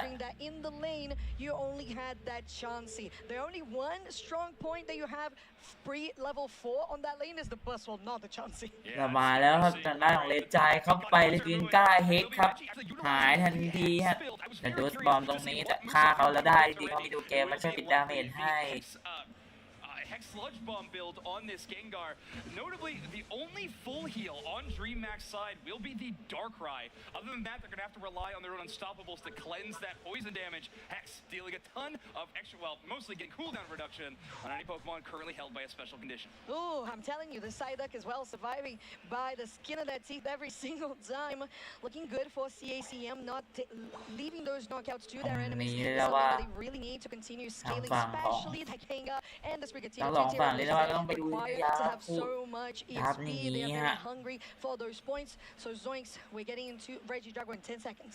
I am kind of shocked that Do Games is not trying to do some kind of central area invade at this stage of the game. Use such a strong Pokemon. Even การบนมีการนวลเกิดขึ้นฮันเลจายมาแล้วถึงกายใส่รัวๆอย่างนี้บอกได้เลยว่าไคโซล่าต้องหายลุดบอมจะปิดทางด้านของเท็กซัสทำให้เท็กซัสหนีไปไหนไม่ได้เลยจายอยากจะไปช่วยแต่ทำได้แค่ถอยออกมาแข็งบอกช่วยไม่ได้แผนถึงแม็กเซแล้วก็ขอฟาร์มแล้วกันฮะ Here we go, pushing Reggie away. No Pokemon to be taken down in their central. They're forced to reset while DreamHack is pushing on the top side. There's another KO that goes to the Darkrai while that Floragato is going to be sent to the Pokemon Center. Now Lucky getting a nice engage, but it's a trade back with that Haunter. แล้วตรงนี้ยัดใส่เรียบร้อยหายไปเคียวสเต็กตัวยังจะเล่นนะแต่โดสบอลรอหลับอยู่แล้วมีลักกี้กระแทกอย่างนี้พยายามจะอันนี้แล้วพยายามแล้วถอยออกมาสำหรับเลจายฮะแล้วตรงนี้โดสบอลเกือบตายแต่ว่ายังอยู่ได้ฮะโอ้โหเกือบไปจริงๆด้านบนจีเอเลคิเกอร์นะตรงนี้แล้วแน่น้อยนะมันน่าจะเป็น CACM Esports with a long-standing tradition of securing these objectives will continue into Game 2. And it looks like a difficult position here for DreamHack because on the bot side, maybe they could have had the bus wall trying to solo that Reggie, but they couldn't just went for the HP themselves because on the other side, CACM, that strong thus far with a level 9 Ginga and the level 8 on that Meowscarada is just super difficult to play with, especially if you're all clumped up together because that Phantasmal Force can do quite a lot of damage. Yeah, this is scary. That Phantom Ambush available for Reggie as แล้ว well. ตรงนี้ลันมาพยายามจะไว้แต่ว่าเลจต้องขอบคุณนะทำให้เลจายได้แล้วเรียบร้อยเลจายโดนจับต้องมุดกดแอปเปิลออกมาแล้วจะเข้าไปต่อยครั้งแต่ตัวเองโดนสวนและตายไปฮะเหลือแค่เท็กซัสกับดอนลาร์ได้เล่นล่างตรงนี้แล้วมาดูบอมเล่นอยู่ไงดี That's a yawn on the Snorlax that I just noticed as well as we have the rest of CACM rejoining the fray, and it looks like it's not a good place for DreamHack to be. Yeah, when you got a Darkrai on your team, more sleep conditions feel awesome. Okay, we do have แล้วตรงนี้พยายามจะเล่นใส่แล้วลักกี้บอกเลยว่าไม่น่ารอดได้กินซุกี้เลยทีเดียวฮะเป็นคนจะเข้ามาเล่นแล้วโดนสอยห้อยตามหายไปถึงอีก2 คนนะครับฮาดูเซล่าและไคโซล่าได้ดังต่อทันทีไม่ต้องรอปิดสกอร์ดึกบอมฮะปิดสกอร์ใส่ทางด้านของเลจายฮะแล้วโดนดึงมาจะสายฟ้าใส่แต่จะโดนหลับเอาเดี๋ยวมันจะมีภาษีแล้วโดนลากไปคุยในฝันทันทีฮะเท็กซัสรอป่วนอยู่เรื่อยๆฮะพยายามจะป่วนอยู่เรื่อยๆแต่ว่า reclaiming of the territory for DreamHack, although their bot tier 1 was taken down, they have to be very careful about this. There's the Hex, there's the Sludge Bomb, and that Phantom Ambush you mentioned just trying to get out of range, and Reggie recognizes this is way too ตรง deep. นี้เลยว่าสกอร์นำอยู่เล็กน้อยสำหรับฝั่ง CACM ฮะ You got a little bit of EXP, and of course, there's another objective on the horizon. CACM Esports love these Regielekis. They would also also love to break this tier 1 finally. They will be burning this one down very quickly. Charge beam plus these flower tricks so strong. DekTistGame's just shy of stealing that one yet again. Once again, and I love the psychic that Psyduck used there with to help out with Texas, right? To get them away from the Reggie Alecki spawn, but now we're on pad. Very difficult position here. แล้วตรงนี้เล่นอยู่แล้วดอนล่างคานาเมะที่ยังมากลักหมายไปแล้วคารุเซล่าจะคายเข้าเลยแบบแล้วเหมือนจะได้เป็นเซนแล้วแล้วตรงนี้เล่นอยู่คารุเซล่ามิดเวิร์กอย่างแรงฮะเรียกว่าเอา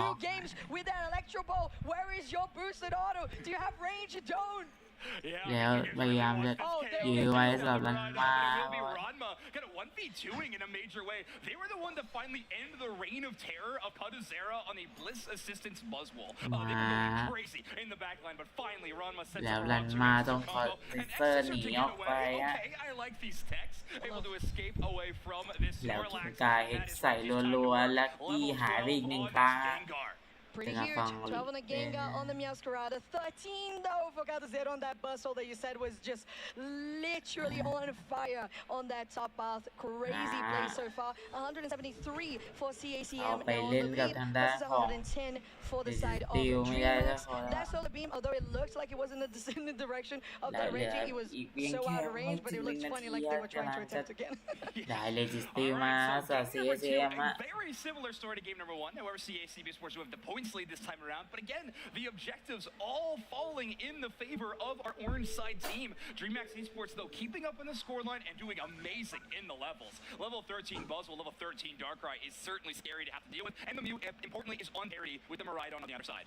Very important, like you said, because you're going to quickly, if you are able, we're still a little bit away from the level 13 on the 2 attackers, as you mentioned, so you're not going to have that extra bit of power spike, but you still have this area in the middle. Look at the damage, though. That was a nasty lined up Hyper Beam by DekTistGames there. They're going to continue pushing forward because Lucky's on the front line. Dunlux is going to be forced to get out of that and go back to base. Reggie, much like the same. And now Lucky is still in a position to maybe start potentially defending. No, they're going in and they're really interested in just going for a lot of damage onto the defender. Do they have enough to finish? No. But that's yet another Pokemon that needs to recall. They don't have normal healing support, so they have all the position around the Groudon. So this is getting so scary for them.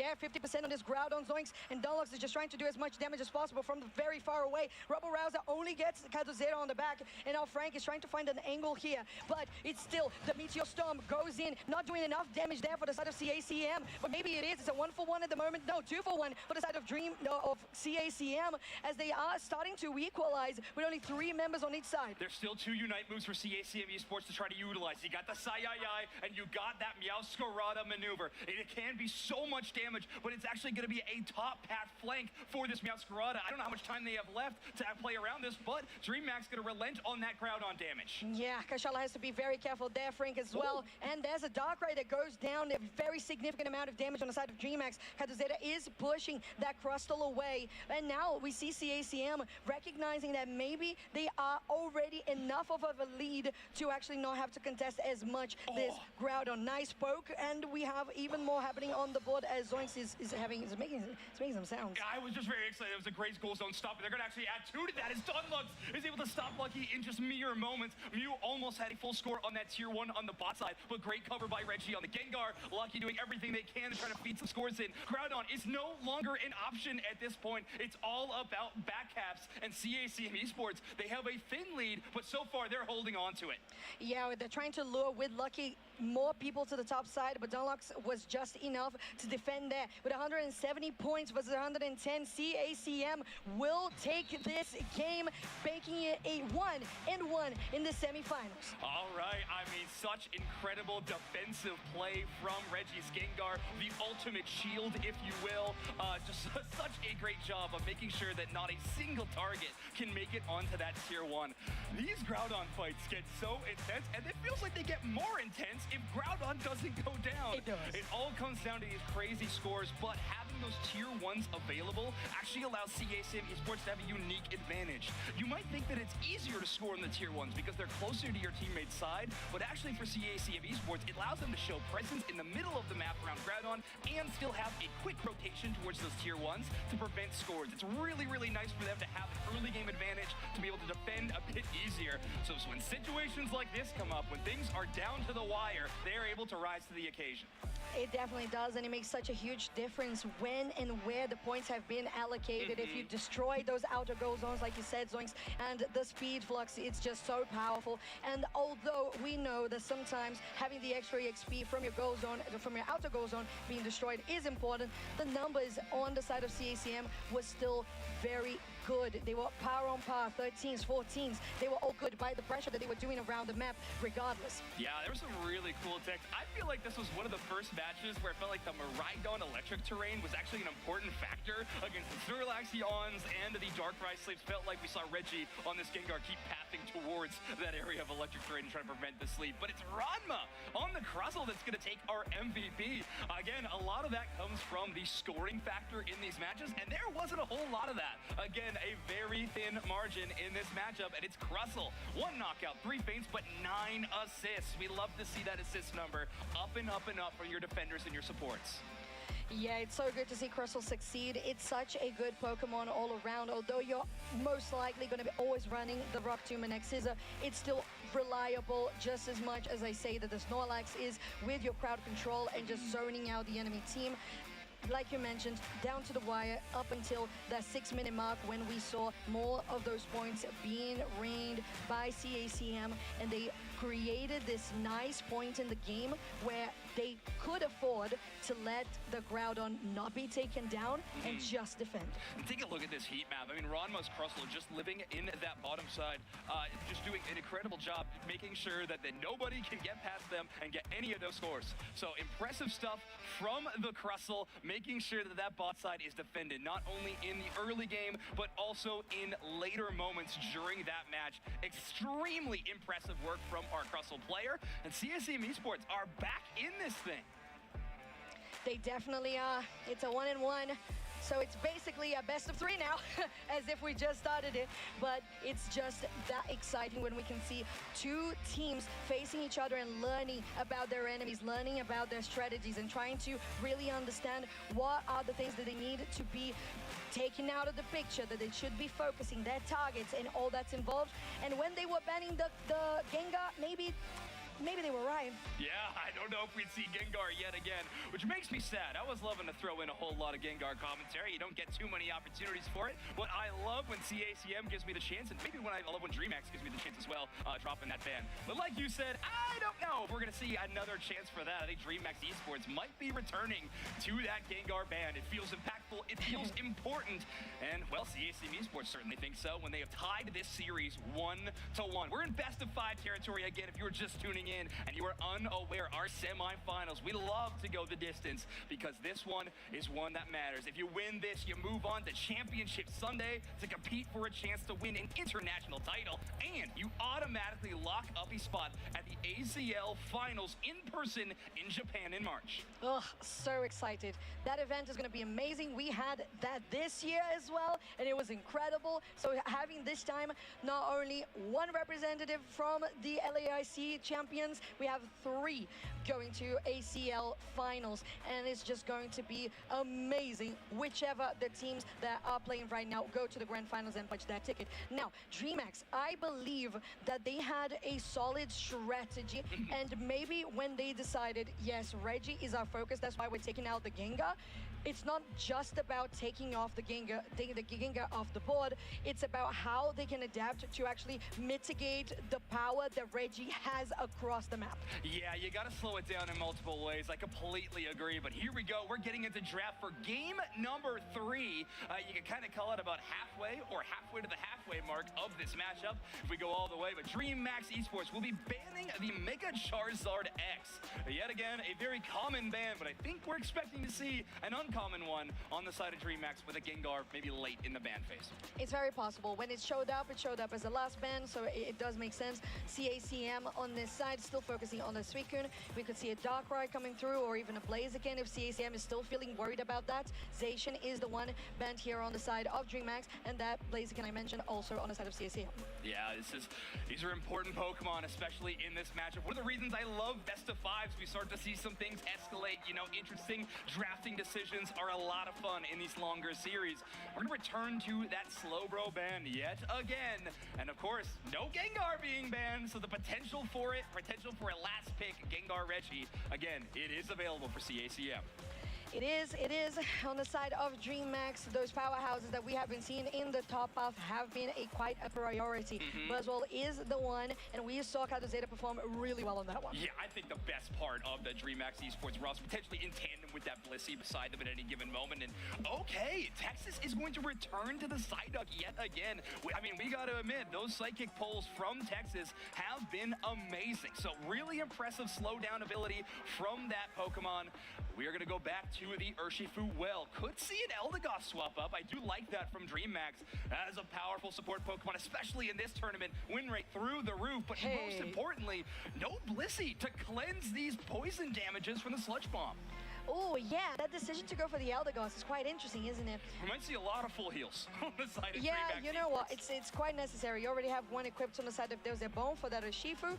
And, yeah, Gengar once again. And it's such a good setup. The Sludge Bomb with the Rock Tomb. You just trap people in the place, and the Sludge Bomb just takes all of that area. And it's perfect. Just get your hexes one on top of the other. But on the side of DreamHack as well, the Snorlax does provide quite a bit of that crowd control. A very similar composition here for CACM to the previous game, going for the Meowscarada plus the Gengar. All right, so Frank returning to this Pokemon. It was really fun to watch. I felt like, I was focusing a lot on the Gengar. I'm going to fully admit that to be the case. However, it was fun to see what this Pokemon could do. It does have a decent matchup into Buzzwole. Of course, utilizing some of those double team stuns to try to escape the crowd control from the Buzzwole is a really cool option that Frank can try to utilize.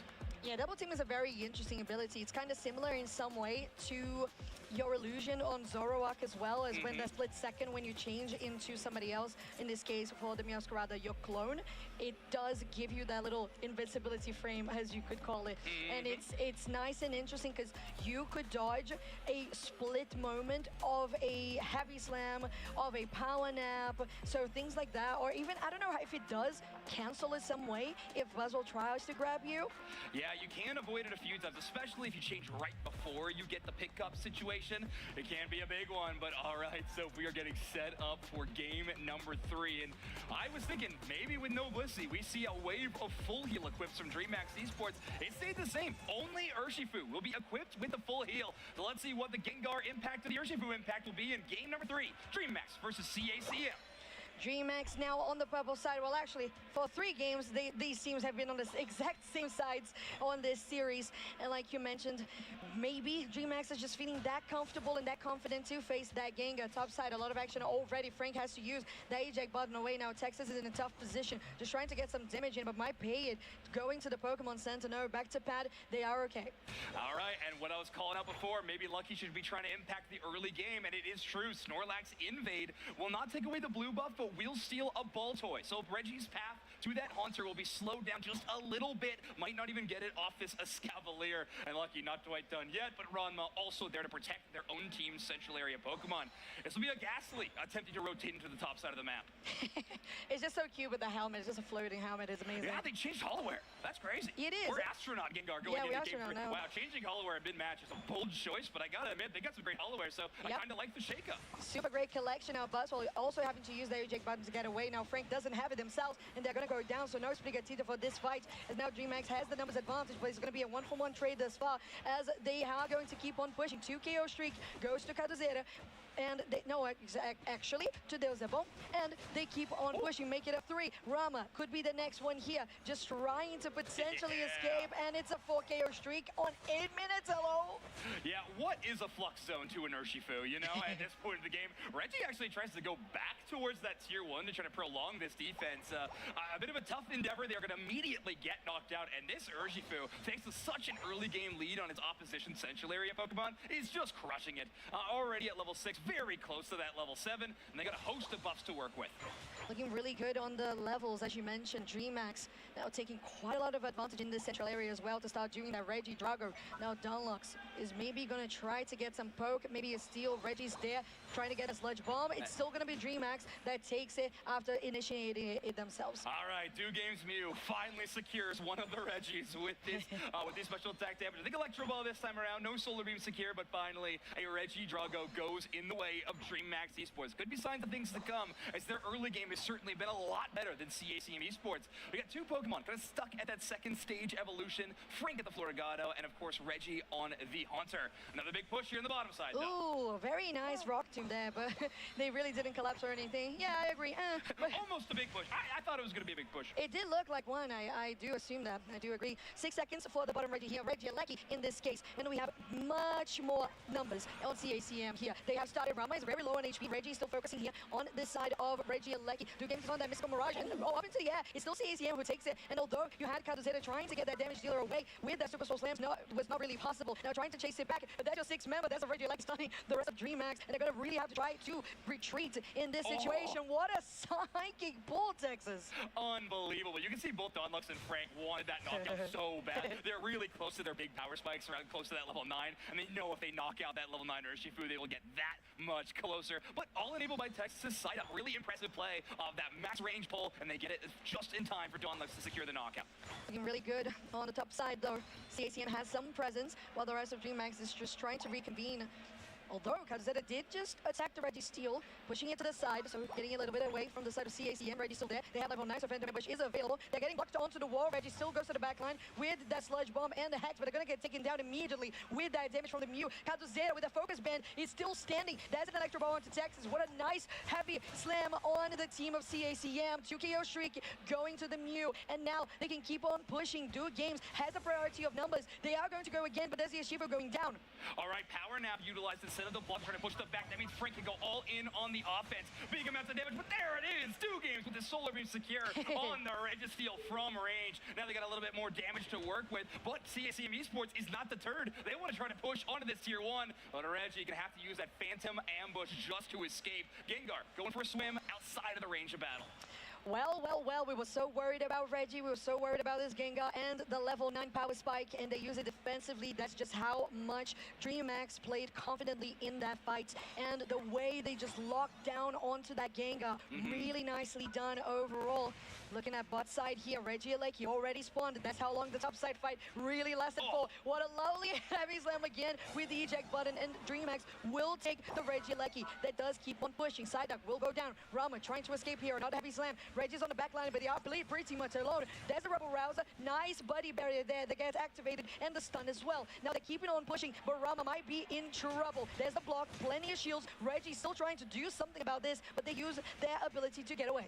Yeah, Reggie just really wanting to add a couple of KOs to their name, but even just to stack up some of these items they're utilizing. But at the moment, Reggie Lucky will have to get knocked out just the old-fashioned way, right in front of your tier 1. How good has Lucky Snorlax been in this game number 3? It's ridiculous. Incredible heavy slam engages, great block enables, and then sometimes just relying on the Power Nap unit move to not only give them a defensive boost, but also to block in enemy targets. You are immovable and impassable while utilizing that Power Nap, and Lucky seems to know that better than anyone. They definitely do, and the shielding that you get from the block every single time has been just enough to block out enough damage from Dunlux, and especially from Reggie, because as soon as you go in with your Hex, there's a block on your face. But this time it was a cooldown, so he was not going to defend that Elder Goss. They're still pushing quite a bit CACM. There's the Meteor Storm, maybe going to take down the bomb down. It doesn't. They're going to score quite a bit here on the bot side with that Snorlax trying to push them away. There's the bomb on the Urshifu going in, takes some good damage, and now the backline is completely devoid of defenses, and it's almost a 3 KO streak for Urshifu. Yeah, CACM will break the goal zone, but yet again, Lucky with a huge block play, knocking off multiple targets away from that goal zone, preventing anybody from getting big scores, and of course enabling DreamHack to have a great team fight win, where they force CACM into an awkward position. They are going to get some more scores in the top side, though. This Latin America North team, with its double speedster composition, they're just scrappy. They're going to take a loss in one spot. They're going to try to find value in another at any given moment. Topside Reggie, maybe not contested. Meowscarada having a lot of damage. More so in the burst department, not as strong at ripping. Unless you're going with that, of course, the Night Slash bolt. I used to like that one quite a lot in solo queue, but DreamHack does like taking the objective as well because they rip it really fast, and we have been seeing that from Brazil so much to date, them and Force team as well. Now here on the bot side, we're getting into central area, 10 seconds for, I was gonna say Rayquaza, 10 seconds for that Groudon. With nice Rock Tomb set up by Rama, this could be the start of something. There's the Heavy Slam. Now Rama is trying to get a Rubber Razor on everybody. That's Mr. Mirage, starting to rip, and that's a Groudon goes really low on health. That's the III, and who gets it at the end? It's gonna be CACM who does it, but stolen back just by DreamHack, and that is a Shifu just trying to even get more value out of this. Look at the rapid strike, it's insane. 30 hits, 2 KO streak, and just absolutely dominating. God is good. 1v3 in that situation. That is brilliant, unreal from this Urshifu. Now they do have the buff, they have the lead. What a position for DreamHack Esports to be in. CSM Esports though likely will have at least one buff left to work with on their team. I don't believe they were all knocked out. We definitely had some just normal recall to bases to try to rally. So CSM Esports, if they want to try to put this match in their favor, they are going to need to have a big team fight push, but you also cannot leave these gold zones undefended either. These are some tough decisions they're going to have to make. Okay, we got the above you. Texas, Runma, and Frank all have the Groudon buff still. They're going to try to capitalize, get some points in. A lot of points in pocket. Texas with a quicker one, though. You could get a fast score if you got multiple players on that same goal zone, and this 26, that's all they need to take the lead. It's close. Like you say, the amount of points is just so easy to flip. That 26 turning into however much that is mathematics. I'm not doing that right now. It's double 26. Great, thank you so much. Yeah, using the letters instead of the numbers. I love it. Yeah. Now I keep on pushing here. Lucky is on the pad. We have a Shifu as well, just waiting to go and jump pad 2. They're going in. You have your Thunderstorm. No, you don't. You're actually going for the damage solely on your charge beam, as the defense from DreamHack is still working out quite a bit. No, at the end, it is the Hex from Reggie that does it 379 to 229, and DreamHack does not succeed on that defend. CACM does take the win on that flip on Groudon flip, and then back. Yeah, unbelievable. A back and forth affair, and it is going to result in CACM Esports in a game win. Now leading the series 2-1. I mean, some heroics from the Urshifu in that exchange to try to take a couple of buffs, remove them from the opposite side. But of course, you have multiple targets. They're able to Miraidon half that enemy goal zone, prevent that extra heal, outlast that Urshifu Unite move that was back up again onto that tier 2, and of course get some major scores. Reggie's Gengar, again, an important damage focus on that goal zone, but I think it was the Miraidon being a major damage focus, both on the ground on fight and of course that final push onto the tier 2. It really was, and just the fact that Reggie was just so much of a target on his back kind of player that you had Deluxe just getting that damage from the back, and sometimes it was just like unperceived from the side of DreamHack because they were so worried about the Gengar jumping on their face. This play was so good, though. I have to say, this Shifu play from Deus Ebon was absolutely incredible. But again, like you mentioned, the electricity there from the passive, just doing so much work on the pad and accumulated on top of each other. Everybody just stacked up. Yeah. It is going to be Reggie, your MVP. They got to give it to Deluxe as well. Yeah, snap a photo, everybody. This might be the only time we see Gengar MVPs here, unless CACM Esports can play on our championship Sunday, potentially. But 76,000 damage done for this Pokemon. 5 knockouts, 6 faints. Not the stat line you love to see, but it's okay. It's a win. It worked. It worked. Well, it was good for DreamHack, and the crowd is going crazy now outside because this best of 5 is truly on fire between Brazil and Latin America North, and that being CACM, right? And the fact again that we saw the Gengar still being that impactful, although they were knocked out this many times, considering they are one of the heaviest damage dealers.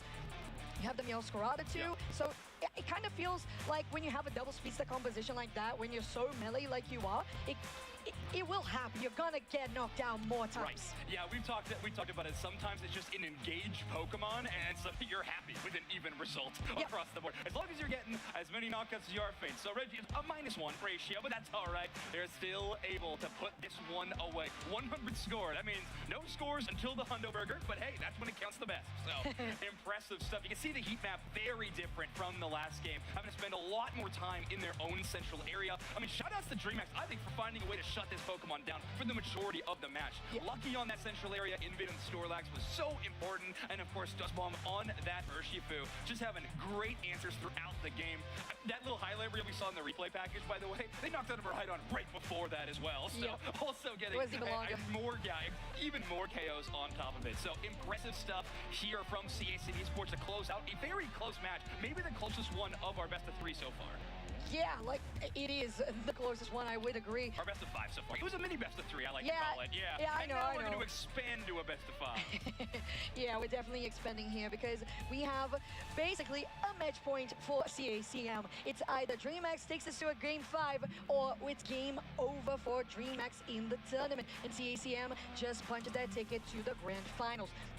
But I believe that there's something about this strategy here that DreamHack might agree with me in the way that they didn't quite make a mistake on draft. They didn't quite make a mistake on how they conducted their pushes.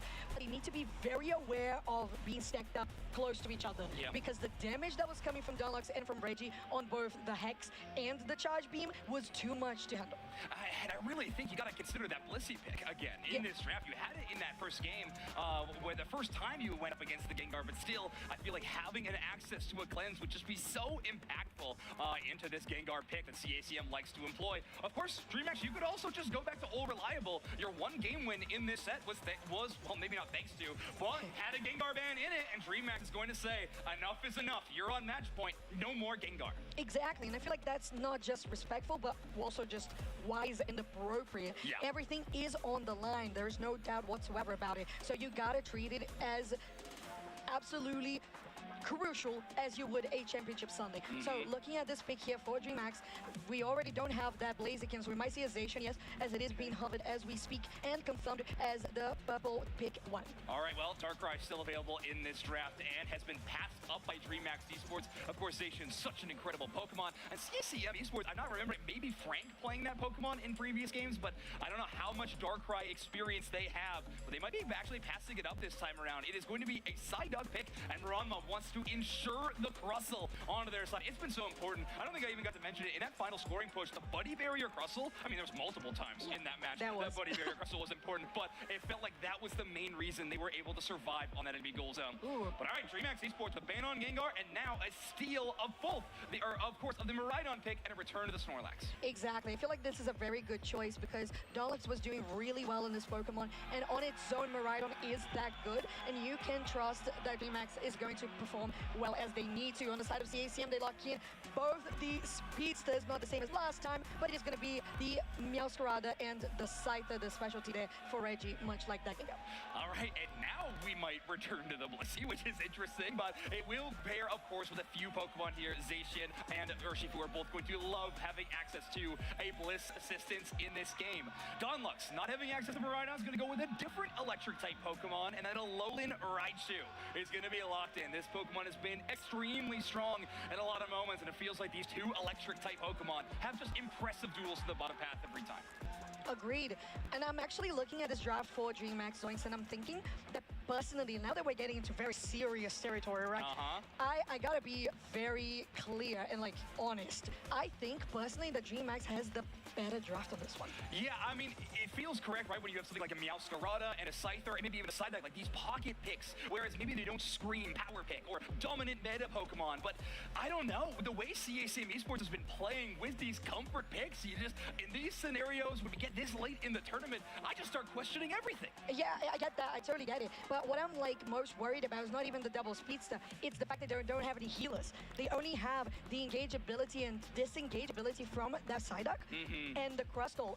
And of course, yes, we saw the Buddy Barrier being clutched many times on that Crustle. But still, on the side of DreamHack, not only having a supporter that heals on the Blissey, it is a Blissey. So we're getting into match point. CACM is 2-1 up in this series against DreamHack. Could potentially get their ticket to Championship Sunday on our semifinals there. Skyrunes is on your board.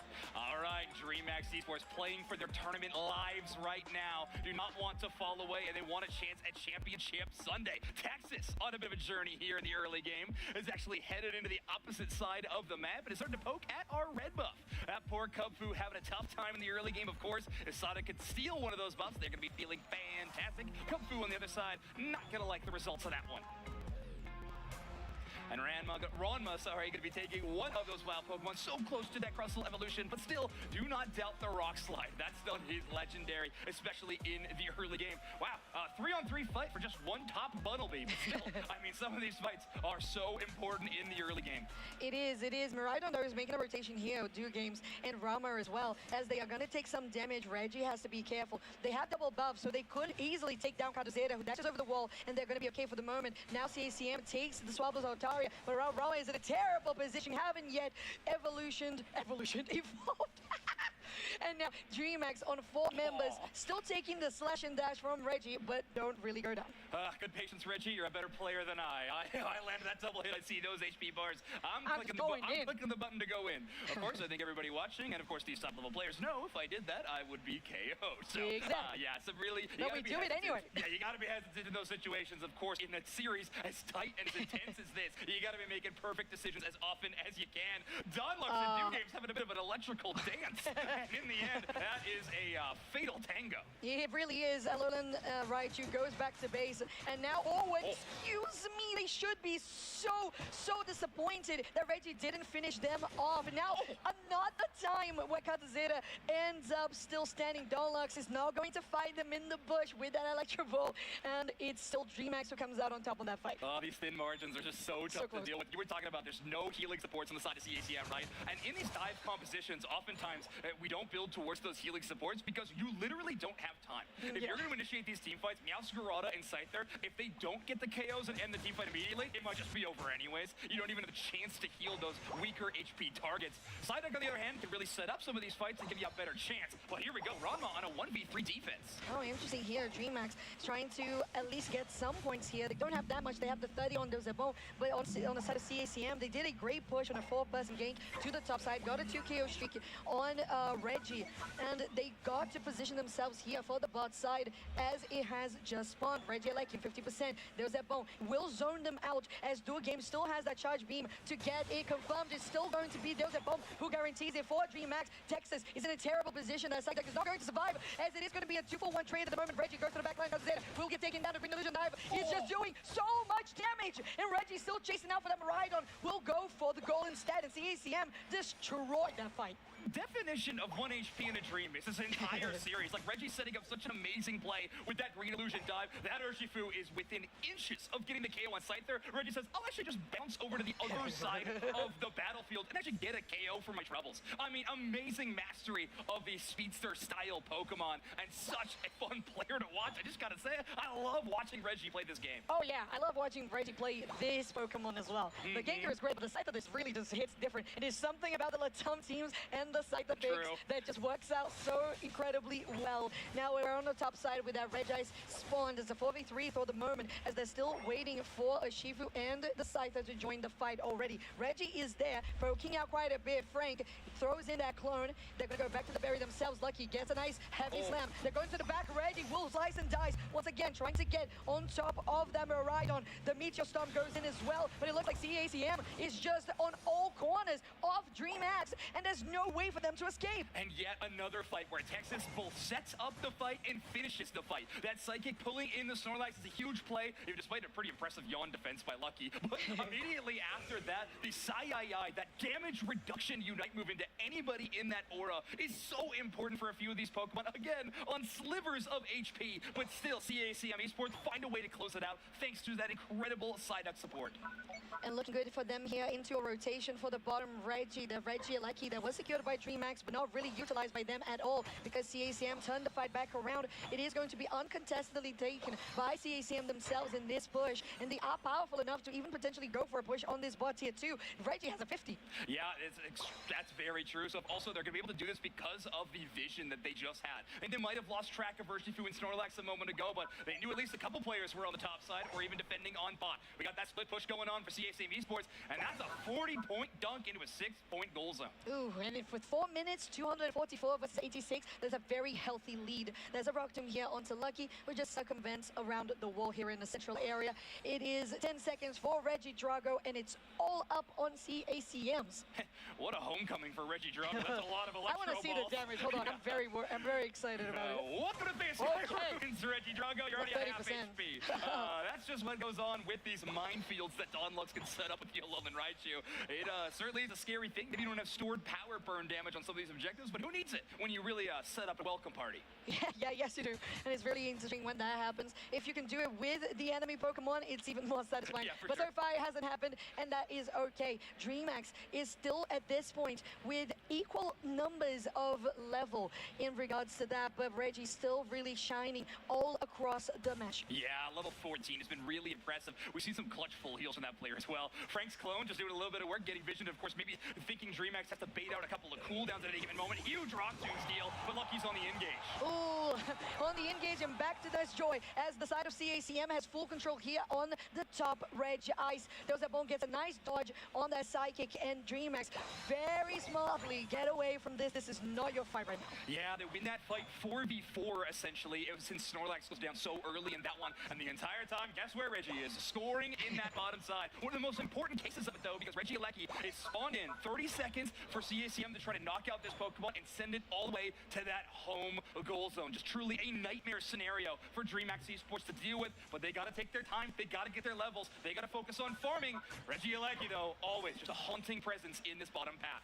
And it is a dream come true if that Reggie Lucky does hit home goal for CACM, because that would be just a fine way to end a best of 5. As the Reggie Lucky still journeying on the bot side, we have central area here. X-Scissor from Rama goes in. Plenty of damage that the defender takes, and now getting a nice knock-up. Maybe that Snorlax is going to go down, but it doesn't. Now on the other side, Kaduzera is getting chased by Reggie. Reggie does take him down, and that's going to be a takedown from DreamHack on the ground on. Yeah, Zacian gets the final secure. I believe Urshifu just jumped right into the pit, and Bliss Assistance right on top of him. Ground on buff getting kept in Kaduzera's hands. That is a Reggie Alecki in the goal zone though, so the scores can turn around, and Psyduck will be knocked out before they are able to deposit their points. So they're going to respawn.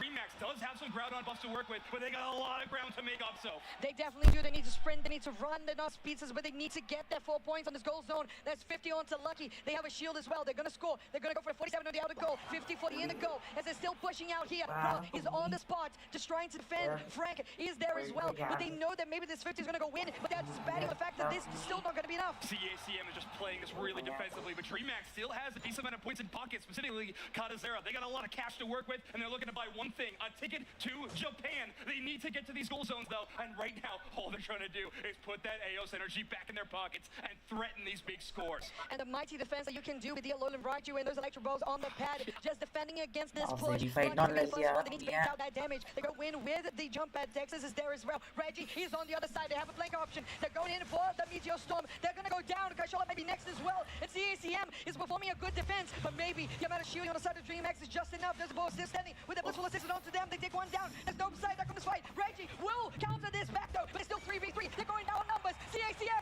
there's 10 seconds to go. 4 points to be scored. 50 for 2 to go. They do it! Join some more to get 50 points in. That Hondo Purple will be enough. Time is up. No points in the home goal zone, but it is unneeded. DreamHack Esports tied the series up at 2-2. We're going to game 5! I've never been so nervous. I've never been so nervous at the conclusion of a matchup. That was wild. DreamHack Esports hold on to this matchup. Incredible work. Yeah, there's a lot of communication going on between these players, but they understand they got the win. Jeez, what a close encounter. We're gonna have to take a look at that final scoreline just to be sure, of course, of everything, but I do believe we're about to head into a game number 5. Breathe. Yeah, absolutely. It's a moment of tension. Both teams, us. Where is the record? Yeah, no, we're going to take a look at the final replay just a little bit. This Reggie Alecki being one of the most impactful ones of all time. That is huge. These final scores, we can take a look at the scoreline right now, 507 to 380. But it's this Urshifu, again, picking up some major scores. And yeah, we got the final call. It is the DreamHack Esports having the points lead. It's what we thought with a couple of major scores here. Just unfortunately, Reggie and Donlux being just outside of range to get that stop. It doesn't matter. Samorin gonna take this one down, 566 to 507. Are you kidding me? player of the game. There's that ball on the Urshifu. 4-2-6 is your record. 50,000 damage dealt, 230 points scored, and literally the miracle maker of the Brazilian team DreamHack. Yeah, there is one tiny pip of the purple team on that score graph. It is only at the very end. This tells the story of this matchup. CACM Esports won this match for 9 minutes and 50 seconds until Urshifu had a chance to get to work on that tier 2.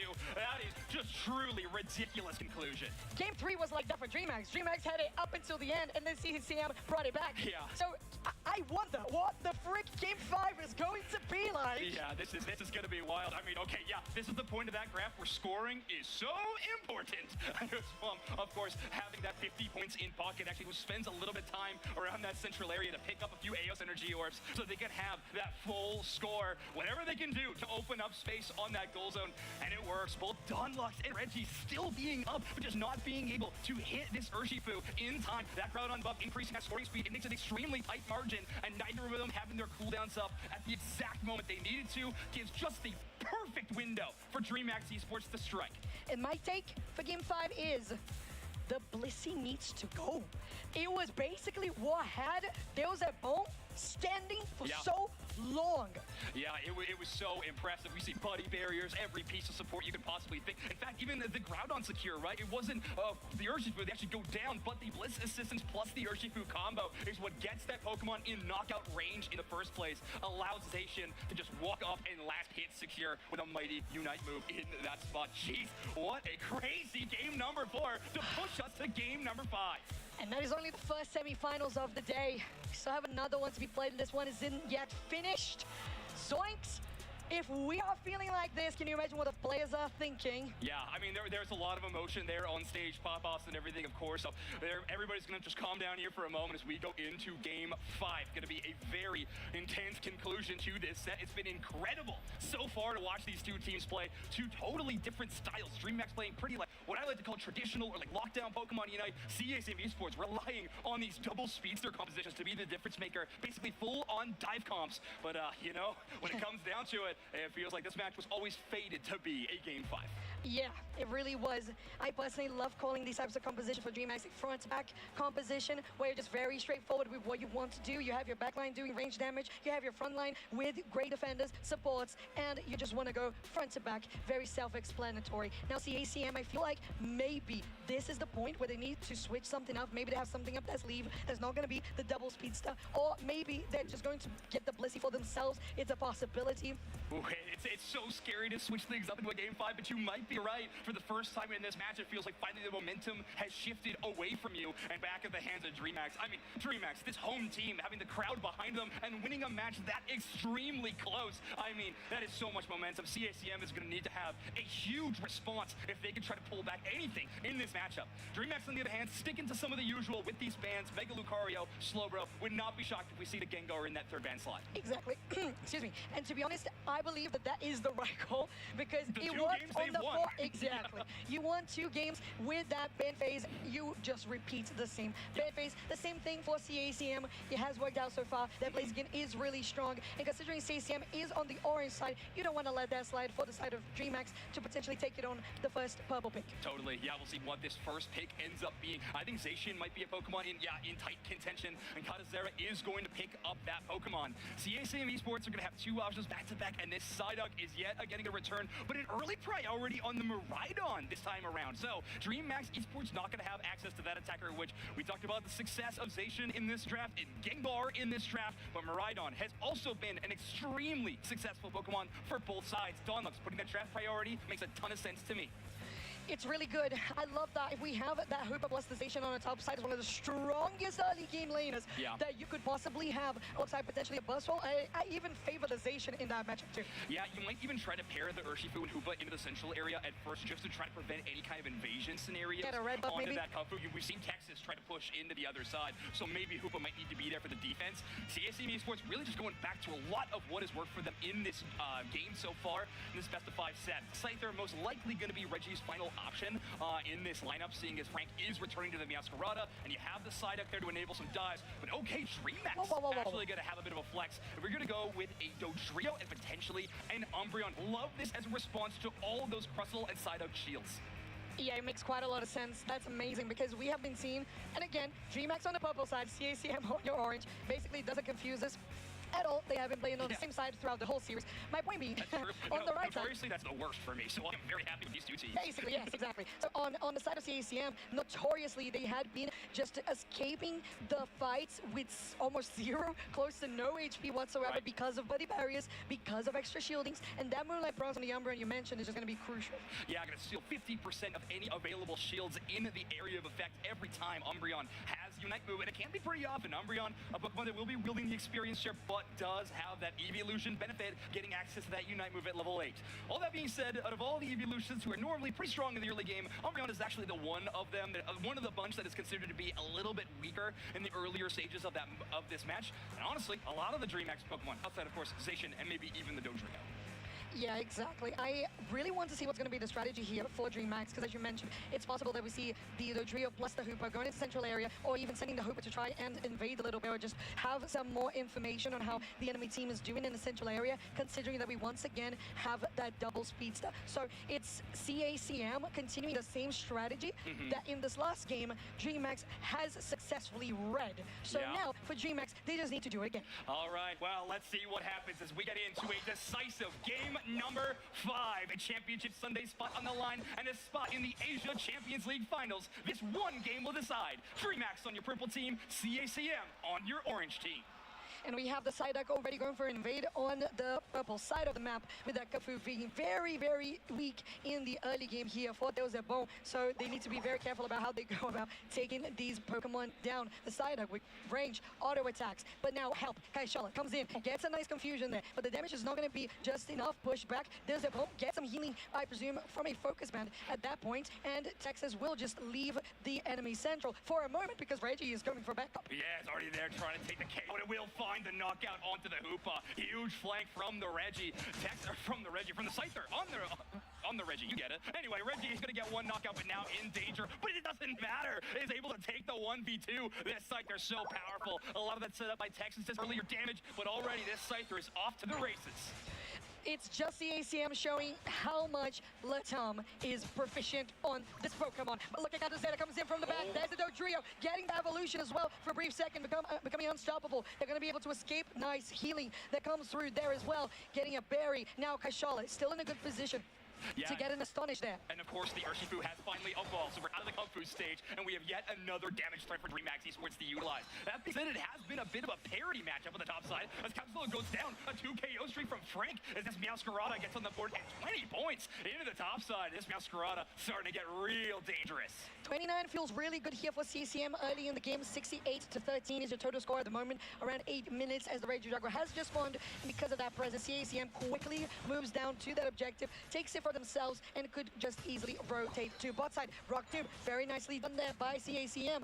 Rama, and they are going to be actually caught up here by Katzera. There's some damage coming from the distance here on that Miraidon. Katzera does survive, goes for the berry. Rama is going to pay for it, as the defender usually does. Yeah, buys a little bit of time, but I don't know if it's going to be enough for Reggie. He has to burn the full heal just to walk away, and that might not be Dodrio's there, but Reggie's going to take the KO. Actually, might want more, trying to utilize that combo play, charge beam, as well as the double hit. That crazy hammer and anvil play, but Don Locke's still just playing the protector. Reggie, maybe the opposite of whatever a protector is. Yeah, I would say so too. Now Rama takes the front line here, allowing for Texas and Nulux to have some space to take wild Pokemon just out. The Reggies spawning on the map. There you have the portal as well to get people to the bot side, to the top side, as the 3-3 happening here. No, actually, I got defeated by Frank's clone. Yeah, thanks, Frank. Tricking the casters. We love that. All right, Reggie does take over to level 9. Green Illusion Dive available and ready, but it will just be a pretty easy goal zone break. Reggie Lucky will be spawning in on the top side of the map in this game number 5, and we'll be walking towards that tier 2. On the other side, DreamHack really wanting the experience on a couple of these Pokemon are actually going to favor that basement Reggie and instead get a Regice buff and team-wide EXP. We'll see how that's going to help them in this next team fight, because it looks like CC is very eager to go for this with the Reggie Lucky. Oh, the damage is just insane. They're trying to push it back, but the game gets obliterated immediately with the charge beam as well, and CACM just completely destroys the zone, the team. Yeah, well, with this early game dominance, CACM Esports in the previous games have had a game of thin margins. This one, they all walk away with full HP bars. That fight was over before it even started when it comes to terms of DreamHack. Incredible dive work from CACM Esports, and of course, trusting that poke damage of the Miraidon. Texas able to walk away from this one, Sida kind of the expert at doing just that. 205 for CACM to 27 for DreamHack is your score right now. No EXP on the board. The yellow dots have been missing because right now CACM has full control over the map. Reggie's just that comfortable to go into enemy bases. Now Lucky in a potential difficult position, but they get sent to base and they're going to be okay. Yeah, they're just going to walk out of it. We can see it on the mini-map. Even CACM can see it. So there is no glowing light on that portal. We know no player is actually recalling back to join the team. So they do it the old-fashioned way, just walking out of spawn. But at the moment, CACM Esports is trying to gather information. Texas does a great job of doing so and finds a half HP Tadazera. Ranma with an attempt to trap them with that Rock Tomb, but, well, Dodrio is what I like to call slippery. I was just going to say that. That's the word of Dodrio and in my mind as well. Now here on the bot side with 20 seconds for this Reggie. 2 spawn. Deluxe is just trying to do as much poke as possible. Now going on the top side, Reggie is caught between an illusion dive and a Hooper Anization. And now they're trying to just escape with the movement speed from that Unite move. And they're going to get taken down. Kaduzeta even joining. But on the other side, there was a knockout that was taken there by the Crustal onto the Umbreon. Okay, Urshifu and Zacian Unite moves down to knock out that Scyther. So I'm sure Reggie's saying, hey, it was worth it. It was worth it. It was worth it. The rest of the team can try to push in and utilize with those Unite moves being absent. But right now, DreamHack put up a pretty strong defensive area around this tier 1. They can be rotating towards this Reggie Drago. It's going to be spawning in about 20 seconds. More points just weakening this goal zone. Franken will like to destroy this tier number 1. Speedsters love the room to roam. And if you have a Hoopa on the other side, breaking those tier 1s feels even better. It definitely does. You're denying that much mobility as well. Now there's a Hooper unbound, bringing the rest of DreamHack to the zone. Here on the bot side, there's a Rubber Rouse again, they're incapacitated. There's a ball still trying to do some damage there with the Urshifu. On the backside, Deluxe does finish 2 members there with the charge beam. There's a ball will go down. And TACM takes the Reggie Seal. That's a big attack buff for the next 90 seconds. We'll bring them right up to the final stretching as we're sitting at 3 minutes and 30 seconds. Reggie Drago, which I thought was going to get a lot of attention as soon as it spawns, finally gets noticed that Reggie is going to burn down this Reggie Drago. Reminder that Reggie Lucky is the Pokemon that is spawning on the top side. It was just solo that Pokemon to break that tier 1. That's why we see DreamHack points. But wow, Reggie's trying to force this fight again. The portal might make it a little tougher. And they made it out cooldowns. Exactly. You're just trying to get those Unite moves away from the enemy team, especially around the 3-minute mark. It would be too close to the final stretch to even risk it. So if maybe you get it, maybe that's good. There's a level 12 on that Scyther, so it's not even the highest in the lobby, which we usually have been seeing from Reggie. Instead, you have that 13 on the Meowscrata for Frank, and on the side of DreamHack, you have that 13 level Zacian as well. Yeah, and let's be honest, I can talk about trying to bait out cooldowns all I want. At some point, Reggie is going to need to link up with this team and have a successful dive. These last 2 Central Area invades, 1v5 have just not been it. We're going to see that lineup be successful if CACM wants to close this thing out. On the other hand, DreamHack Esports have had a few chances to capitalize after a bit of a misstep from this Scyther. Maybe DreamHack can try to look for something similar yet again. Well, the Hoopa and the Umbreon only at level 10, about to hit their level 11s. Maybe more importantly, this Groudon's about to appear at CACM are taking a very aggressive approach to this endgame. They do not want to give DreamHack an angle in towards this Groudon pit, but Zacian's able to walk in for free on the top side.